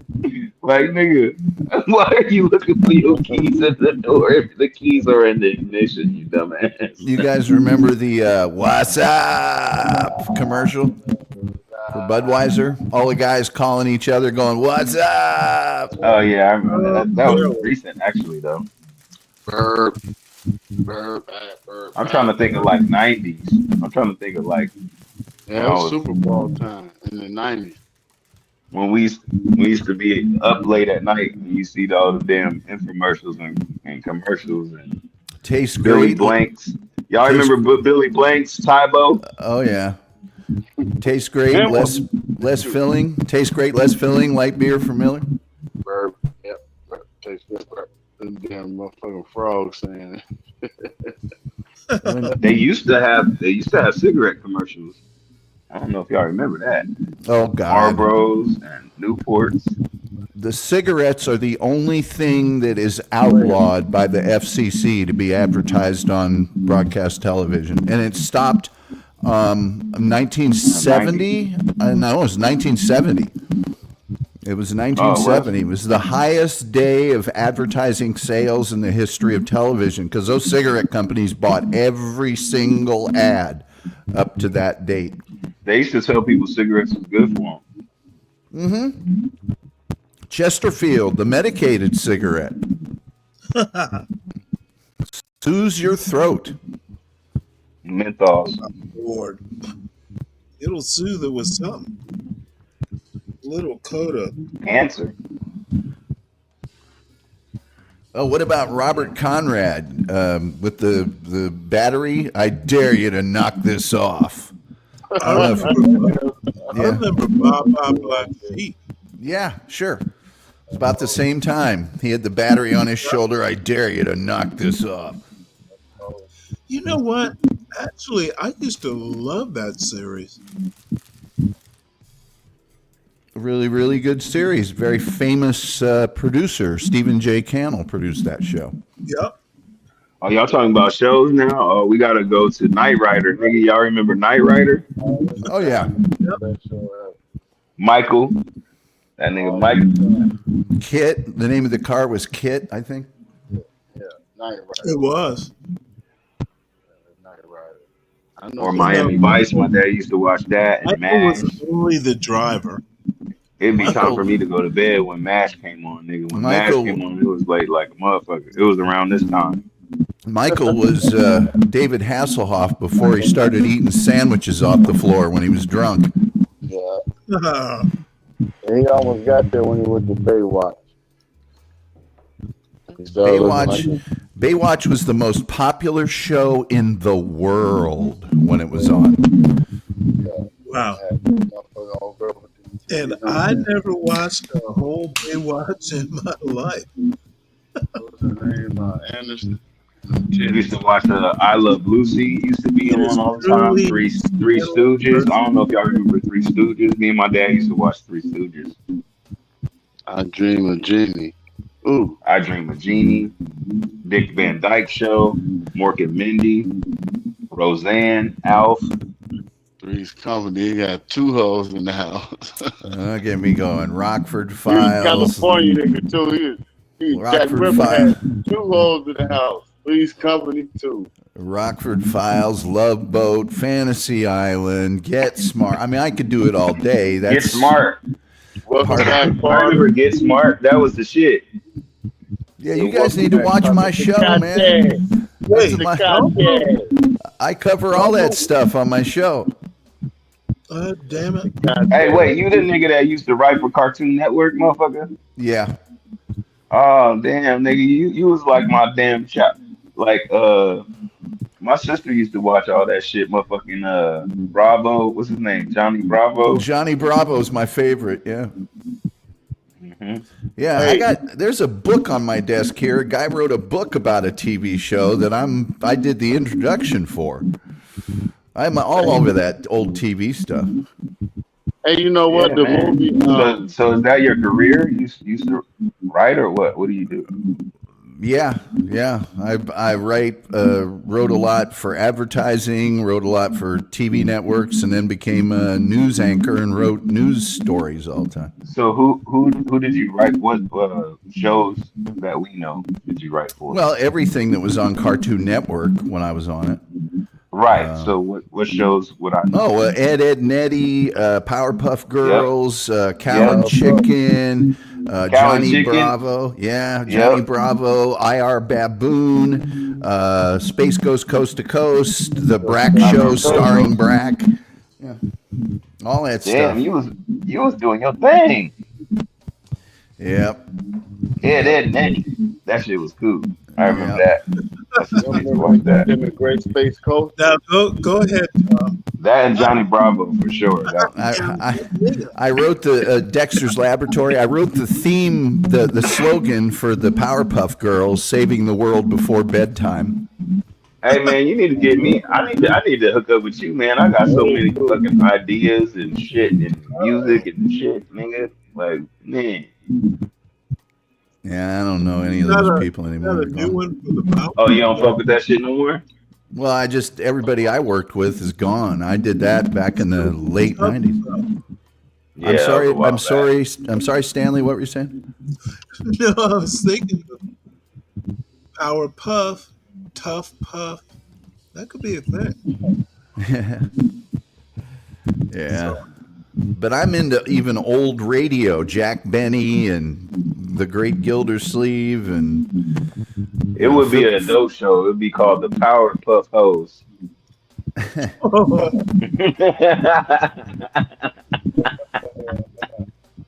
always thought it would be the Powerpuff Hose, nigga. I had 3 of them bitches. What? There should be a show about a bunch of crime fighting hoes. Well, that was Charlie's Angels. Wasn't it? Yeah, that's basically what they are. Yeah, I don't know if they were hoes, but it might as well be. Now, I don't recall. I mean, all I them bitches is hoes. remember like Farrah Fawcett, Kate Jackson, and Jacqueline Smith. Yeah, and then Cheryl Ladd, and then Shelley Hack. But my question is, I don't ever remember them. Did they ever date? Like on the show? Yeah. Yeah, they did. They would have dates occasionally. Sure. Hey, did my nigga Tony Danza ever hit that in Who's the Boss? I don't know. Did he ever? Y'all know what I'm talking about. Who's the Boss? Yeah, Judith Light. Yeah. Did he ever get a date with her on that show? Not if she was smart. They did get closer. Oh, I think on the show they did. I think they may have ended up being married or something on the show. Really? Yeah, I think so. At the very end, yeah. Listen, Angela. He finally got with her, or she finally got with him? Because she used to curve his ass, right? Or he used to curve her. I think so. Let me check into that. I think she used to curve him, and he used to have bitches all the time. I think she had guys too. Or maybe, yeah, that's what it was. She had dudes all the time. He just stuck around like a sucker. Why they always do that? I don't know. Try to show a dude being a sucker like that. Like, you gotta just stick around and wait for this bitch. Man, fuck that.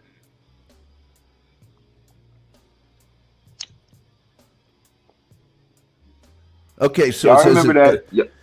at the You start remember of that movie back in? Go ahead, my bad. Well, at the start of season 8, Tony and Angela finally acknowledged their love for each other. However, the series does not end with the widely expected marriage, but on a more ambiguous note. So, What does that mean? they just kept it kind of, they really like each cliffhanger? other. Yeah, because they thought if they got married, it might end all the tension and the drama and all that in the show. It means they were fuck buddies.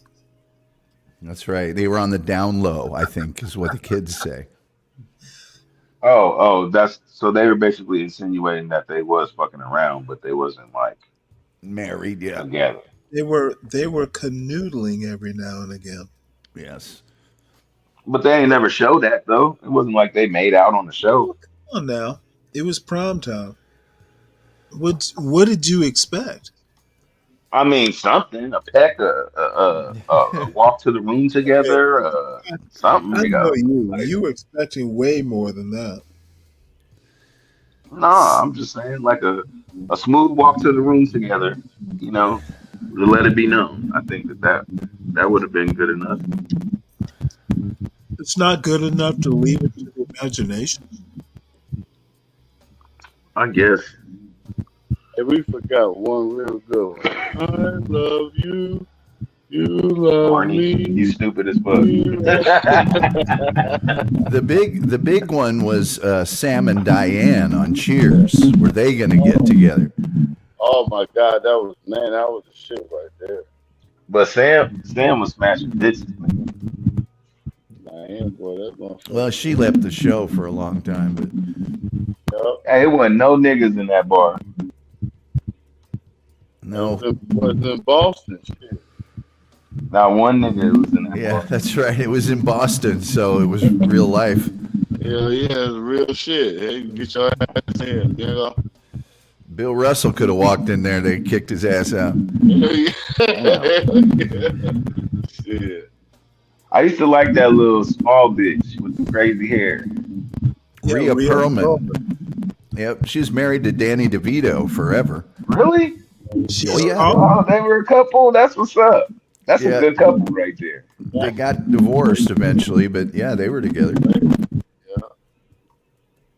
Danny DeVito is a G, man. I don't give a fuck. Him and Joe Pesci.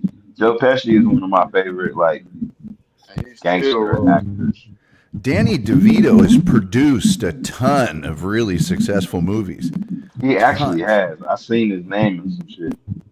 And what's his name from? What was that movie with Wesley Snipes and that nigga with the red hair? Dennis Hopper. Dennis Hopper done a lot of shit too. I don't know if y'all remember Dennis Hopper. Oh yeah, he was in my big movie Hoosiers. He was in a movie with Wesley Snipes. I forget what that movie was called. Well, I know what it wasn't, and that was the Wesley Snipes movie White Men Can't Jump. That was Rosie Perez. She was fine, motherfucker. And she showed her nipple. I was disappointed when I saw that movie. I thought it was going to be the Larry Bird story. Rosie Perez got pretty white men don't need to jump. That's right. White men talk all the shit in the world in the NBA is what that would have been called. Actually, white men can jump. The last few years, it's been a white dude that's been winning the dunk contest.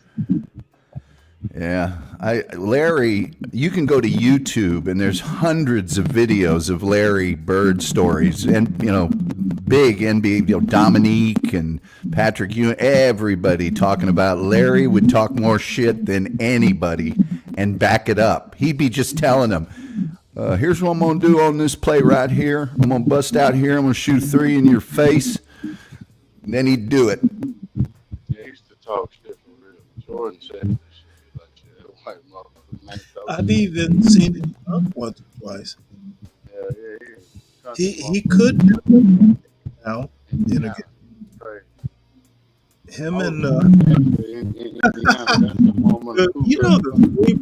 you remember Bobby? What was his name? Bobby Jones, Philadelphia 76ers. Oh yeah, White Lightning. It'd be like every now and again he would come in. It was just like that motherfucker would have to run like 90 miles an hour. He'd get up there. And, he was a defensive, like the best defensive player in the league for a long time. Yeah, but he could dunk. I mean, White Lightning, he was actually pretty cool. How about White Chocolate? Yeah, well, Chocolate Thunder. No, White Chocolate, Jason Williams. Yeah, check out his highlight reel. He was on the same basketball team in high school with Randy Moss. Really? Yeah. And then he went to the NBA, passing it off his elbow and shit. Yeah, it's amazing.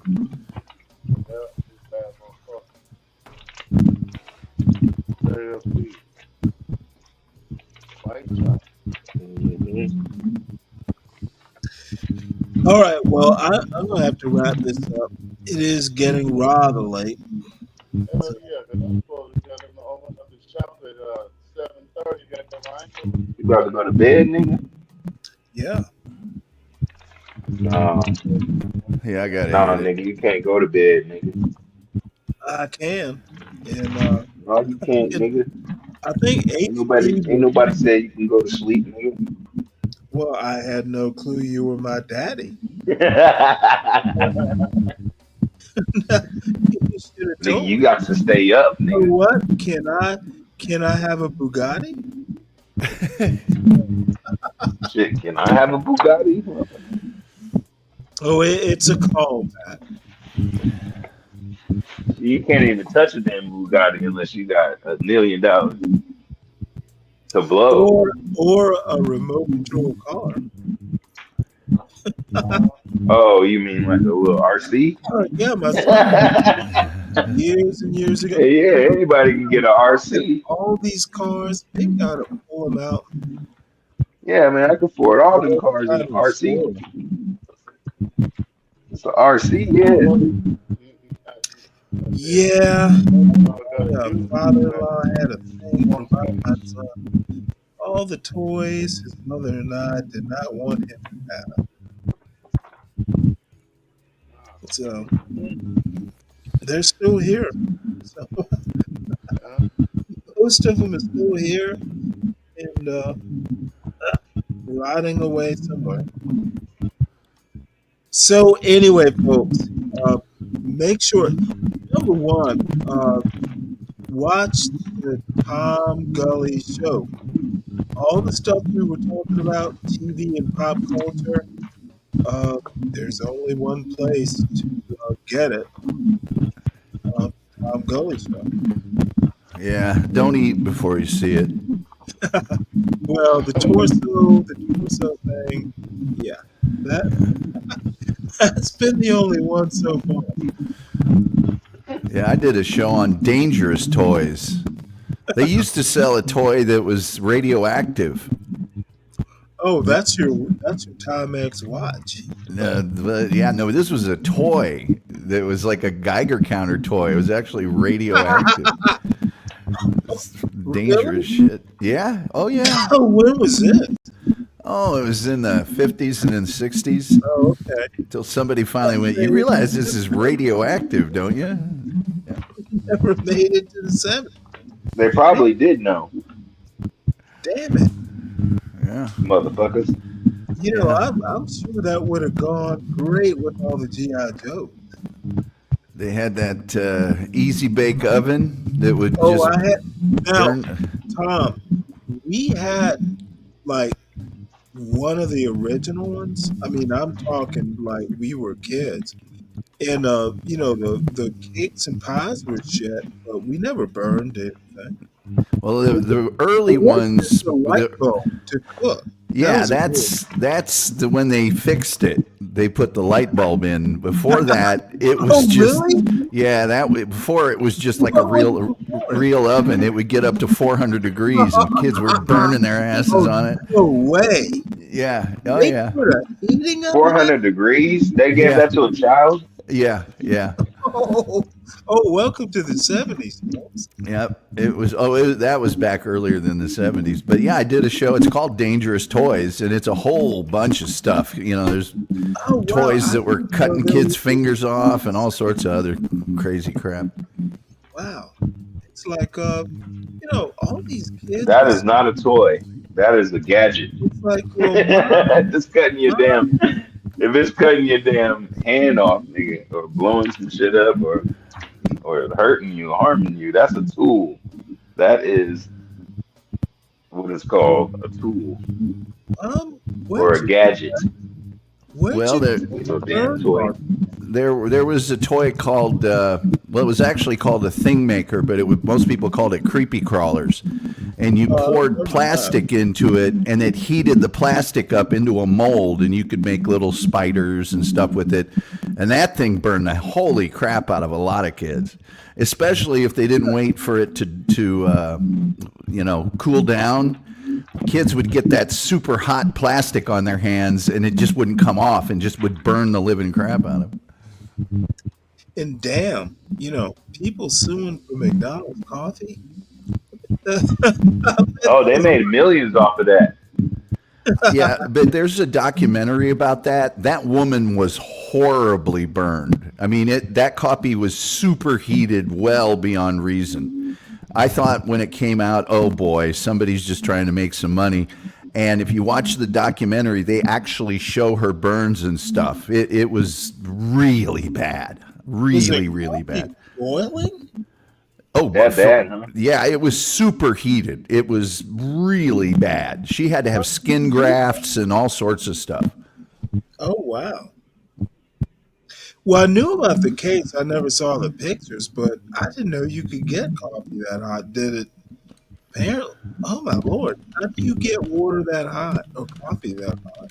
Let me see here. Documentary. I'll put the documentary. The documentary is called Hot Coffee, and you can see it. Yeah, she was really burned badly. Yeah, the stuff. Did she spill it on her crotch? Yes. I don't know. I don't need badly burned crotch shots. Well, no, that does not go along with the After the Fucking's Done tour. Funny.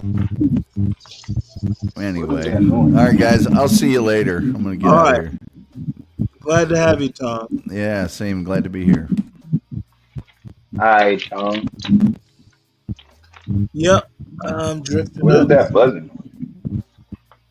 I don't know what that is. I can hear it in my ears. Buzz. What the hell is that? Okay, I think it's Crown Reese's microphone, but it doesn't matter, folks. Please hit the like button. Go to bed. More than likely. Hey, I made navy beans, a little bit of a roast thing. Did it all in the crock pot. It's delicious. No recipe. I'm in my no recipe needed phase of cooking for the week at least. No recipe needed, huh? Oh no, if you know how to cook, sometimes recipes are just a thing. Yeah, Solid Snake says he had a Cabbage Patch doll. Yeah, well, I'm not that surprised. And it probably is a little white doll.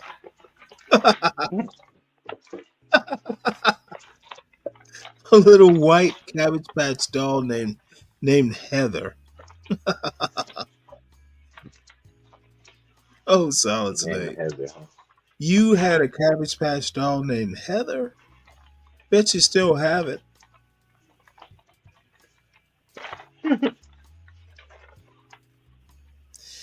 Heather. Solid Snake wrote songs about that doll. So All right, I'm out. Like, share, subscribe, and I haven't looked, but I'm sure HB will be around in the morning, around 10. I think he was this morning. Tomorrow night, I swear I am not doing this show earlier than 2 in the morning. So, have a good night, y'all. All right, good See night, you buddy. later, tough guy. Peace. Feel like I should, feel like I should, feel like I should, feel like I should go. Go. Feel like I should go.